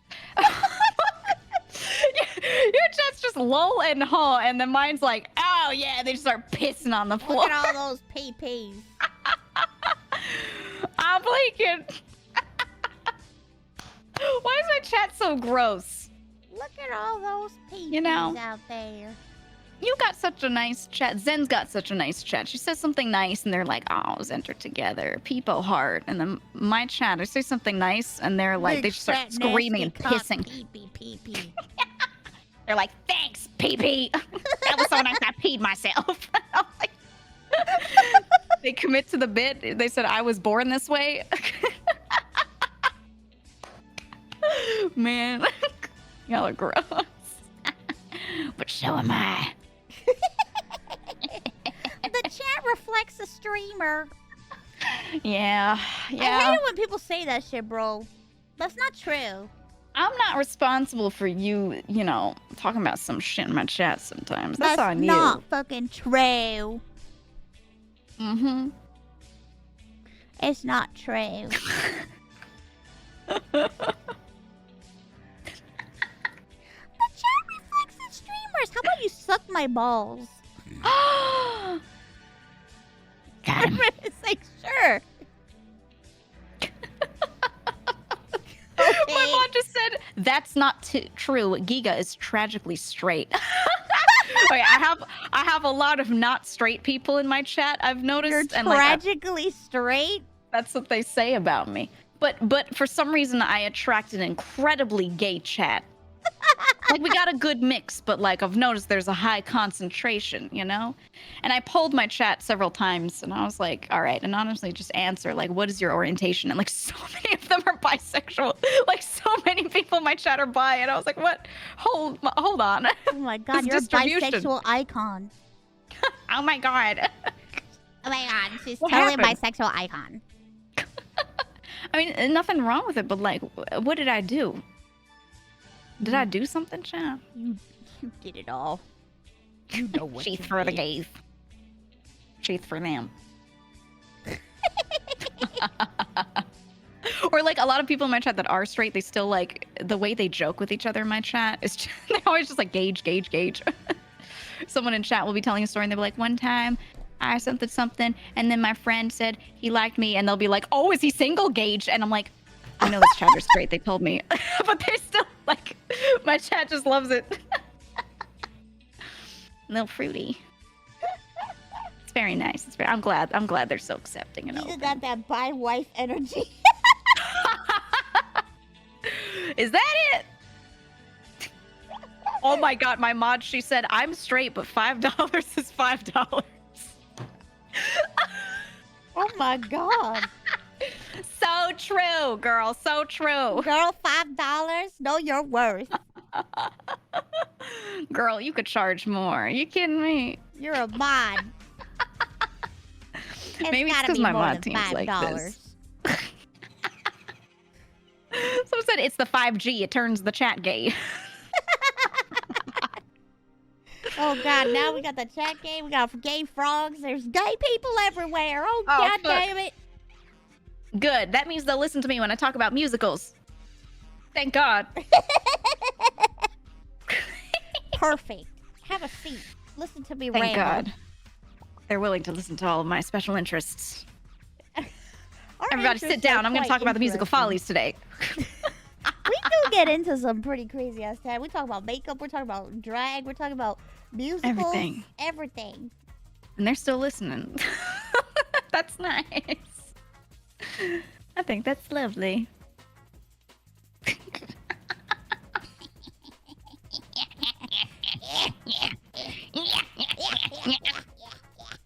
Oh, yeah.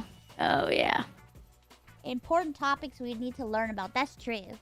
Mm. I mean, how else are you going to learn about Maybelline Mac Mousse? Who's gonna tell you if not us Yeah. about the spackle people used to put on their faces? Who's gonna tell you about that Maybelline extra long lash? Maybelline Dream Lash in the pink and green bottle. Or the fact that you used to be able to go to the store and get some Wet n Wild makeup for cheap. 50-cent eyeshadow. Always dupes of more high quality brands, and sometimes the dupes weren't even that bad. Who's gonna let you know? That's right, us. Who would talk about tattooing my grandma's ashes on my arm? Us. We'll Exactly. talk about my aunt tattooing her eyebrows on her face. Did she? Oh. I still don't understand the point of tattooed makeup. I don't get it. What if you don't want it? What if later things change, things shift around, things move your skin, and then that skin is tattooed? And Have you you're ever stuck with been it? recommended a compilation of like beauty stuff, beauty treatments and stuff? Mm. It's like a Yeah. 1 hour compilation of different things. People getting Botox, people getting waxed, people getting Yup. facials, like anything about skincare or anything about cosmetics or whatever. So I would watch these compilations, and in one of them, a girl is getting like lipstick tattooed on her mouth, and I'm just like, Dude. oh girl, no.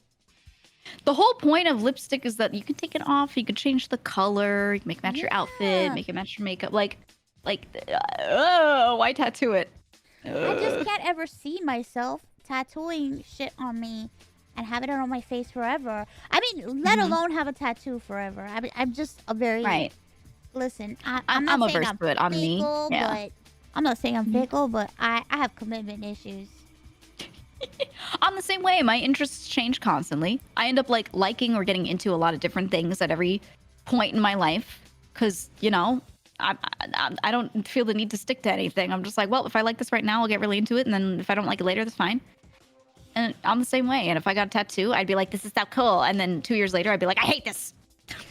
I want it off of me right now. I know myself. I'm with you on that. Get this shit off of me now. Yep. I have people in my family that have some tattoos and they don't regret theirs, but they're like, yeah, you know, if I got this today, I would have done this instead. And I'm like, see, that's why I can't do it because I changed my mind. Say, I change my mind all the time, and I Yeah. always want to change. I mean, you can tell by how many models I have. Yeah. I can't sit still, okay? I just need different things. Need different things in my life. Yep. This is it. I feel you. Oh my god. I like change too. This is the. This is one of the. It's this channel. Look. Oh. It's a You full got it. hour. Most extreme Virtual beauty. treatments. Oh, yeah. I've been recommended one of their videos before. I've been lost in these videos where it's like an hour of different things. You know which one freaks me out the most? When I see people getting tattooed makeup and they do tattooed eyeliner. Seeing them get the tattoo on that eyelid area, right in the lash line, so very close to the inner area. I can't watch that, dude. I look at that and I'm like, What the heck? No. that freaks me out. So people saying why? When I was talking to my chat about makeup earlier, I was saying I like it in an artistic way and stuff, but the thing that bothers me about it sometimes is I've had some friends wear makeup religiously to the point where they always do a baseline, they always have a certain type of eyeliner on, right? They always do this one shape, and it's to the point where they're not used to seeing themselves without makeup, and then their image of themselves is skewed. That's normal for them. So when they take their makeup off, they're like, oh, I'm a horrible, terrible, ugly goblin, or you know what I mean? It just they cannot accept their normal look because they're so used to putting makeup on, looking a certain way, and then in their brain, that's it and that's normal. So I was saying I don't love that, but for the person who asked why with the eyeliner tattoo, it's because of that. Because they wear eyeliner all the time and they're not used to seeing themselves without it, to the point where that they're willing to just tattoo it on because they're like, well, this should be part of me. Which I think is a little much with the body image stuff. I'm a proponent of it if it's just fun for you, but if you can't look at yourself normally anymore, then I'm like, maybe you need to cold turkey it a little bit. It's the only way to snap out of that. I just don't understand why you would tattoo it. Like, just Mm. don't. How about don't? Yeah, like the eyelid. I'd be afraid of infection in that area. I'd be afraid of like complications slipping, you know, like moving around. You know, and it's like a needle so close. Ugh. That's scary. Do something normal. Get like a tattoo on your arm where, you know, if they mess up a little, it's okay. Yeah. You're gonna be why not? alright. Why not why on your face? Why can't you get it somewhere else? Yeah. I just don't. I don't want it on my eyes or my lips or my eyebrows. My aunt tattooed her eyebrows, and it's just like, Yeah. she just always looks like she's surprised all the time. See, she could do like they make those stains that work for a long time. So like you place this stain into a stenciled area for where your eyebrows should be. You let it sit there until it dries, and like it just sits there for a while, and then you peel it off. And when you wash it, it stays stained onto you for like a week or two, maybe a little longer. And like it's almost like a temporary tattoo. Like you could do that, and that way if things change over time, like you have the option to change it, do it differently. Yeah.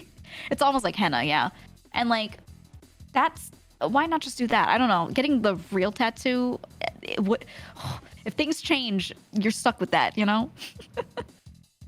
Exactly. And your face skin, I feel like it purges tattoos and ink like a little faster because your skin on your face kind of replenishes faster, like the cycle of it getting pushed out. You know, it's just a lot quicker, and like those tattoos fade a lot more easily than some other areas. Same thing with like your hands. Yeah. Just draw it on. Just draw it. Yeah, I remember sperm brows. Huh? Sperm brows? Yeah, when you would have like that thicker normal inner part of the brow, and then they would pluck the hell out of the outer parts. Like instead of doing all thin brows, they'd have like a thicker part in the middle. And that was trendy for a bit. That shit is ooh. Yeah, tadpole, yeah. Ew. No thanks. Listen, here's a little secret. The thicker your eyebrows are, the younger you look. True. Thinner eyebrows make you look older. It ages your face. Yeah, yeah. I like thick eyebrows. I don't have thick eyebrows. Mine are like medium, slightly thin. I got like, so I have like natural arched eyebrows. Me too. And it's like, I've never really had to like pluck them or anything. 'Cause they're just naturally like that. Me too. For me, if anything, I feel like they're like a little sparse. So I'm like they're just thin. They're just thin naturally, and I've never plucked them. So I'm like, sometimes I'm like, might be nice if there were more, but I'm not gonna do anything about it because I'm lazy. Yeah. I don't got time for that. Who's gonna see me? Who's gonna see me? No one. Ain't Not nobody going gonna anywhere. see you. Who am I trying to impress? Nobody. A lady at the grocery store? That's who's gonna see me. Do I care if she likes my eyebrows? Oh, No. let me see. Looks like you don't have your eyebrows done. No service from me. You know, I do microblading out back. $3. Oh my God. Not Maybe in the the parking lot. microblading. That scares me. That's like a temp tattoo too. Bro, that And shit one- hurts. It's so scary. It's so scary. I don't like that. Oh, you don't know what microblading is, chat? Ooh. They said microblading sounds like a damn threat. Dude, it's like tattooing, but very surface layer of the skin. So normally when you get a tattoo, they have a tattoo gun that is like pushing a needle into you. Semi-permanent tattoo. Yeah. It's more surface level. It hurts. They're basically knifing you repeatedly with the ink on the knife, just like a tattoo. And they're just not going in as far. And ugh. They don't know about no micro. They don't know about threading. They don't know about microblading.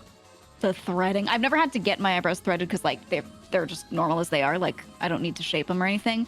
But I have some friends that like got threading done, and it's so funny when people get their eyebrows threaded and then they're done, and then they're like taking pictures and showing people, and they're like, look, just got my eyebrows done, and there's this like really red irritated area and then like a perfect brow in the middle of it, but they just look so irritated, and I'm like, man, that just looks like it hurts. I'm gonna show it to chat so they can see what it is. Ooh, yeah. Eyebrow Yeah. time. eyebrow We all see threading. threading at the mall all the time. Oh yeah, people do it at the mall all the time. They're like, yeah, come get your eyebrows threaded, and it's like you're never really prepared. No. I'm gonna capture your screen. I'm gonna do a Check this pro out, gamer guys. move. Chat, check this out. Chat. Why don't you take a look? Take a look. Your chat. Take a little look. I just got your stream on my stream. Why is this music playing like this? Chat, say hi to them. Oh, there's the threading. Oh, and then it like they get caught up in the thread and it plucks them out. Ah, just looking at it, I'm like, I feel it. Basically, you take two threads, they twist it around, and they twist and rip the hairs out of your face. That shit drives me insane. Seeing it, It is very painful. Beauty is pain. Yeah, no. Look how nice her eyebrow looks. I mean, look, the edges look great. I mean, It it's looks like great. it's clean. But then you see how like irritated she looks around the edges. Girl, don't pull it. She has to hold it. She's holding it for the lady. Oh my god. Ow. Oh my god. Why do that when you can just pull them out? Some people just don't like plucking themselves or waxing. I guess when someone else is doing it, you have no choice. You have to just sit there and endure it, right? But when you do it yourself, it's like easy to bitch out. It's easy to do it really slowly because you're like, you're like pulling on one, your eye starts watering, you know. I think some people would rather someone else just do it, like ripping off the band-aid. What is this music that's playing? I have the sound up. Oh. It's like My chat says, I'm fine being ugly and not doing this. I mean, if you're fine with doing it often, you get like one of those tiny like micro razors and you can just shave it. You just shave it down. Do they have a It's hard if microblading you have dark video? hair. Let me check. The microblading. Oh. They're like nightmare. Nightmare. That's why I'm kind of glad that my eyebrows are like a little thinner, just like a little bit, because then I feel like I'm not Here we dealing go. with any of that. Here it is. Here's the micro. Carving him in! Oh my god! We're carving him in! Oh my god!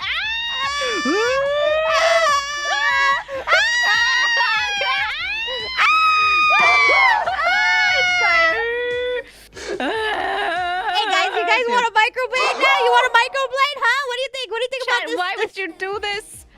Why would you do this? Why do women do this? Your chat, my chat, I'll close it for you. I'll close it for you. I'll just react to it. POS, this is an educational video on a cosmetic procedure. It's fine. It's a cosmetic procedure and it's surface level. It's not. Oh my god, that does gore. not look good. I'm sorry. I'm sorry. Okay, I'm sorry. okay. That doesn't No. look good. No, this end result is not it. I told you. Look, they're not even even. Oh. They're not even even. Oh. Girl, get your money back, please. No. This shape is so wrong for her. She wasn't pulling on it. It's not even. Oh.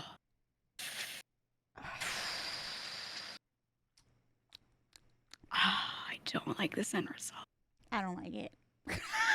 If she just filled in the normal ones before, like, they would have been fine. It was fine before. It goes too far down to, like, close to her eyelid, and it, like, ooh. Not it. Stuff. Yeah, so cool. Oh god, I fully traumatized people in here now. If you are talking to a girl and you hear her say like, "Oh, maybe I'll get my eyebrows microbladed," just to be like, "Don't do it." Yeah, now you Don't do guys it. know. If you hear a girl saying, "I'm gonna go get my eyes microbladed," you're gonna be like, "No, don't do it." Please warn them. The streamer someone in I my was chat says, watching. I've got an X-Acto knife and food dye. Who's ready?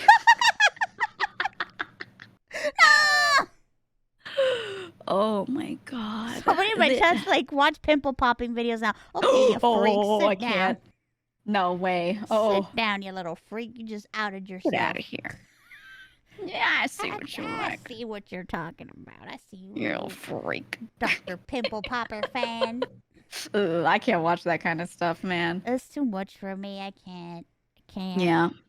I just watch people do like their normal skincare instead, like stuff like that. I cool like with that. skin stuff and like cosmetic stuff. I like watching like cosmetic things because it's fascinating to me. Also, it's kind of like I was like I saw like this girl like getting her eyes filled in. Oh. Have you seen that? Oh yeah. Getting the fluid like filled into her eyes to like get rid of like the bags and stuff. Yeah, like the filler below. Yeah, below and in the top. Yeah, chat. That's probably the most common cosmetic thing nowadays is getting filler in like every place. Everybody's getting it. Everybody's getting filler everywhere. People do it like so often. It's like having a cocktail or something. They literally have like filler and Botox parties and shit. Yeah. I just find that so bizarre. So prevalent. I mean, like, even if I could look at parts of my face and be like, oh, this is not perfect, I just do not have any desire to like alter it like that. I've never felt that. Like, I don't know. I just I think for me, the only thing I would want to do is maybe fix my nose. in a full surgery way or in a filler way, because instead of getting a full like nose job, if there's something you want to change, a lot of the time they can put a little bit of filler in to make it, look different. It's just because I've had like my nose like fucked up before. So like I know other people don't see it because like I've shown my face to like a few friends and stuff and they think my face is fine, but to me I see my nose and I don't like it. Especially if it's changed. Yeah. That's like hard. Like yeah. I get that. So it's like to me, I wouldn't mind fixing my. Oh, Connor! Thank you for 31 months. What the fuck? Get out of here. Talking about getting a nose job, Leif. We're talking about girl stuff. We're talking girl stuff. You can't be in here. This is girls only. This is girl time now. Where we watch women's eyebrows get knifed. Girl time. It's girl time. Check out what we do. Oh, it's fucking crazy. Just a little stabbing on stream. I've seen people get like fake eyelashes put in.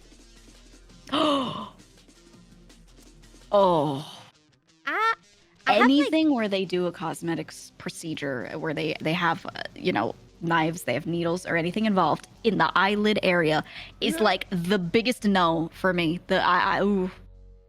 Impossible. I have like double eyelashes and the like. Do you know what double like? I have two rows of eyelashes on each eye.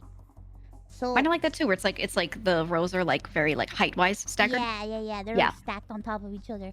And then I saw a girl getting like eyelashes like implanted into her eyelash. Like, do they do it similarly to like hair plugs? It's just like hair plugs, kind of. They don't last long. They last like I think they last like a few months to a year, and you have to like continuously get them put in. Ooh, no. But they I would worry about like just like things. Put it in there. Oh God, no. Oh God, no. And No. Especially if you have to do it again. Like anything that you have to repeat like that, like it kind of ruins the integrity of the area, right? Like it just over time, it's not good. You have to like keep on doing it. That's just. And you build scar tissue. Like no, girl, no, don't do it. Oh, I couldn't. Yeah, I feel very lucky in that department. I'm like, my eyelashes are good, my eyebrows are good. Like I don't have to do any of this crazy stuff. I just. That freaked me out. Do you ever get this problem?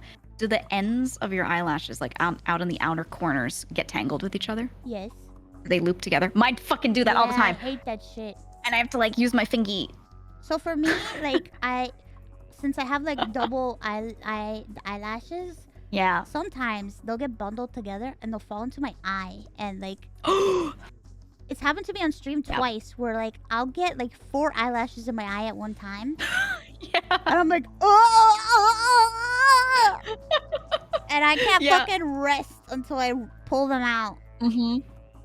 Yeah. I haven't had that happen on stream, but it happens to me all the time. I literally, I literally Literally have that problem all the time. Oh my god. Me too. I shed a lot. Here, look. I feel you. This is how they prep for the eyelash transplant. The eyelash implantation. No. No. Ah! She sent me a picture. Oh. I'm gonna show chat. Chat, I'm gonna show it to you. People are like, no, please. Don't show it to Picture me. of the eyelashes. Oh, they put the little napkin underneath the eyelashes and they lay them out. Why not just get extensions? The ones where they like attach it to the existing eyelashes and they're basically like gluing or tying on or adhering more lashes to your existing ones, and then you get that redone. Like just do that. This one's kind of like, they kind of do it like it. This one. I just feel like it's just so like scary that it's so close to your eyeball. Yeah, I just wear fake eyelashes, man. just glue them on. Look, guys, look what they're doing.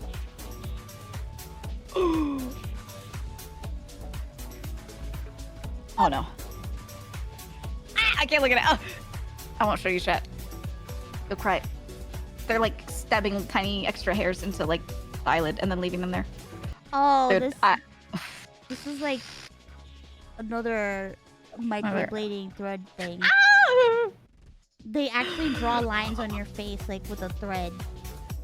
To align Look at it, this yeah. geometry. Dude, when they do that, Look at the geometry.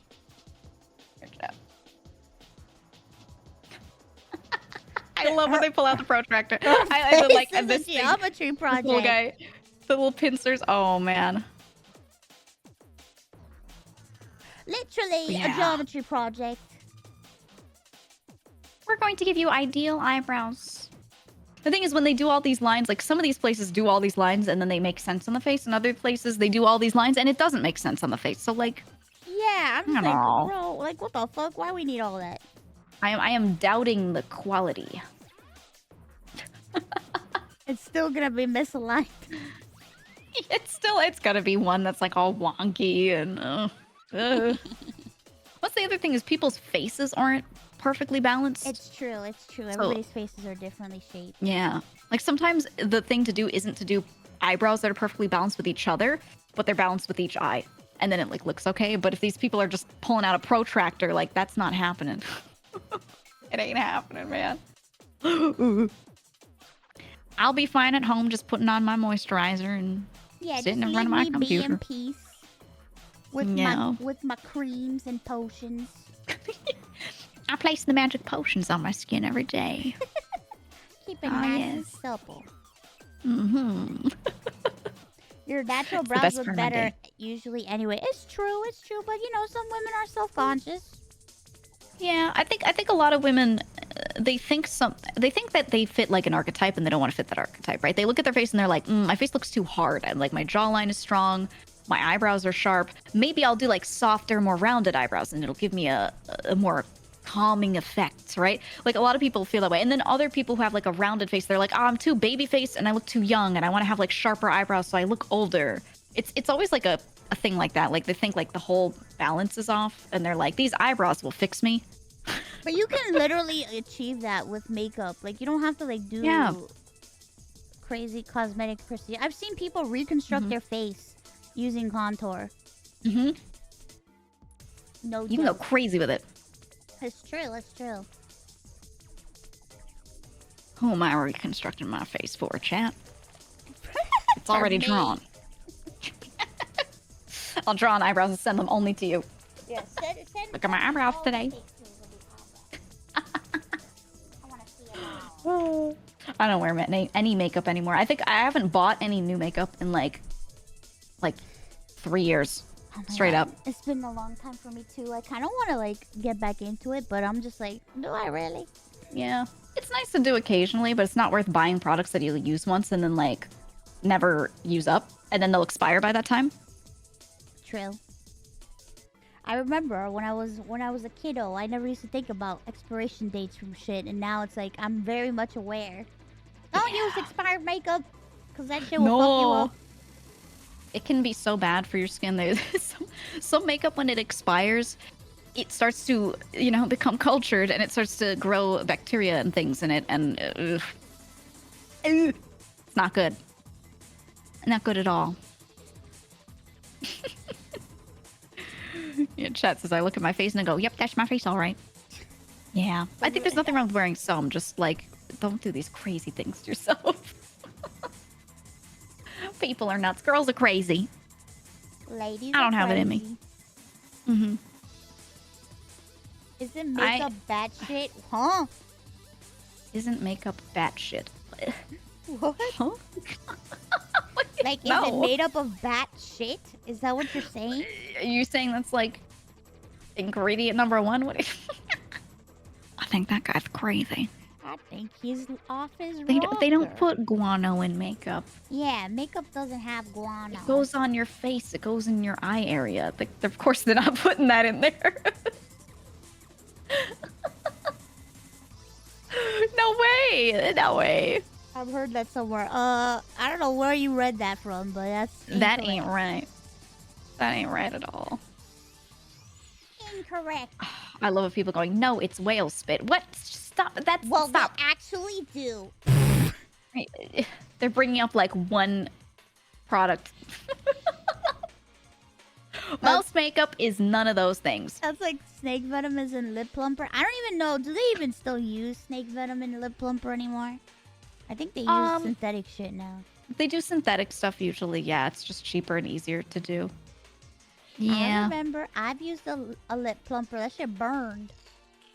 Dude, oh, it burns and then you feel like tingly for a long time Yeah. after. It's just weird. It's just weird. I got some skincare that's bee venom in it though. What? One of my skincare products has a little bee venom in it. Is bee venom? Yeah. Ooh, how does that work? How does that work out for you? So it has it's not that the bee venom itself is important. It's that within the bee venom there are a few naturally occurring compounds that are good for skincare. They're good for like literally for hydration. Ooh. Yeah. Yeah. I gotta get on the bee venom train. It's good. It's good. It's not the most important. The most important part of that product is a different ingredient. It's mostly snail gunk. But Wait, what's the name of it? it's from Benton. Oh my god. Snail bee essence. That's my favorite one. I'm hearing so many good things about that thing. Uh-huh. Uh-huh. And I'm like, should I jump on that or no? And I haven't. That one's good. Really? It's pretty good. It's if I took it out of my routine, it wouldn't like be the end of the world, but it's good for taking any hyperpigmentation and like reducing it. And I don't get breakouts very often at all, but when I do have one, it takes like 6 months for a mark to go away from it. Like the resulting hyperpigmentation, and that like helps break it I down heard really nothing well. but great things about that snail stuff. Mm-hmm. About the snail mucus. Snail mucin in general is it's really gentle, so if your skin is not good with like anything, if it freaks out over a lot of products and stuff, snail mucin is gonna act just like human mucus basically, right? Where it just does nothing to the skin. It just sits on top of it and hydrates it. That's it. And it's good like that. And then it's if you want anything to heal, so if you like exfoliating, right? You like chemical exfoliants or something like that, and really like just even physical exfoliation. You like taking off layers of skin on the outside, and you love that. Snail mucin is one of the best things to put back on top of that to like heal it up really quickly, so you don't ever feel like raw or, you know, irritated. It's my favorite. Oh man. I love it. I love it so much, and everyone in chat, every time I mention it, they're like, ew, ew, ew, but like, no, it's fine. It's just snail mucin. It's good. And they harvest it in a really, really, really good way. It doesn't harm them at all. Oh. They basically have them crawl, and it's filtered out. It's filtered out and cleaned, you know what I mean? Like, there's nothing growing in it. It's not, they don't just, like, squeeze a snail. But, like, they basically, like, they crawl around in their little enclosure, and they're well-fed and everything, and they crawl around on this mesh. And the mesh has the absolute smallest, tiniest electrical current going through it. The tiniest. And that sends that little impulse to the bottom of the snail, and it just, like, gets the mucin to just like come out. That's interesting.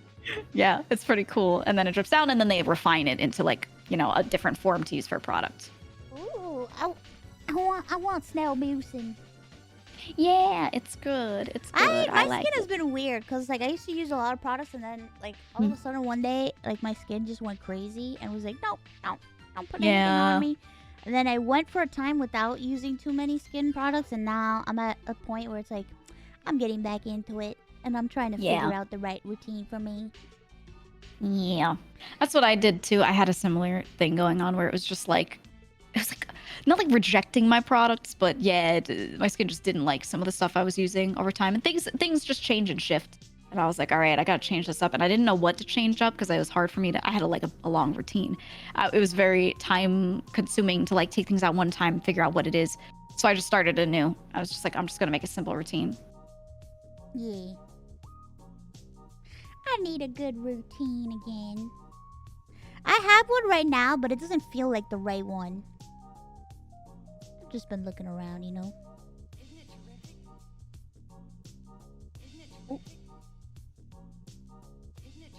Sorry, I was telling someone something. Oh. He's essaying with TTS. Essay with TTS. You could just type it. It's okay, man. It's okay. It's all right. Shame on you, essay with TTS. It's all right, buddy. But yeah, I love snail gunk, man. If I had to pick one product other than sunscreen, I had to take everything else out of my routine and just use one thing forever, I would just pick snail gunk. That's it. Snail gunk is great. Yep, I'd throw that shit on my face and call it a day. I also it's would that like good. to use those hydrocolloid stickers. Oh, yeah. They work so well for me.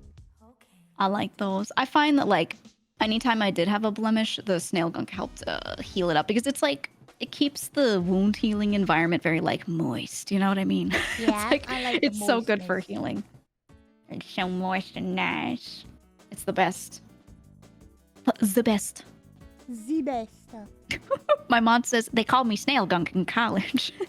Shut up. Oh, so many nicknames in college. She stole this bit from me, and it's all she does now, and it's funny. I'll say anything on stream. She's like, she called me that in college. Shut the hell up. That was my name in college. Moist slime. Moist. Yeah, I want my face to never be dry ever again. If I do my skincare often enough, I could keep my face moist for like a stretch of 5 years minimum. That's my goal. I just want to be hydrated all the time. Yeah. Moist. Honestly, step one is just drinking more water, though. True. Like, no matter how much you put on your skin, if you aren't drinking water, like, you're fucked. It's true. Yep. You need to hydrate yourself. If not, you're going to fuck yourself. Yes. And you don't want to fuck yourself. Not in the bad way. Do ya? Do ya? Do ya? I'm waiting for the one guy in chat to be like, actually, yes. Yes, I do. How'd you know? How did you know this is what I like? You little freak. You little freak. Little freak, I see you. I see you, little freak. But yeah, that's like, I think like my order of like most important for skin to least is like hydrate by drinking water, then use sunscreen, then use a moisturizer. Like those are like the top three. It's honestly just drinking water is the best. True. Someone said, for some reason, IV drips make people super hydrated. Yeah, they're putting liquid in you. Yeah, that's the liquid you should be drinking. Yeah, if you were doing it right, you'd be drinking it, and if you sip it like throughout the day instead of just drinking it all at once, you'd be super hydrated too. Take it Just from like me. an IV drip. I was a lass who needed Yeah. IV drips every day because I just was not hydrated enough ever. Yeah, yeah. And you know, it sucks. Yep. You're getting your drinks through your veins. You should be drinking it from your mouth. Yeah. That's the way to do it. Holy, I come back from work. Giga won't pick up. Now it's 9,000 still on the call. What the hours. No, you called. How long has it been? Has it been that long, though? Well, it's kind of almost 9 p.m. What the True. We've been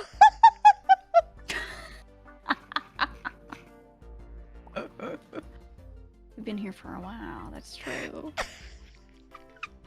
It's been like 3 hours. Holy shit! Girl, let me call you up real quick. Yeah, I just need to ask you something really, really fast. It's not I just gonna have like take long. one question. It's gonna be fine.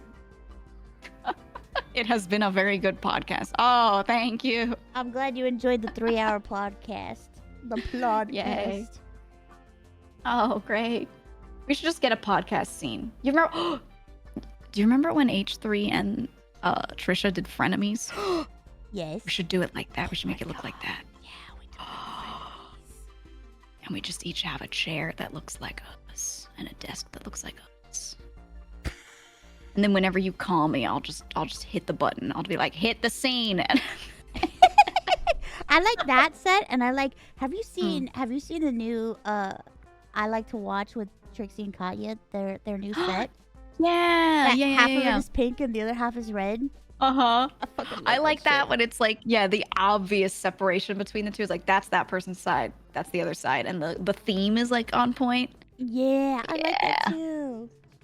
Let me get a picture of it for chat. Yeah, let me get a picture for it. I like to watch. Yeah. That's their podcast where they watch stuff and then they talk over it. Yeah, they watch I stuff think, on Netflix. I think I Like to Watch is like the best title because I say that all the time on stream and like people never like get what I'm saying. They'll be doing something in game or playing on some server together and they're like, oh, did you want to do this? And I'm like, no, it's fine. No. I like to watch. And they never pick up on it. They're They like, never do. excuse me? This is the You podcast like set, what guys. now? It's like half and half. It's like red for her on the right and then pink for her on the left. And the couch, I love that it's like 2 colors too. It's like a pink couch, a red couch. Cute. It's so cute. Yeah. Look how cute it is. I like that. That could be us. Girl. Oh my god, that could be Oh us. my god. Look at what she's doing. Look at what this girl is doing. What is she up to? I like how you have Trixie's arms up. Chat, imagine. Imagine this. Imagine this, but like it's ours and we got it drawn. It could be like pink and blue. Wait, what's my color? I don't even know what my color is. My What clothes is are your blue, but color? there's no blue on me. I don't fucking know. I got too many colors going on. I'll figure it out. Your color. You need to know your signature color. A lot of people, when they do subtitles for me, they use like a gray that kind of matches my hair color. It's like slightly bluish. I don't Slightly know. bluish gray. Your colors are green because you only talk money. Damn. What the fuck? Heavenly said that. Damn. Okay. Damn, bro. Whoa. Say less. Whoa. Blue steel gray. Blue on your steel outfit. gray. But not all of my outfits in the future will have blue on them. Hold on, I'm like I'm gonna not gonna Google keep Geega. that as the own thing. Hmm? I'm gonna Google Giga. What do you get? I get you. I get you everything. I get your Twitch. I get your Twitter, your YouTube, your wiki page. I get your videos. Mhm. I get The your only pictures. other Giga that's around is an enemy from the original Metroid. Yeah, you've overtaken that. Yeah, he used to show up before me, and now it's my time to shine. I think It's my time in the spotlight. it's so strange because like even though like your eye, I see your color being like red, but Yeah, a lot of the time when people draw backgrounds and things, they do like a muted red color or Ooh. like a slightly heart more medication. plum-leaning one. Go for it. Yeah, for I it, see chat. like Let's discuss colors. I see like red, but Yeah, it's like, like, it's not your quite outfit pink. is like dark, like steel blue. Yeah, I wanted to go for a red and blue theme, and then a lot of art they draw me with like magic emanating from both hands, and then one hand it's like bluish and one hand it's reddish. Let me find. I'll send you. I'll send you one. I'll send you a cool picture. It's your magic eyeball. Your example. magic eyeball is like It's like grayish, almost blue, but yeah, this the one under the eye patch. It's mostly like gray. Where the hell is this art of me? Oh yeah. I'll show I you chat. I'll see. show you guys. It's gonna be huge on my screen. Oops. Oops. But yeah, it's always like a red and blue motif, so if I have to pick one color, I don't know. I think the red fits because it's like your eye. Yeah.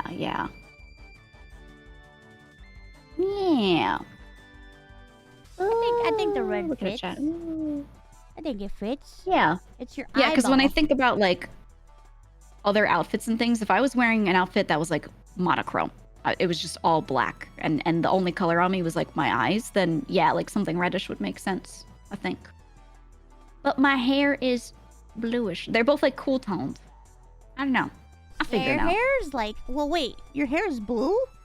Well, it's gray, silver, but it's like leaning very cool toned.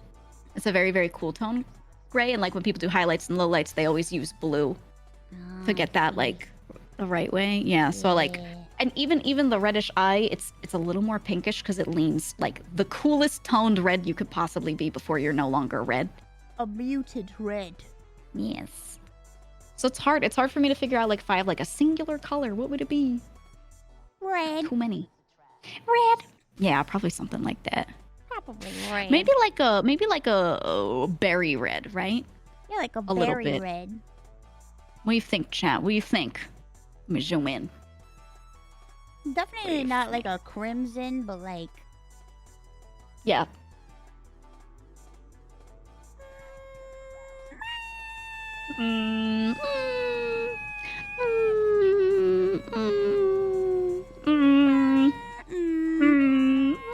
I don't know. Maybe.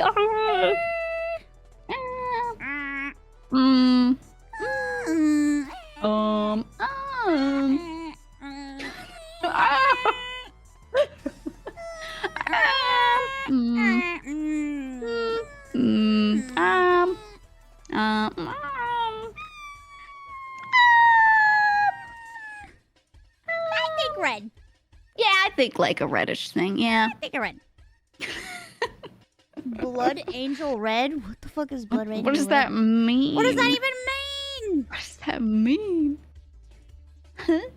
What does that even mean? What does What if that I type in mean? old Geega? What would come out? Just pictures of me because I'm already old. Pictures of me standing. Look at her. Look at this. Jesus Christ. Who is this?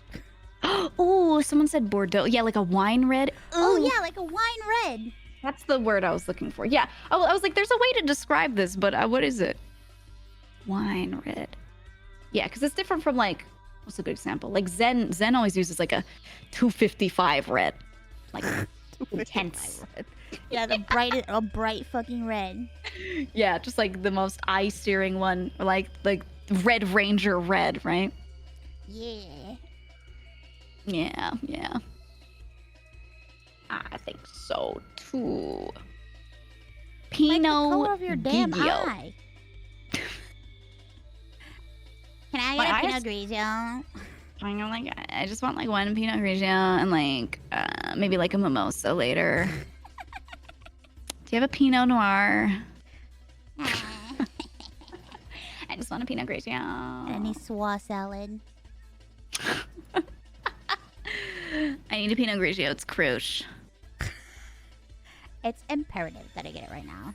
I like need it so bad. Like just Pinot Grigio. I have one friend. This You other have one VTuber. friend? I have one friend. I have one friend. And she's Period. another VTuber. And she kind of almost talks like that. Not with the bored sounding part, but she'll be like, oh my God, I was walking with my girlfriends the other day. And she's just like the most normal woman I have ever met on the internet. And she... Oh my. You gotta hear her. I'll make you hear her one of these days. I'll send you a clip. Yeah, chat, it's Olivia. Whenever I do voices like that, I think about how she's like unironically like that, but just not sounding bored. She's like the excited version of that. It's really cute. And she talks really fast. I'll find a clip one of these days. My chat, share a good clip of her talking in my Discord, and I'll send it to Mouse later. I love her very much. I was walking with my girlfriends in the mall, and like, we were gonna get our nails done. Just talk about that stuff, and I'm like, yes. Oh, sorry, I'm back. You're fine. You're fine. Chat, what do you think of that? What do you think of that kind of lady? I love ladies. I like that. I like ladies too. You know, I've never had this many female friends in my life until VTubing. Really? Because all of my hobbies revolved around, like, because I liked hunting and hiking with my dad. And I liked video games, but I especially liked playing, like, tabletop stuff when it came to doing things with other people. And I have brothers. And so, like, most of my close friends were just dudes, or I'm incredibly close with a lot of my brother's friends. They're basically like my brothers as well. Yeah. Because they would be over at our house all the time, and I would just see them constantly, and like they're just literally there every day. So like, I didn't need more friends because I had them around.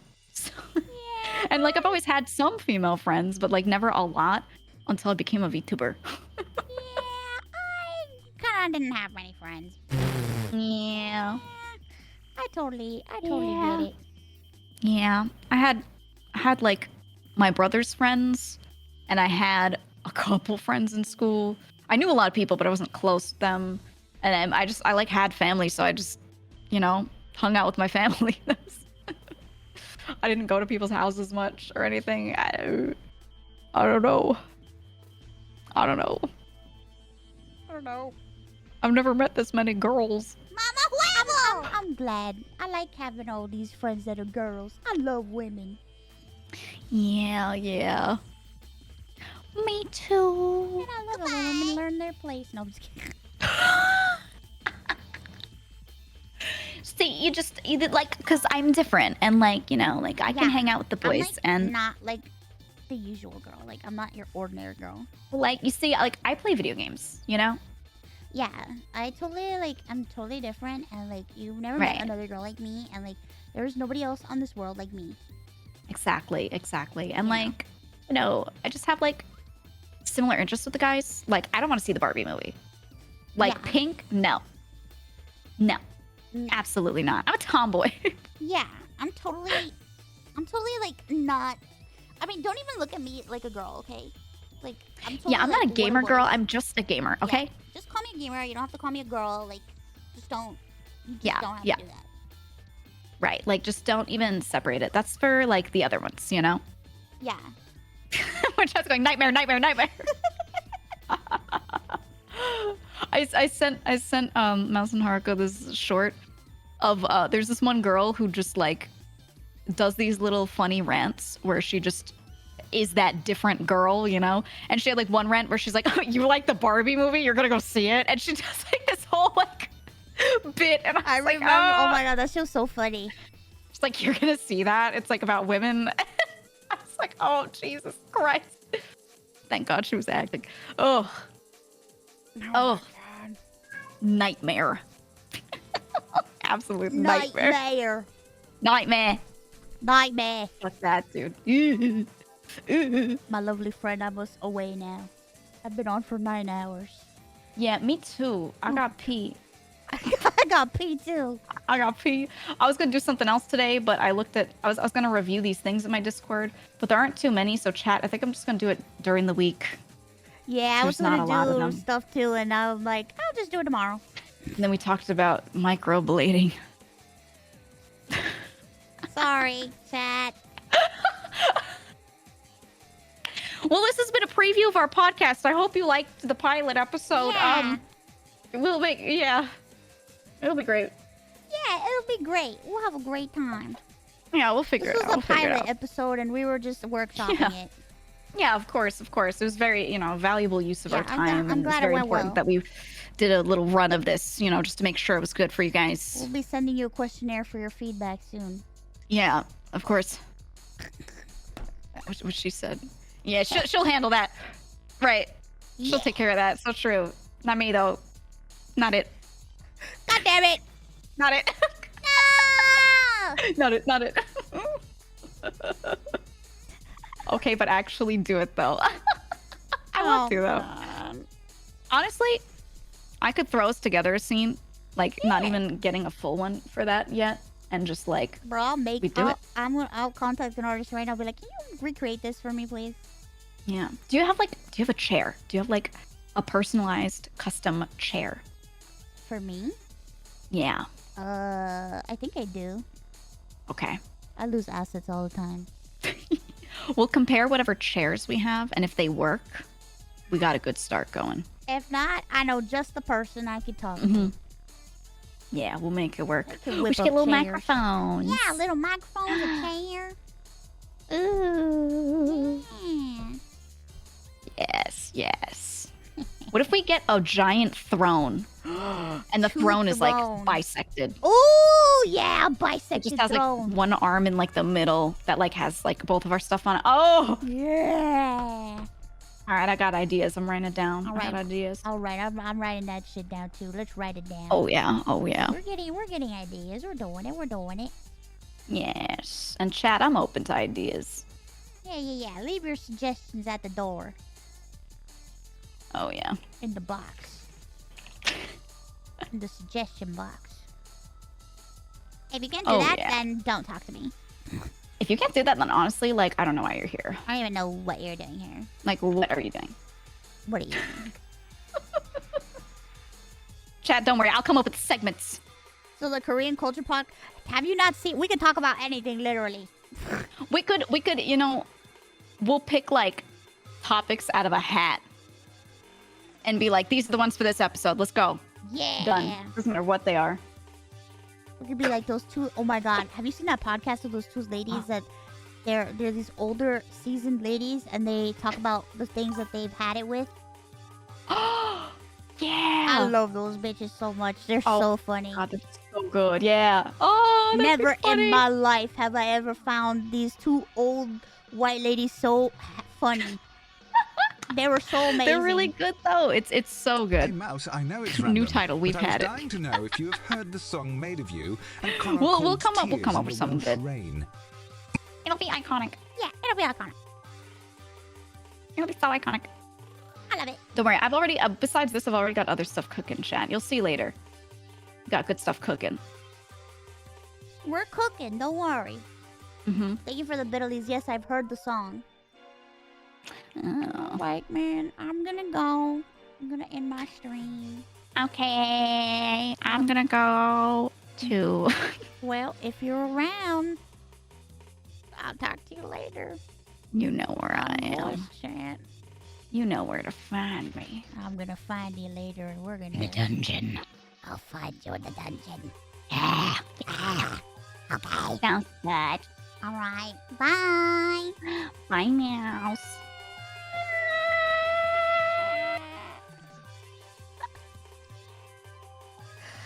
Oh my god, I love her. Bro, the tinnitus in my ears are so loud. I want to do 10 hours so bad, but I don't think I can. I need to take my ear medicine. I gotta take my ear medicine. I'm sorry we didn't do room review today, but we'll maybe we'll do it tomorrow. We'll see. Tomorrow. Listen, we have all week, okay?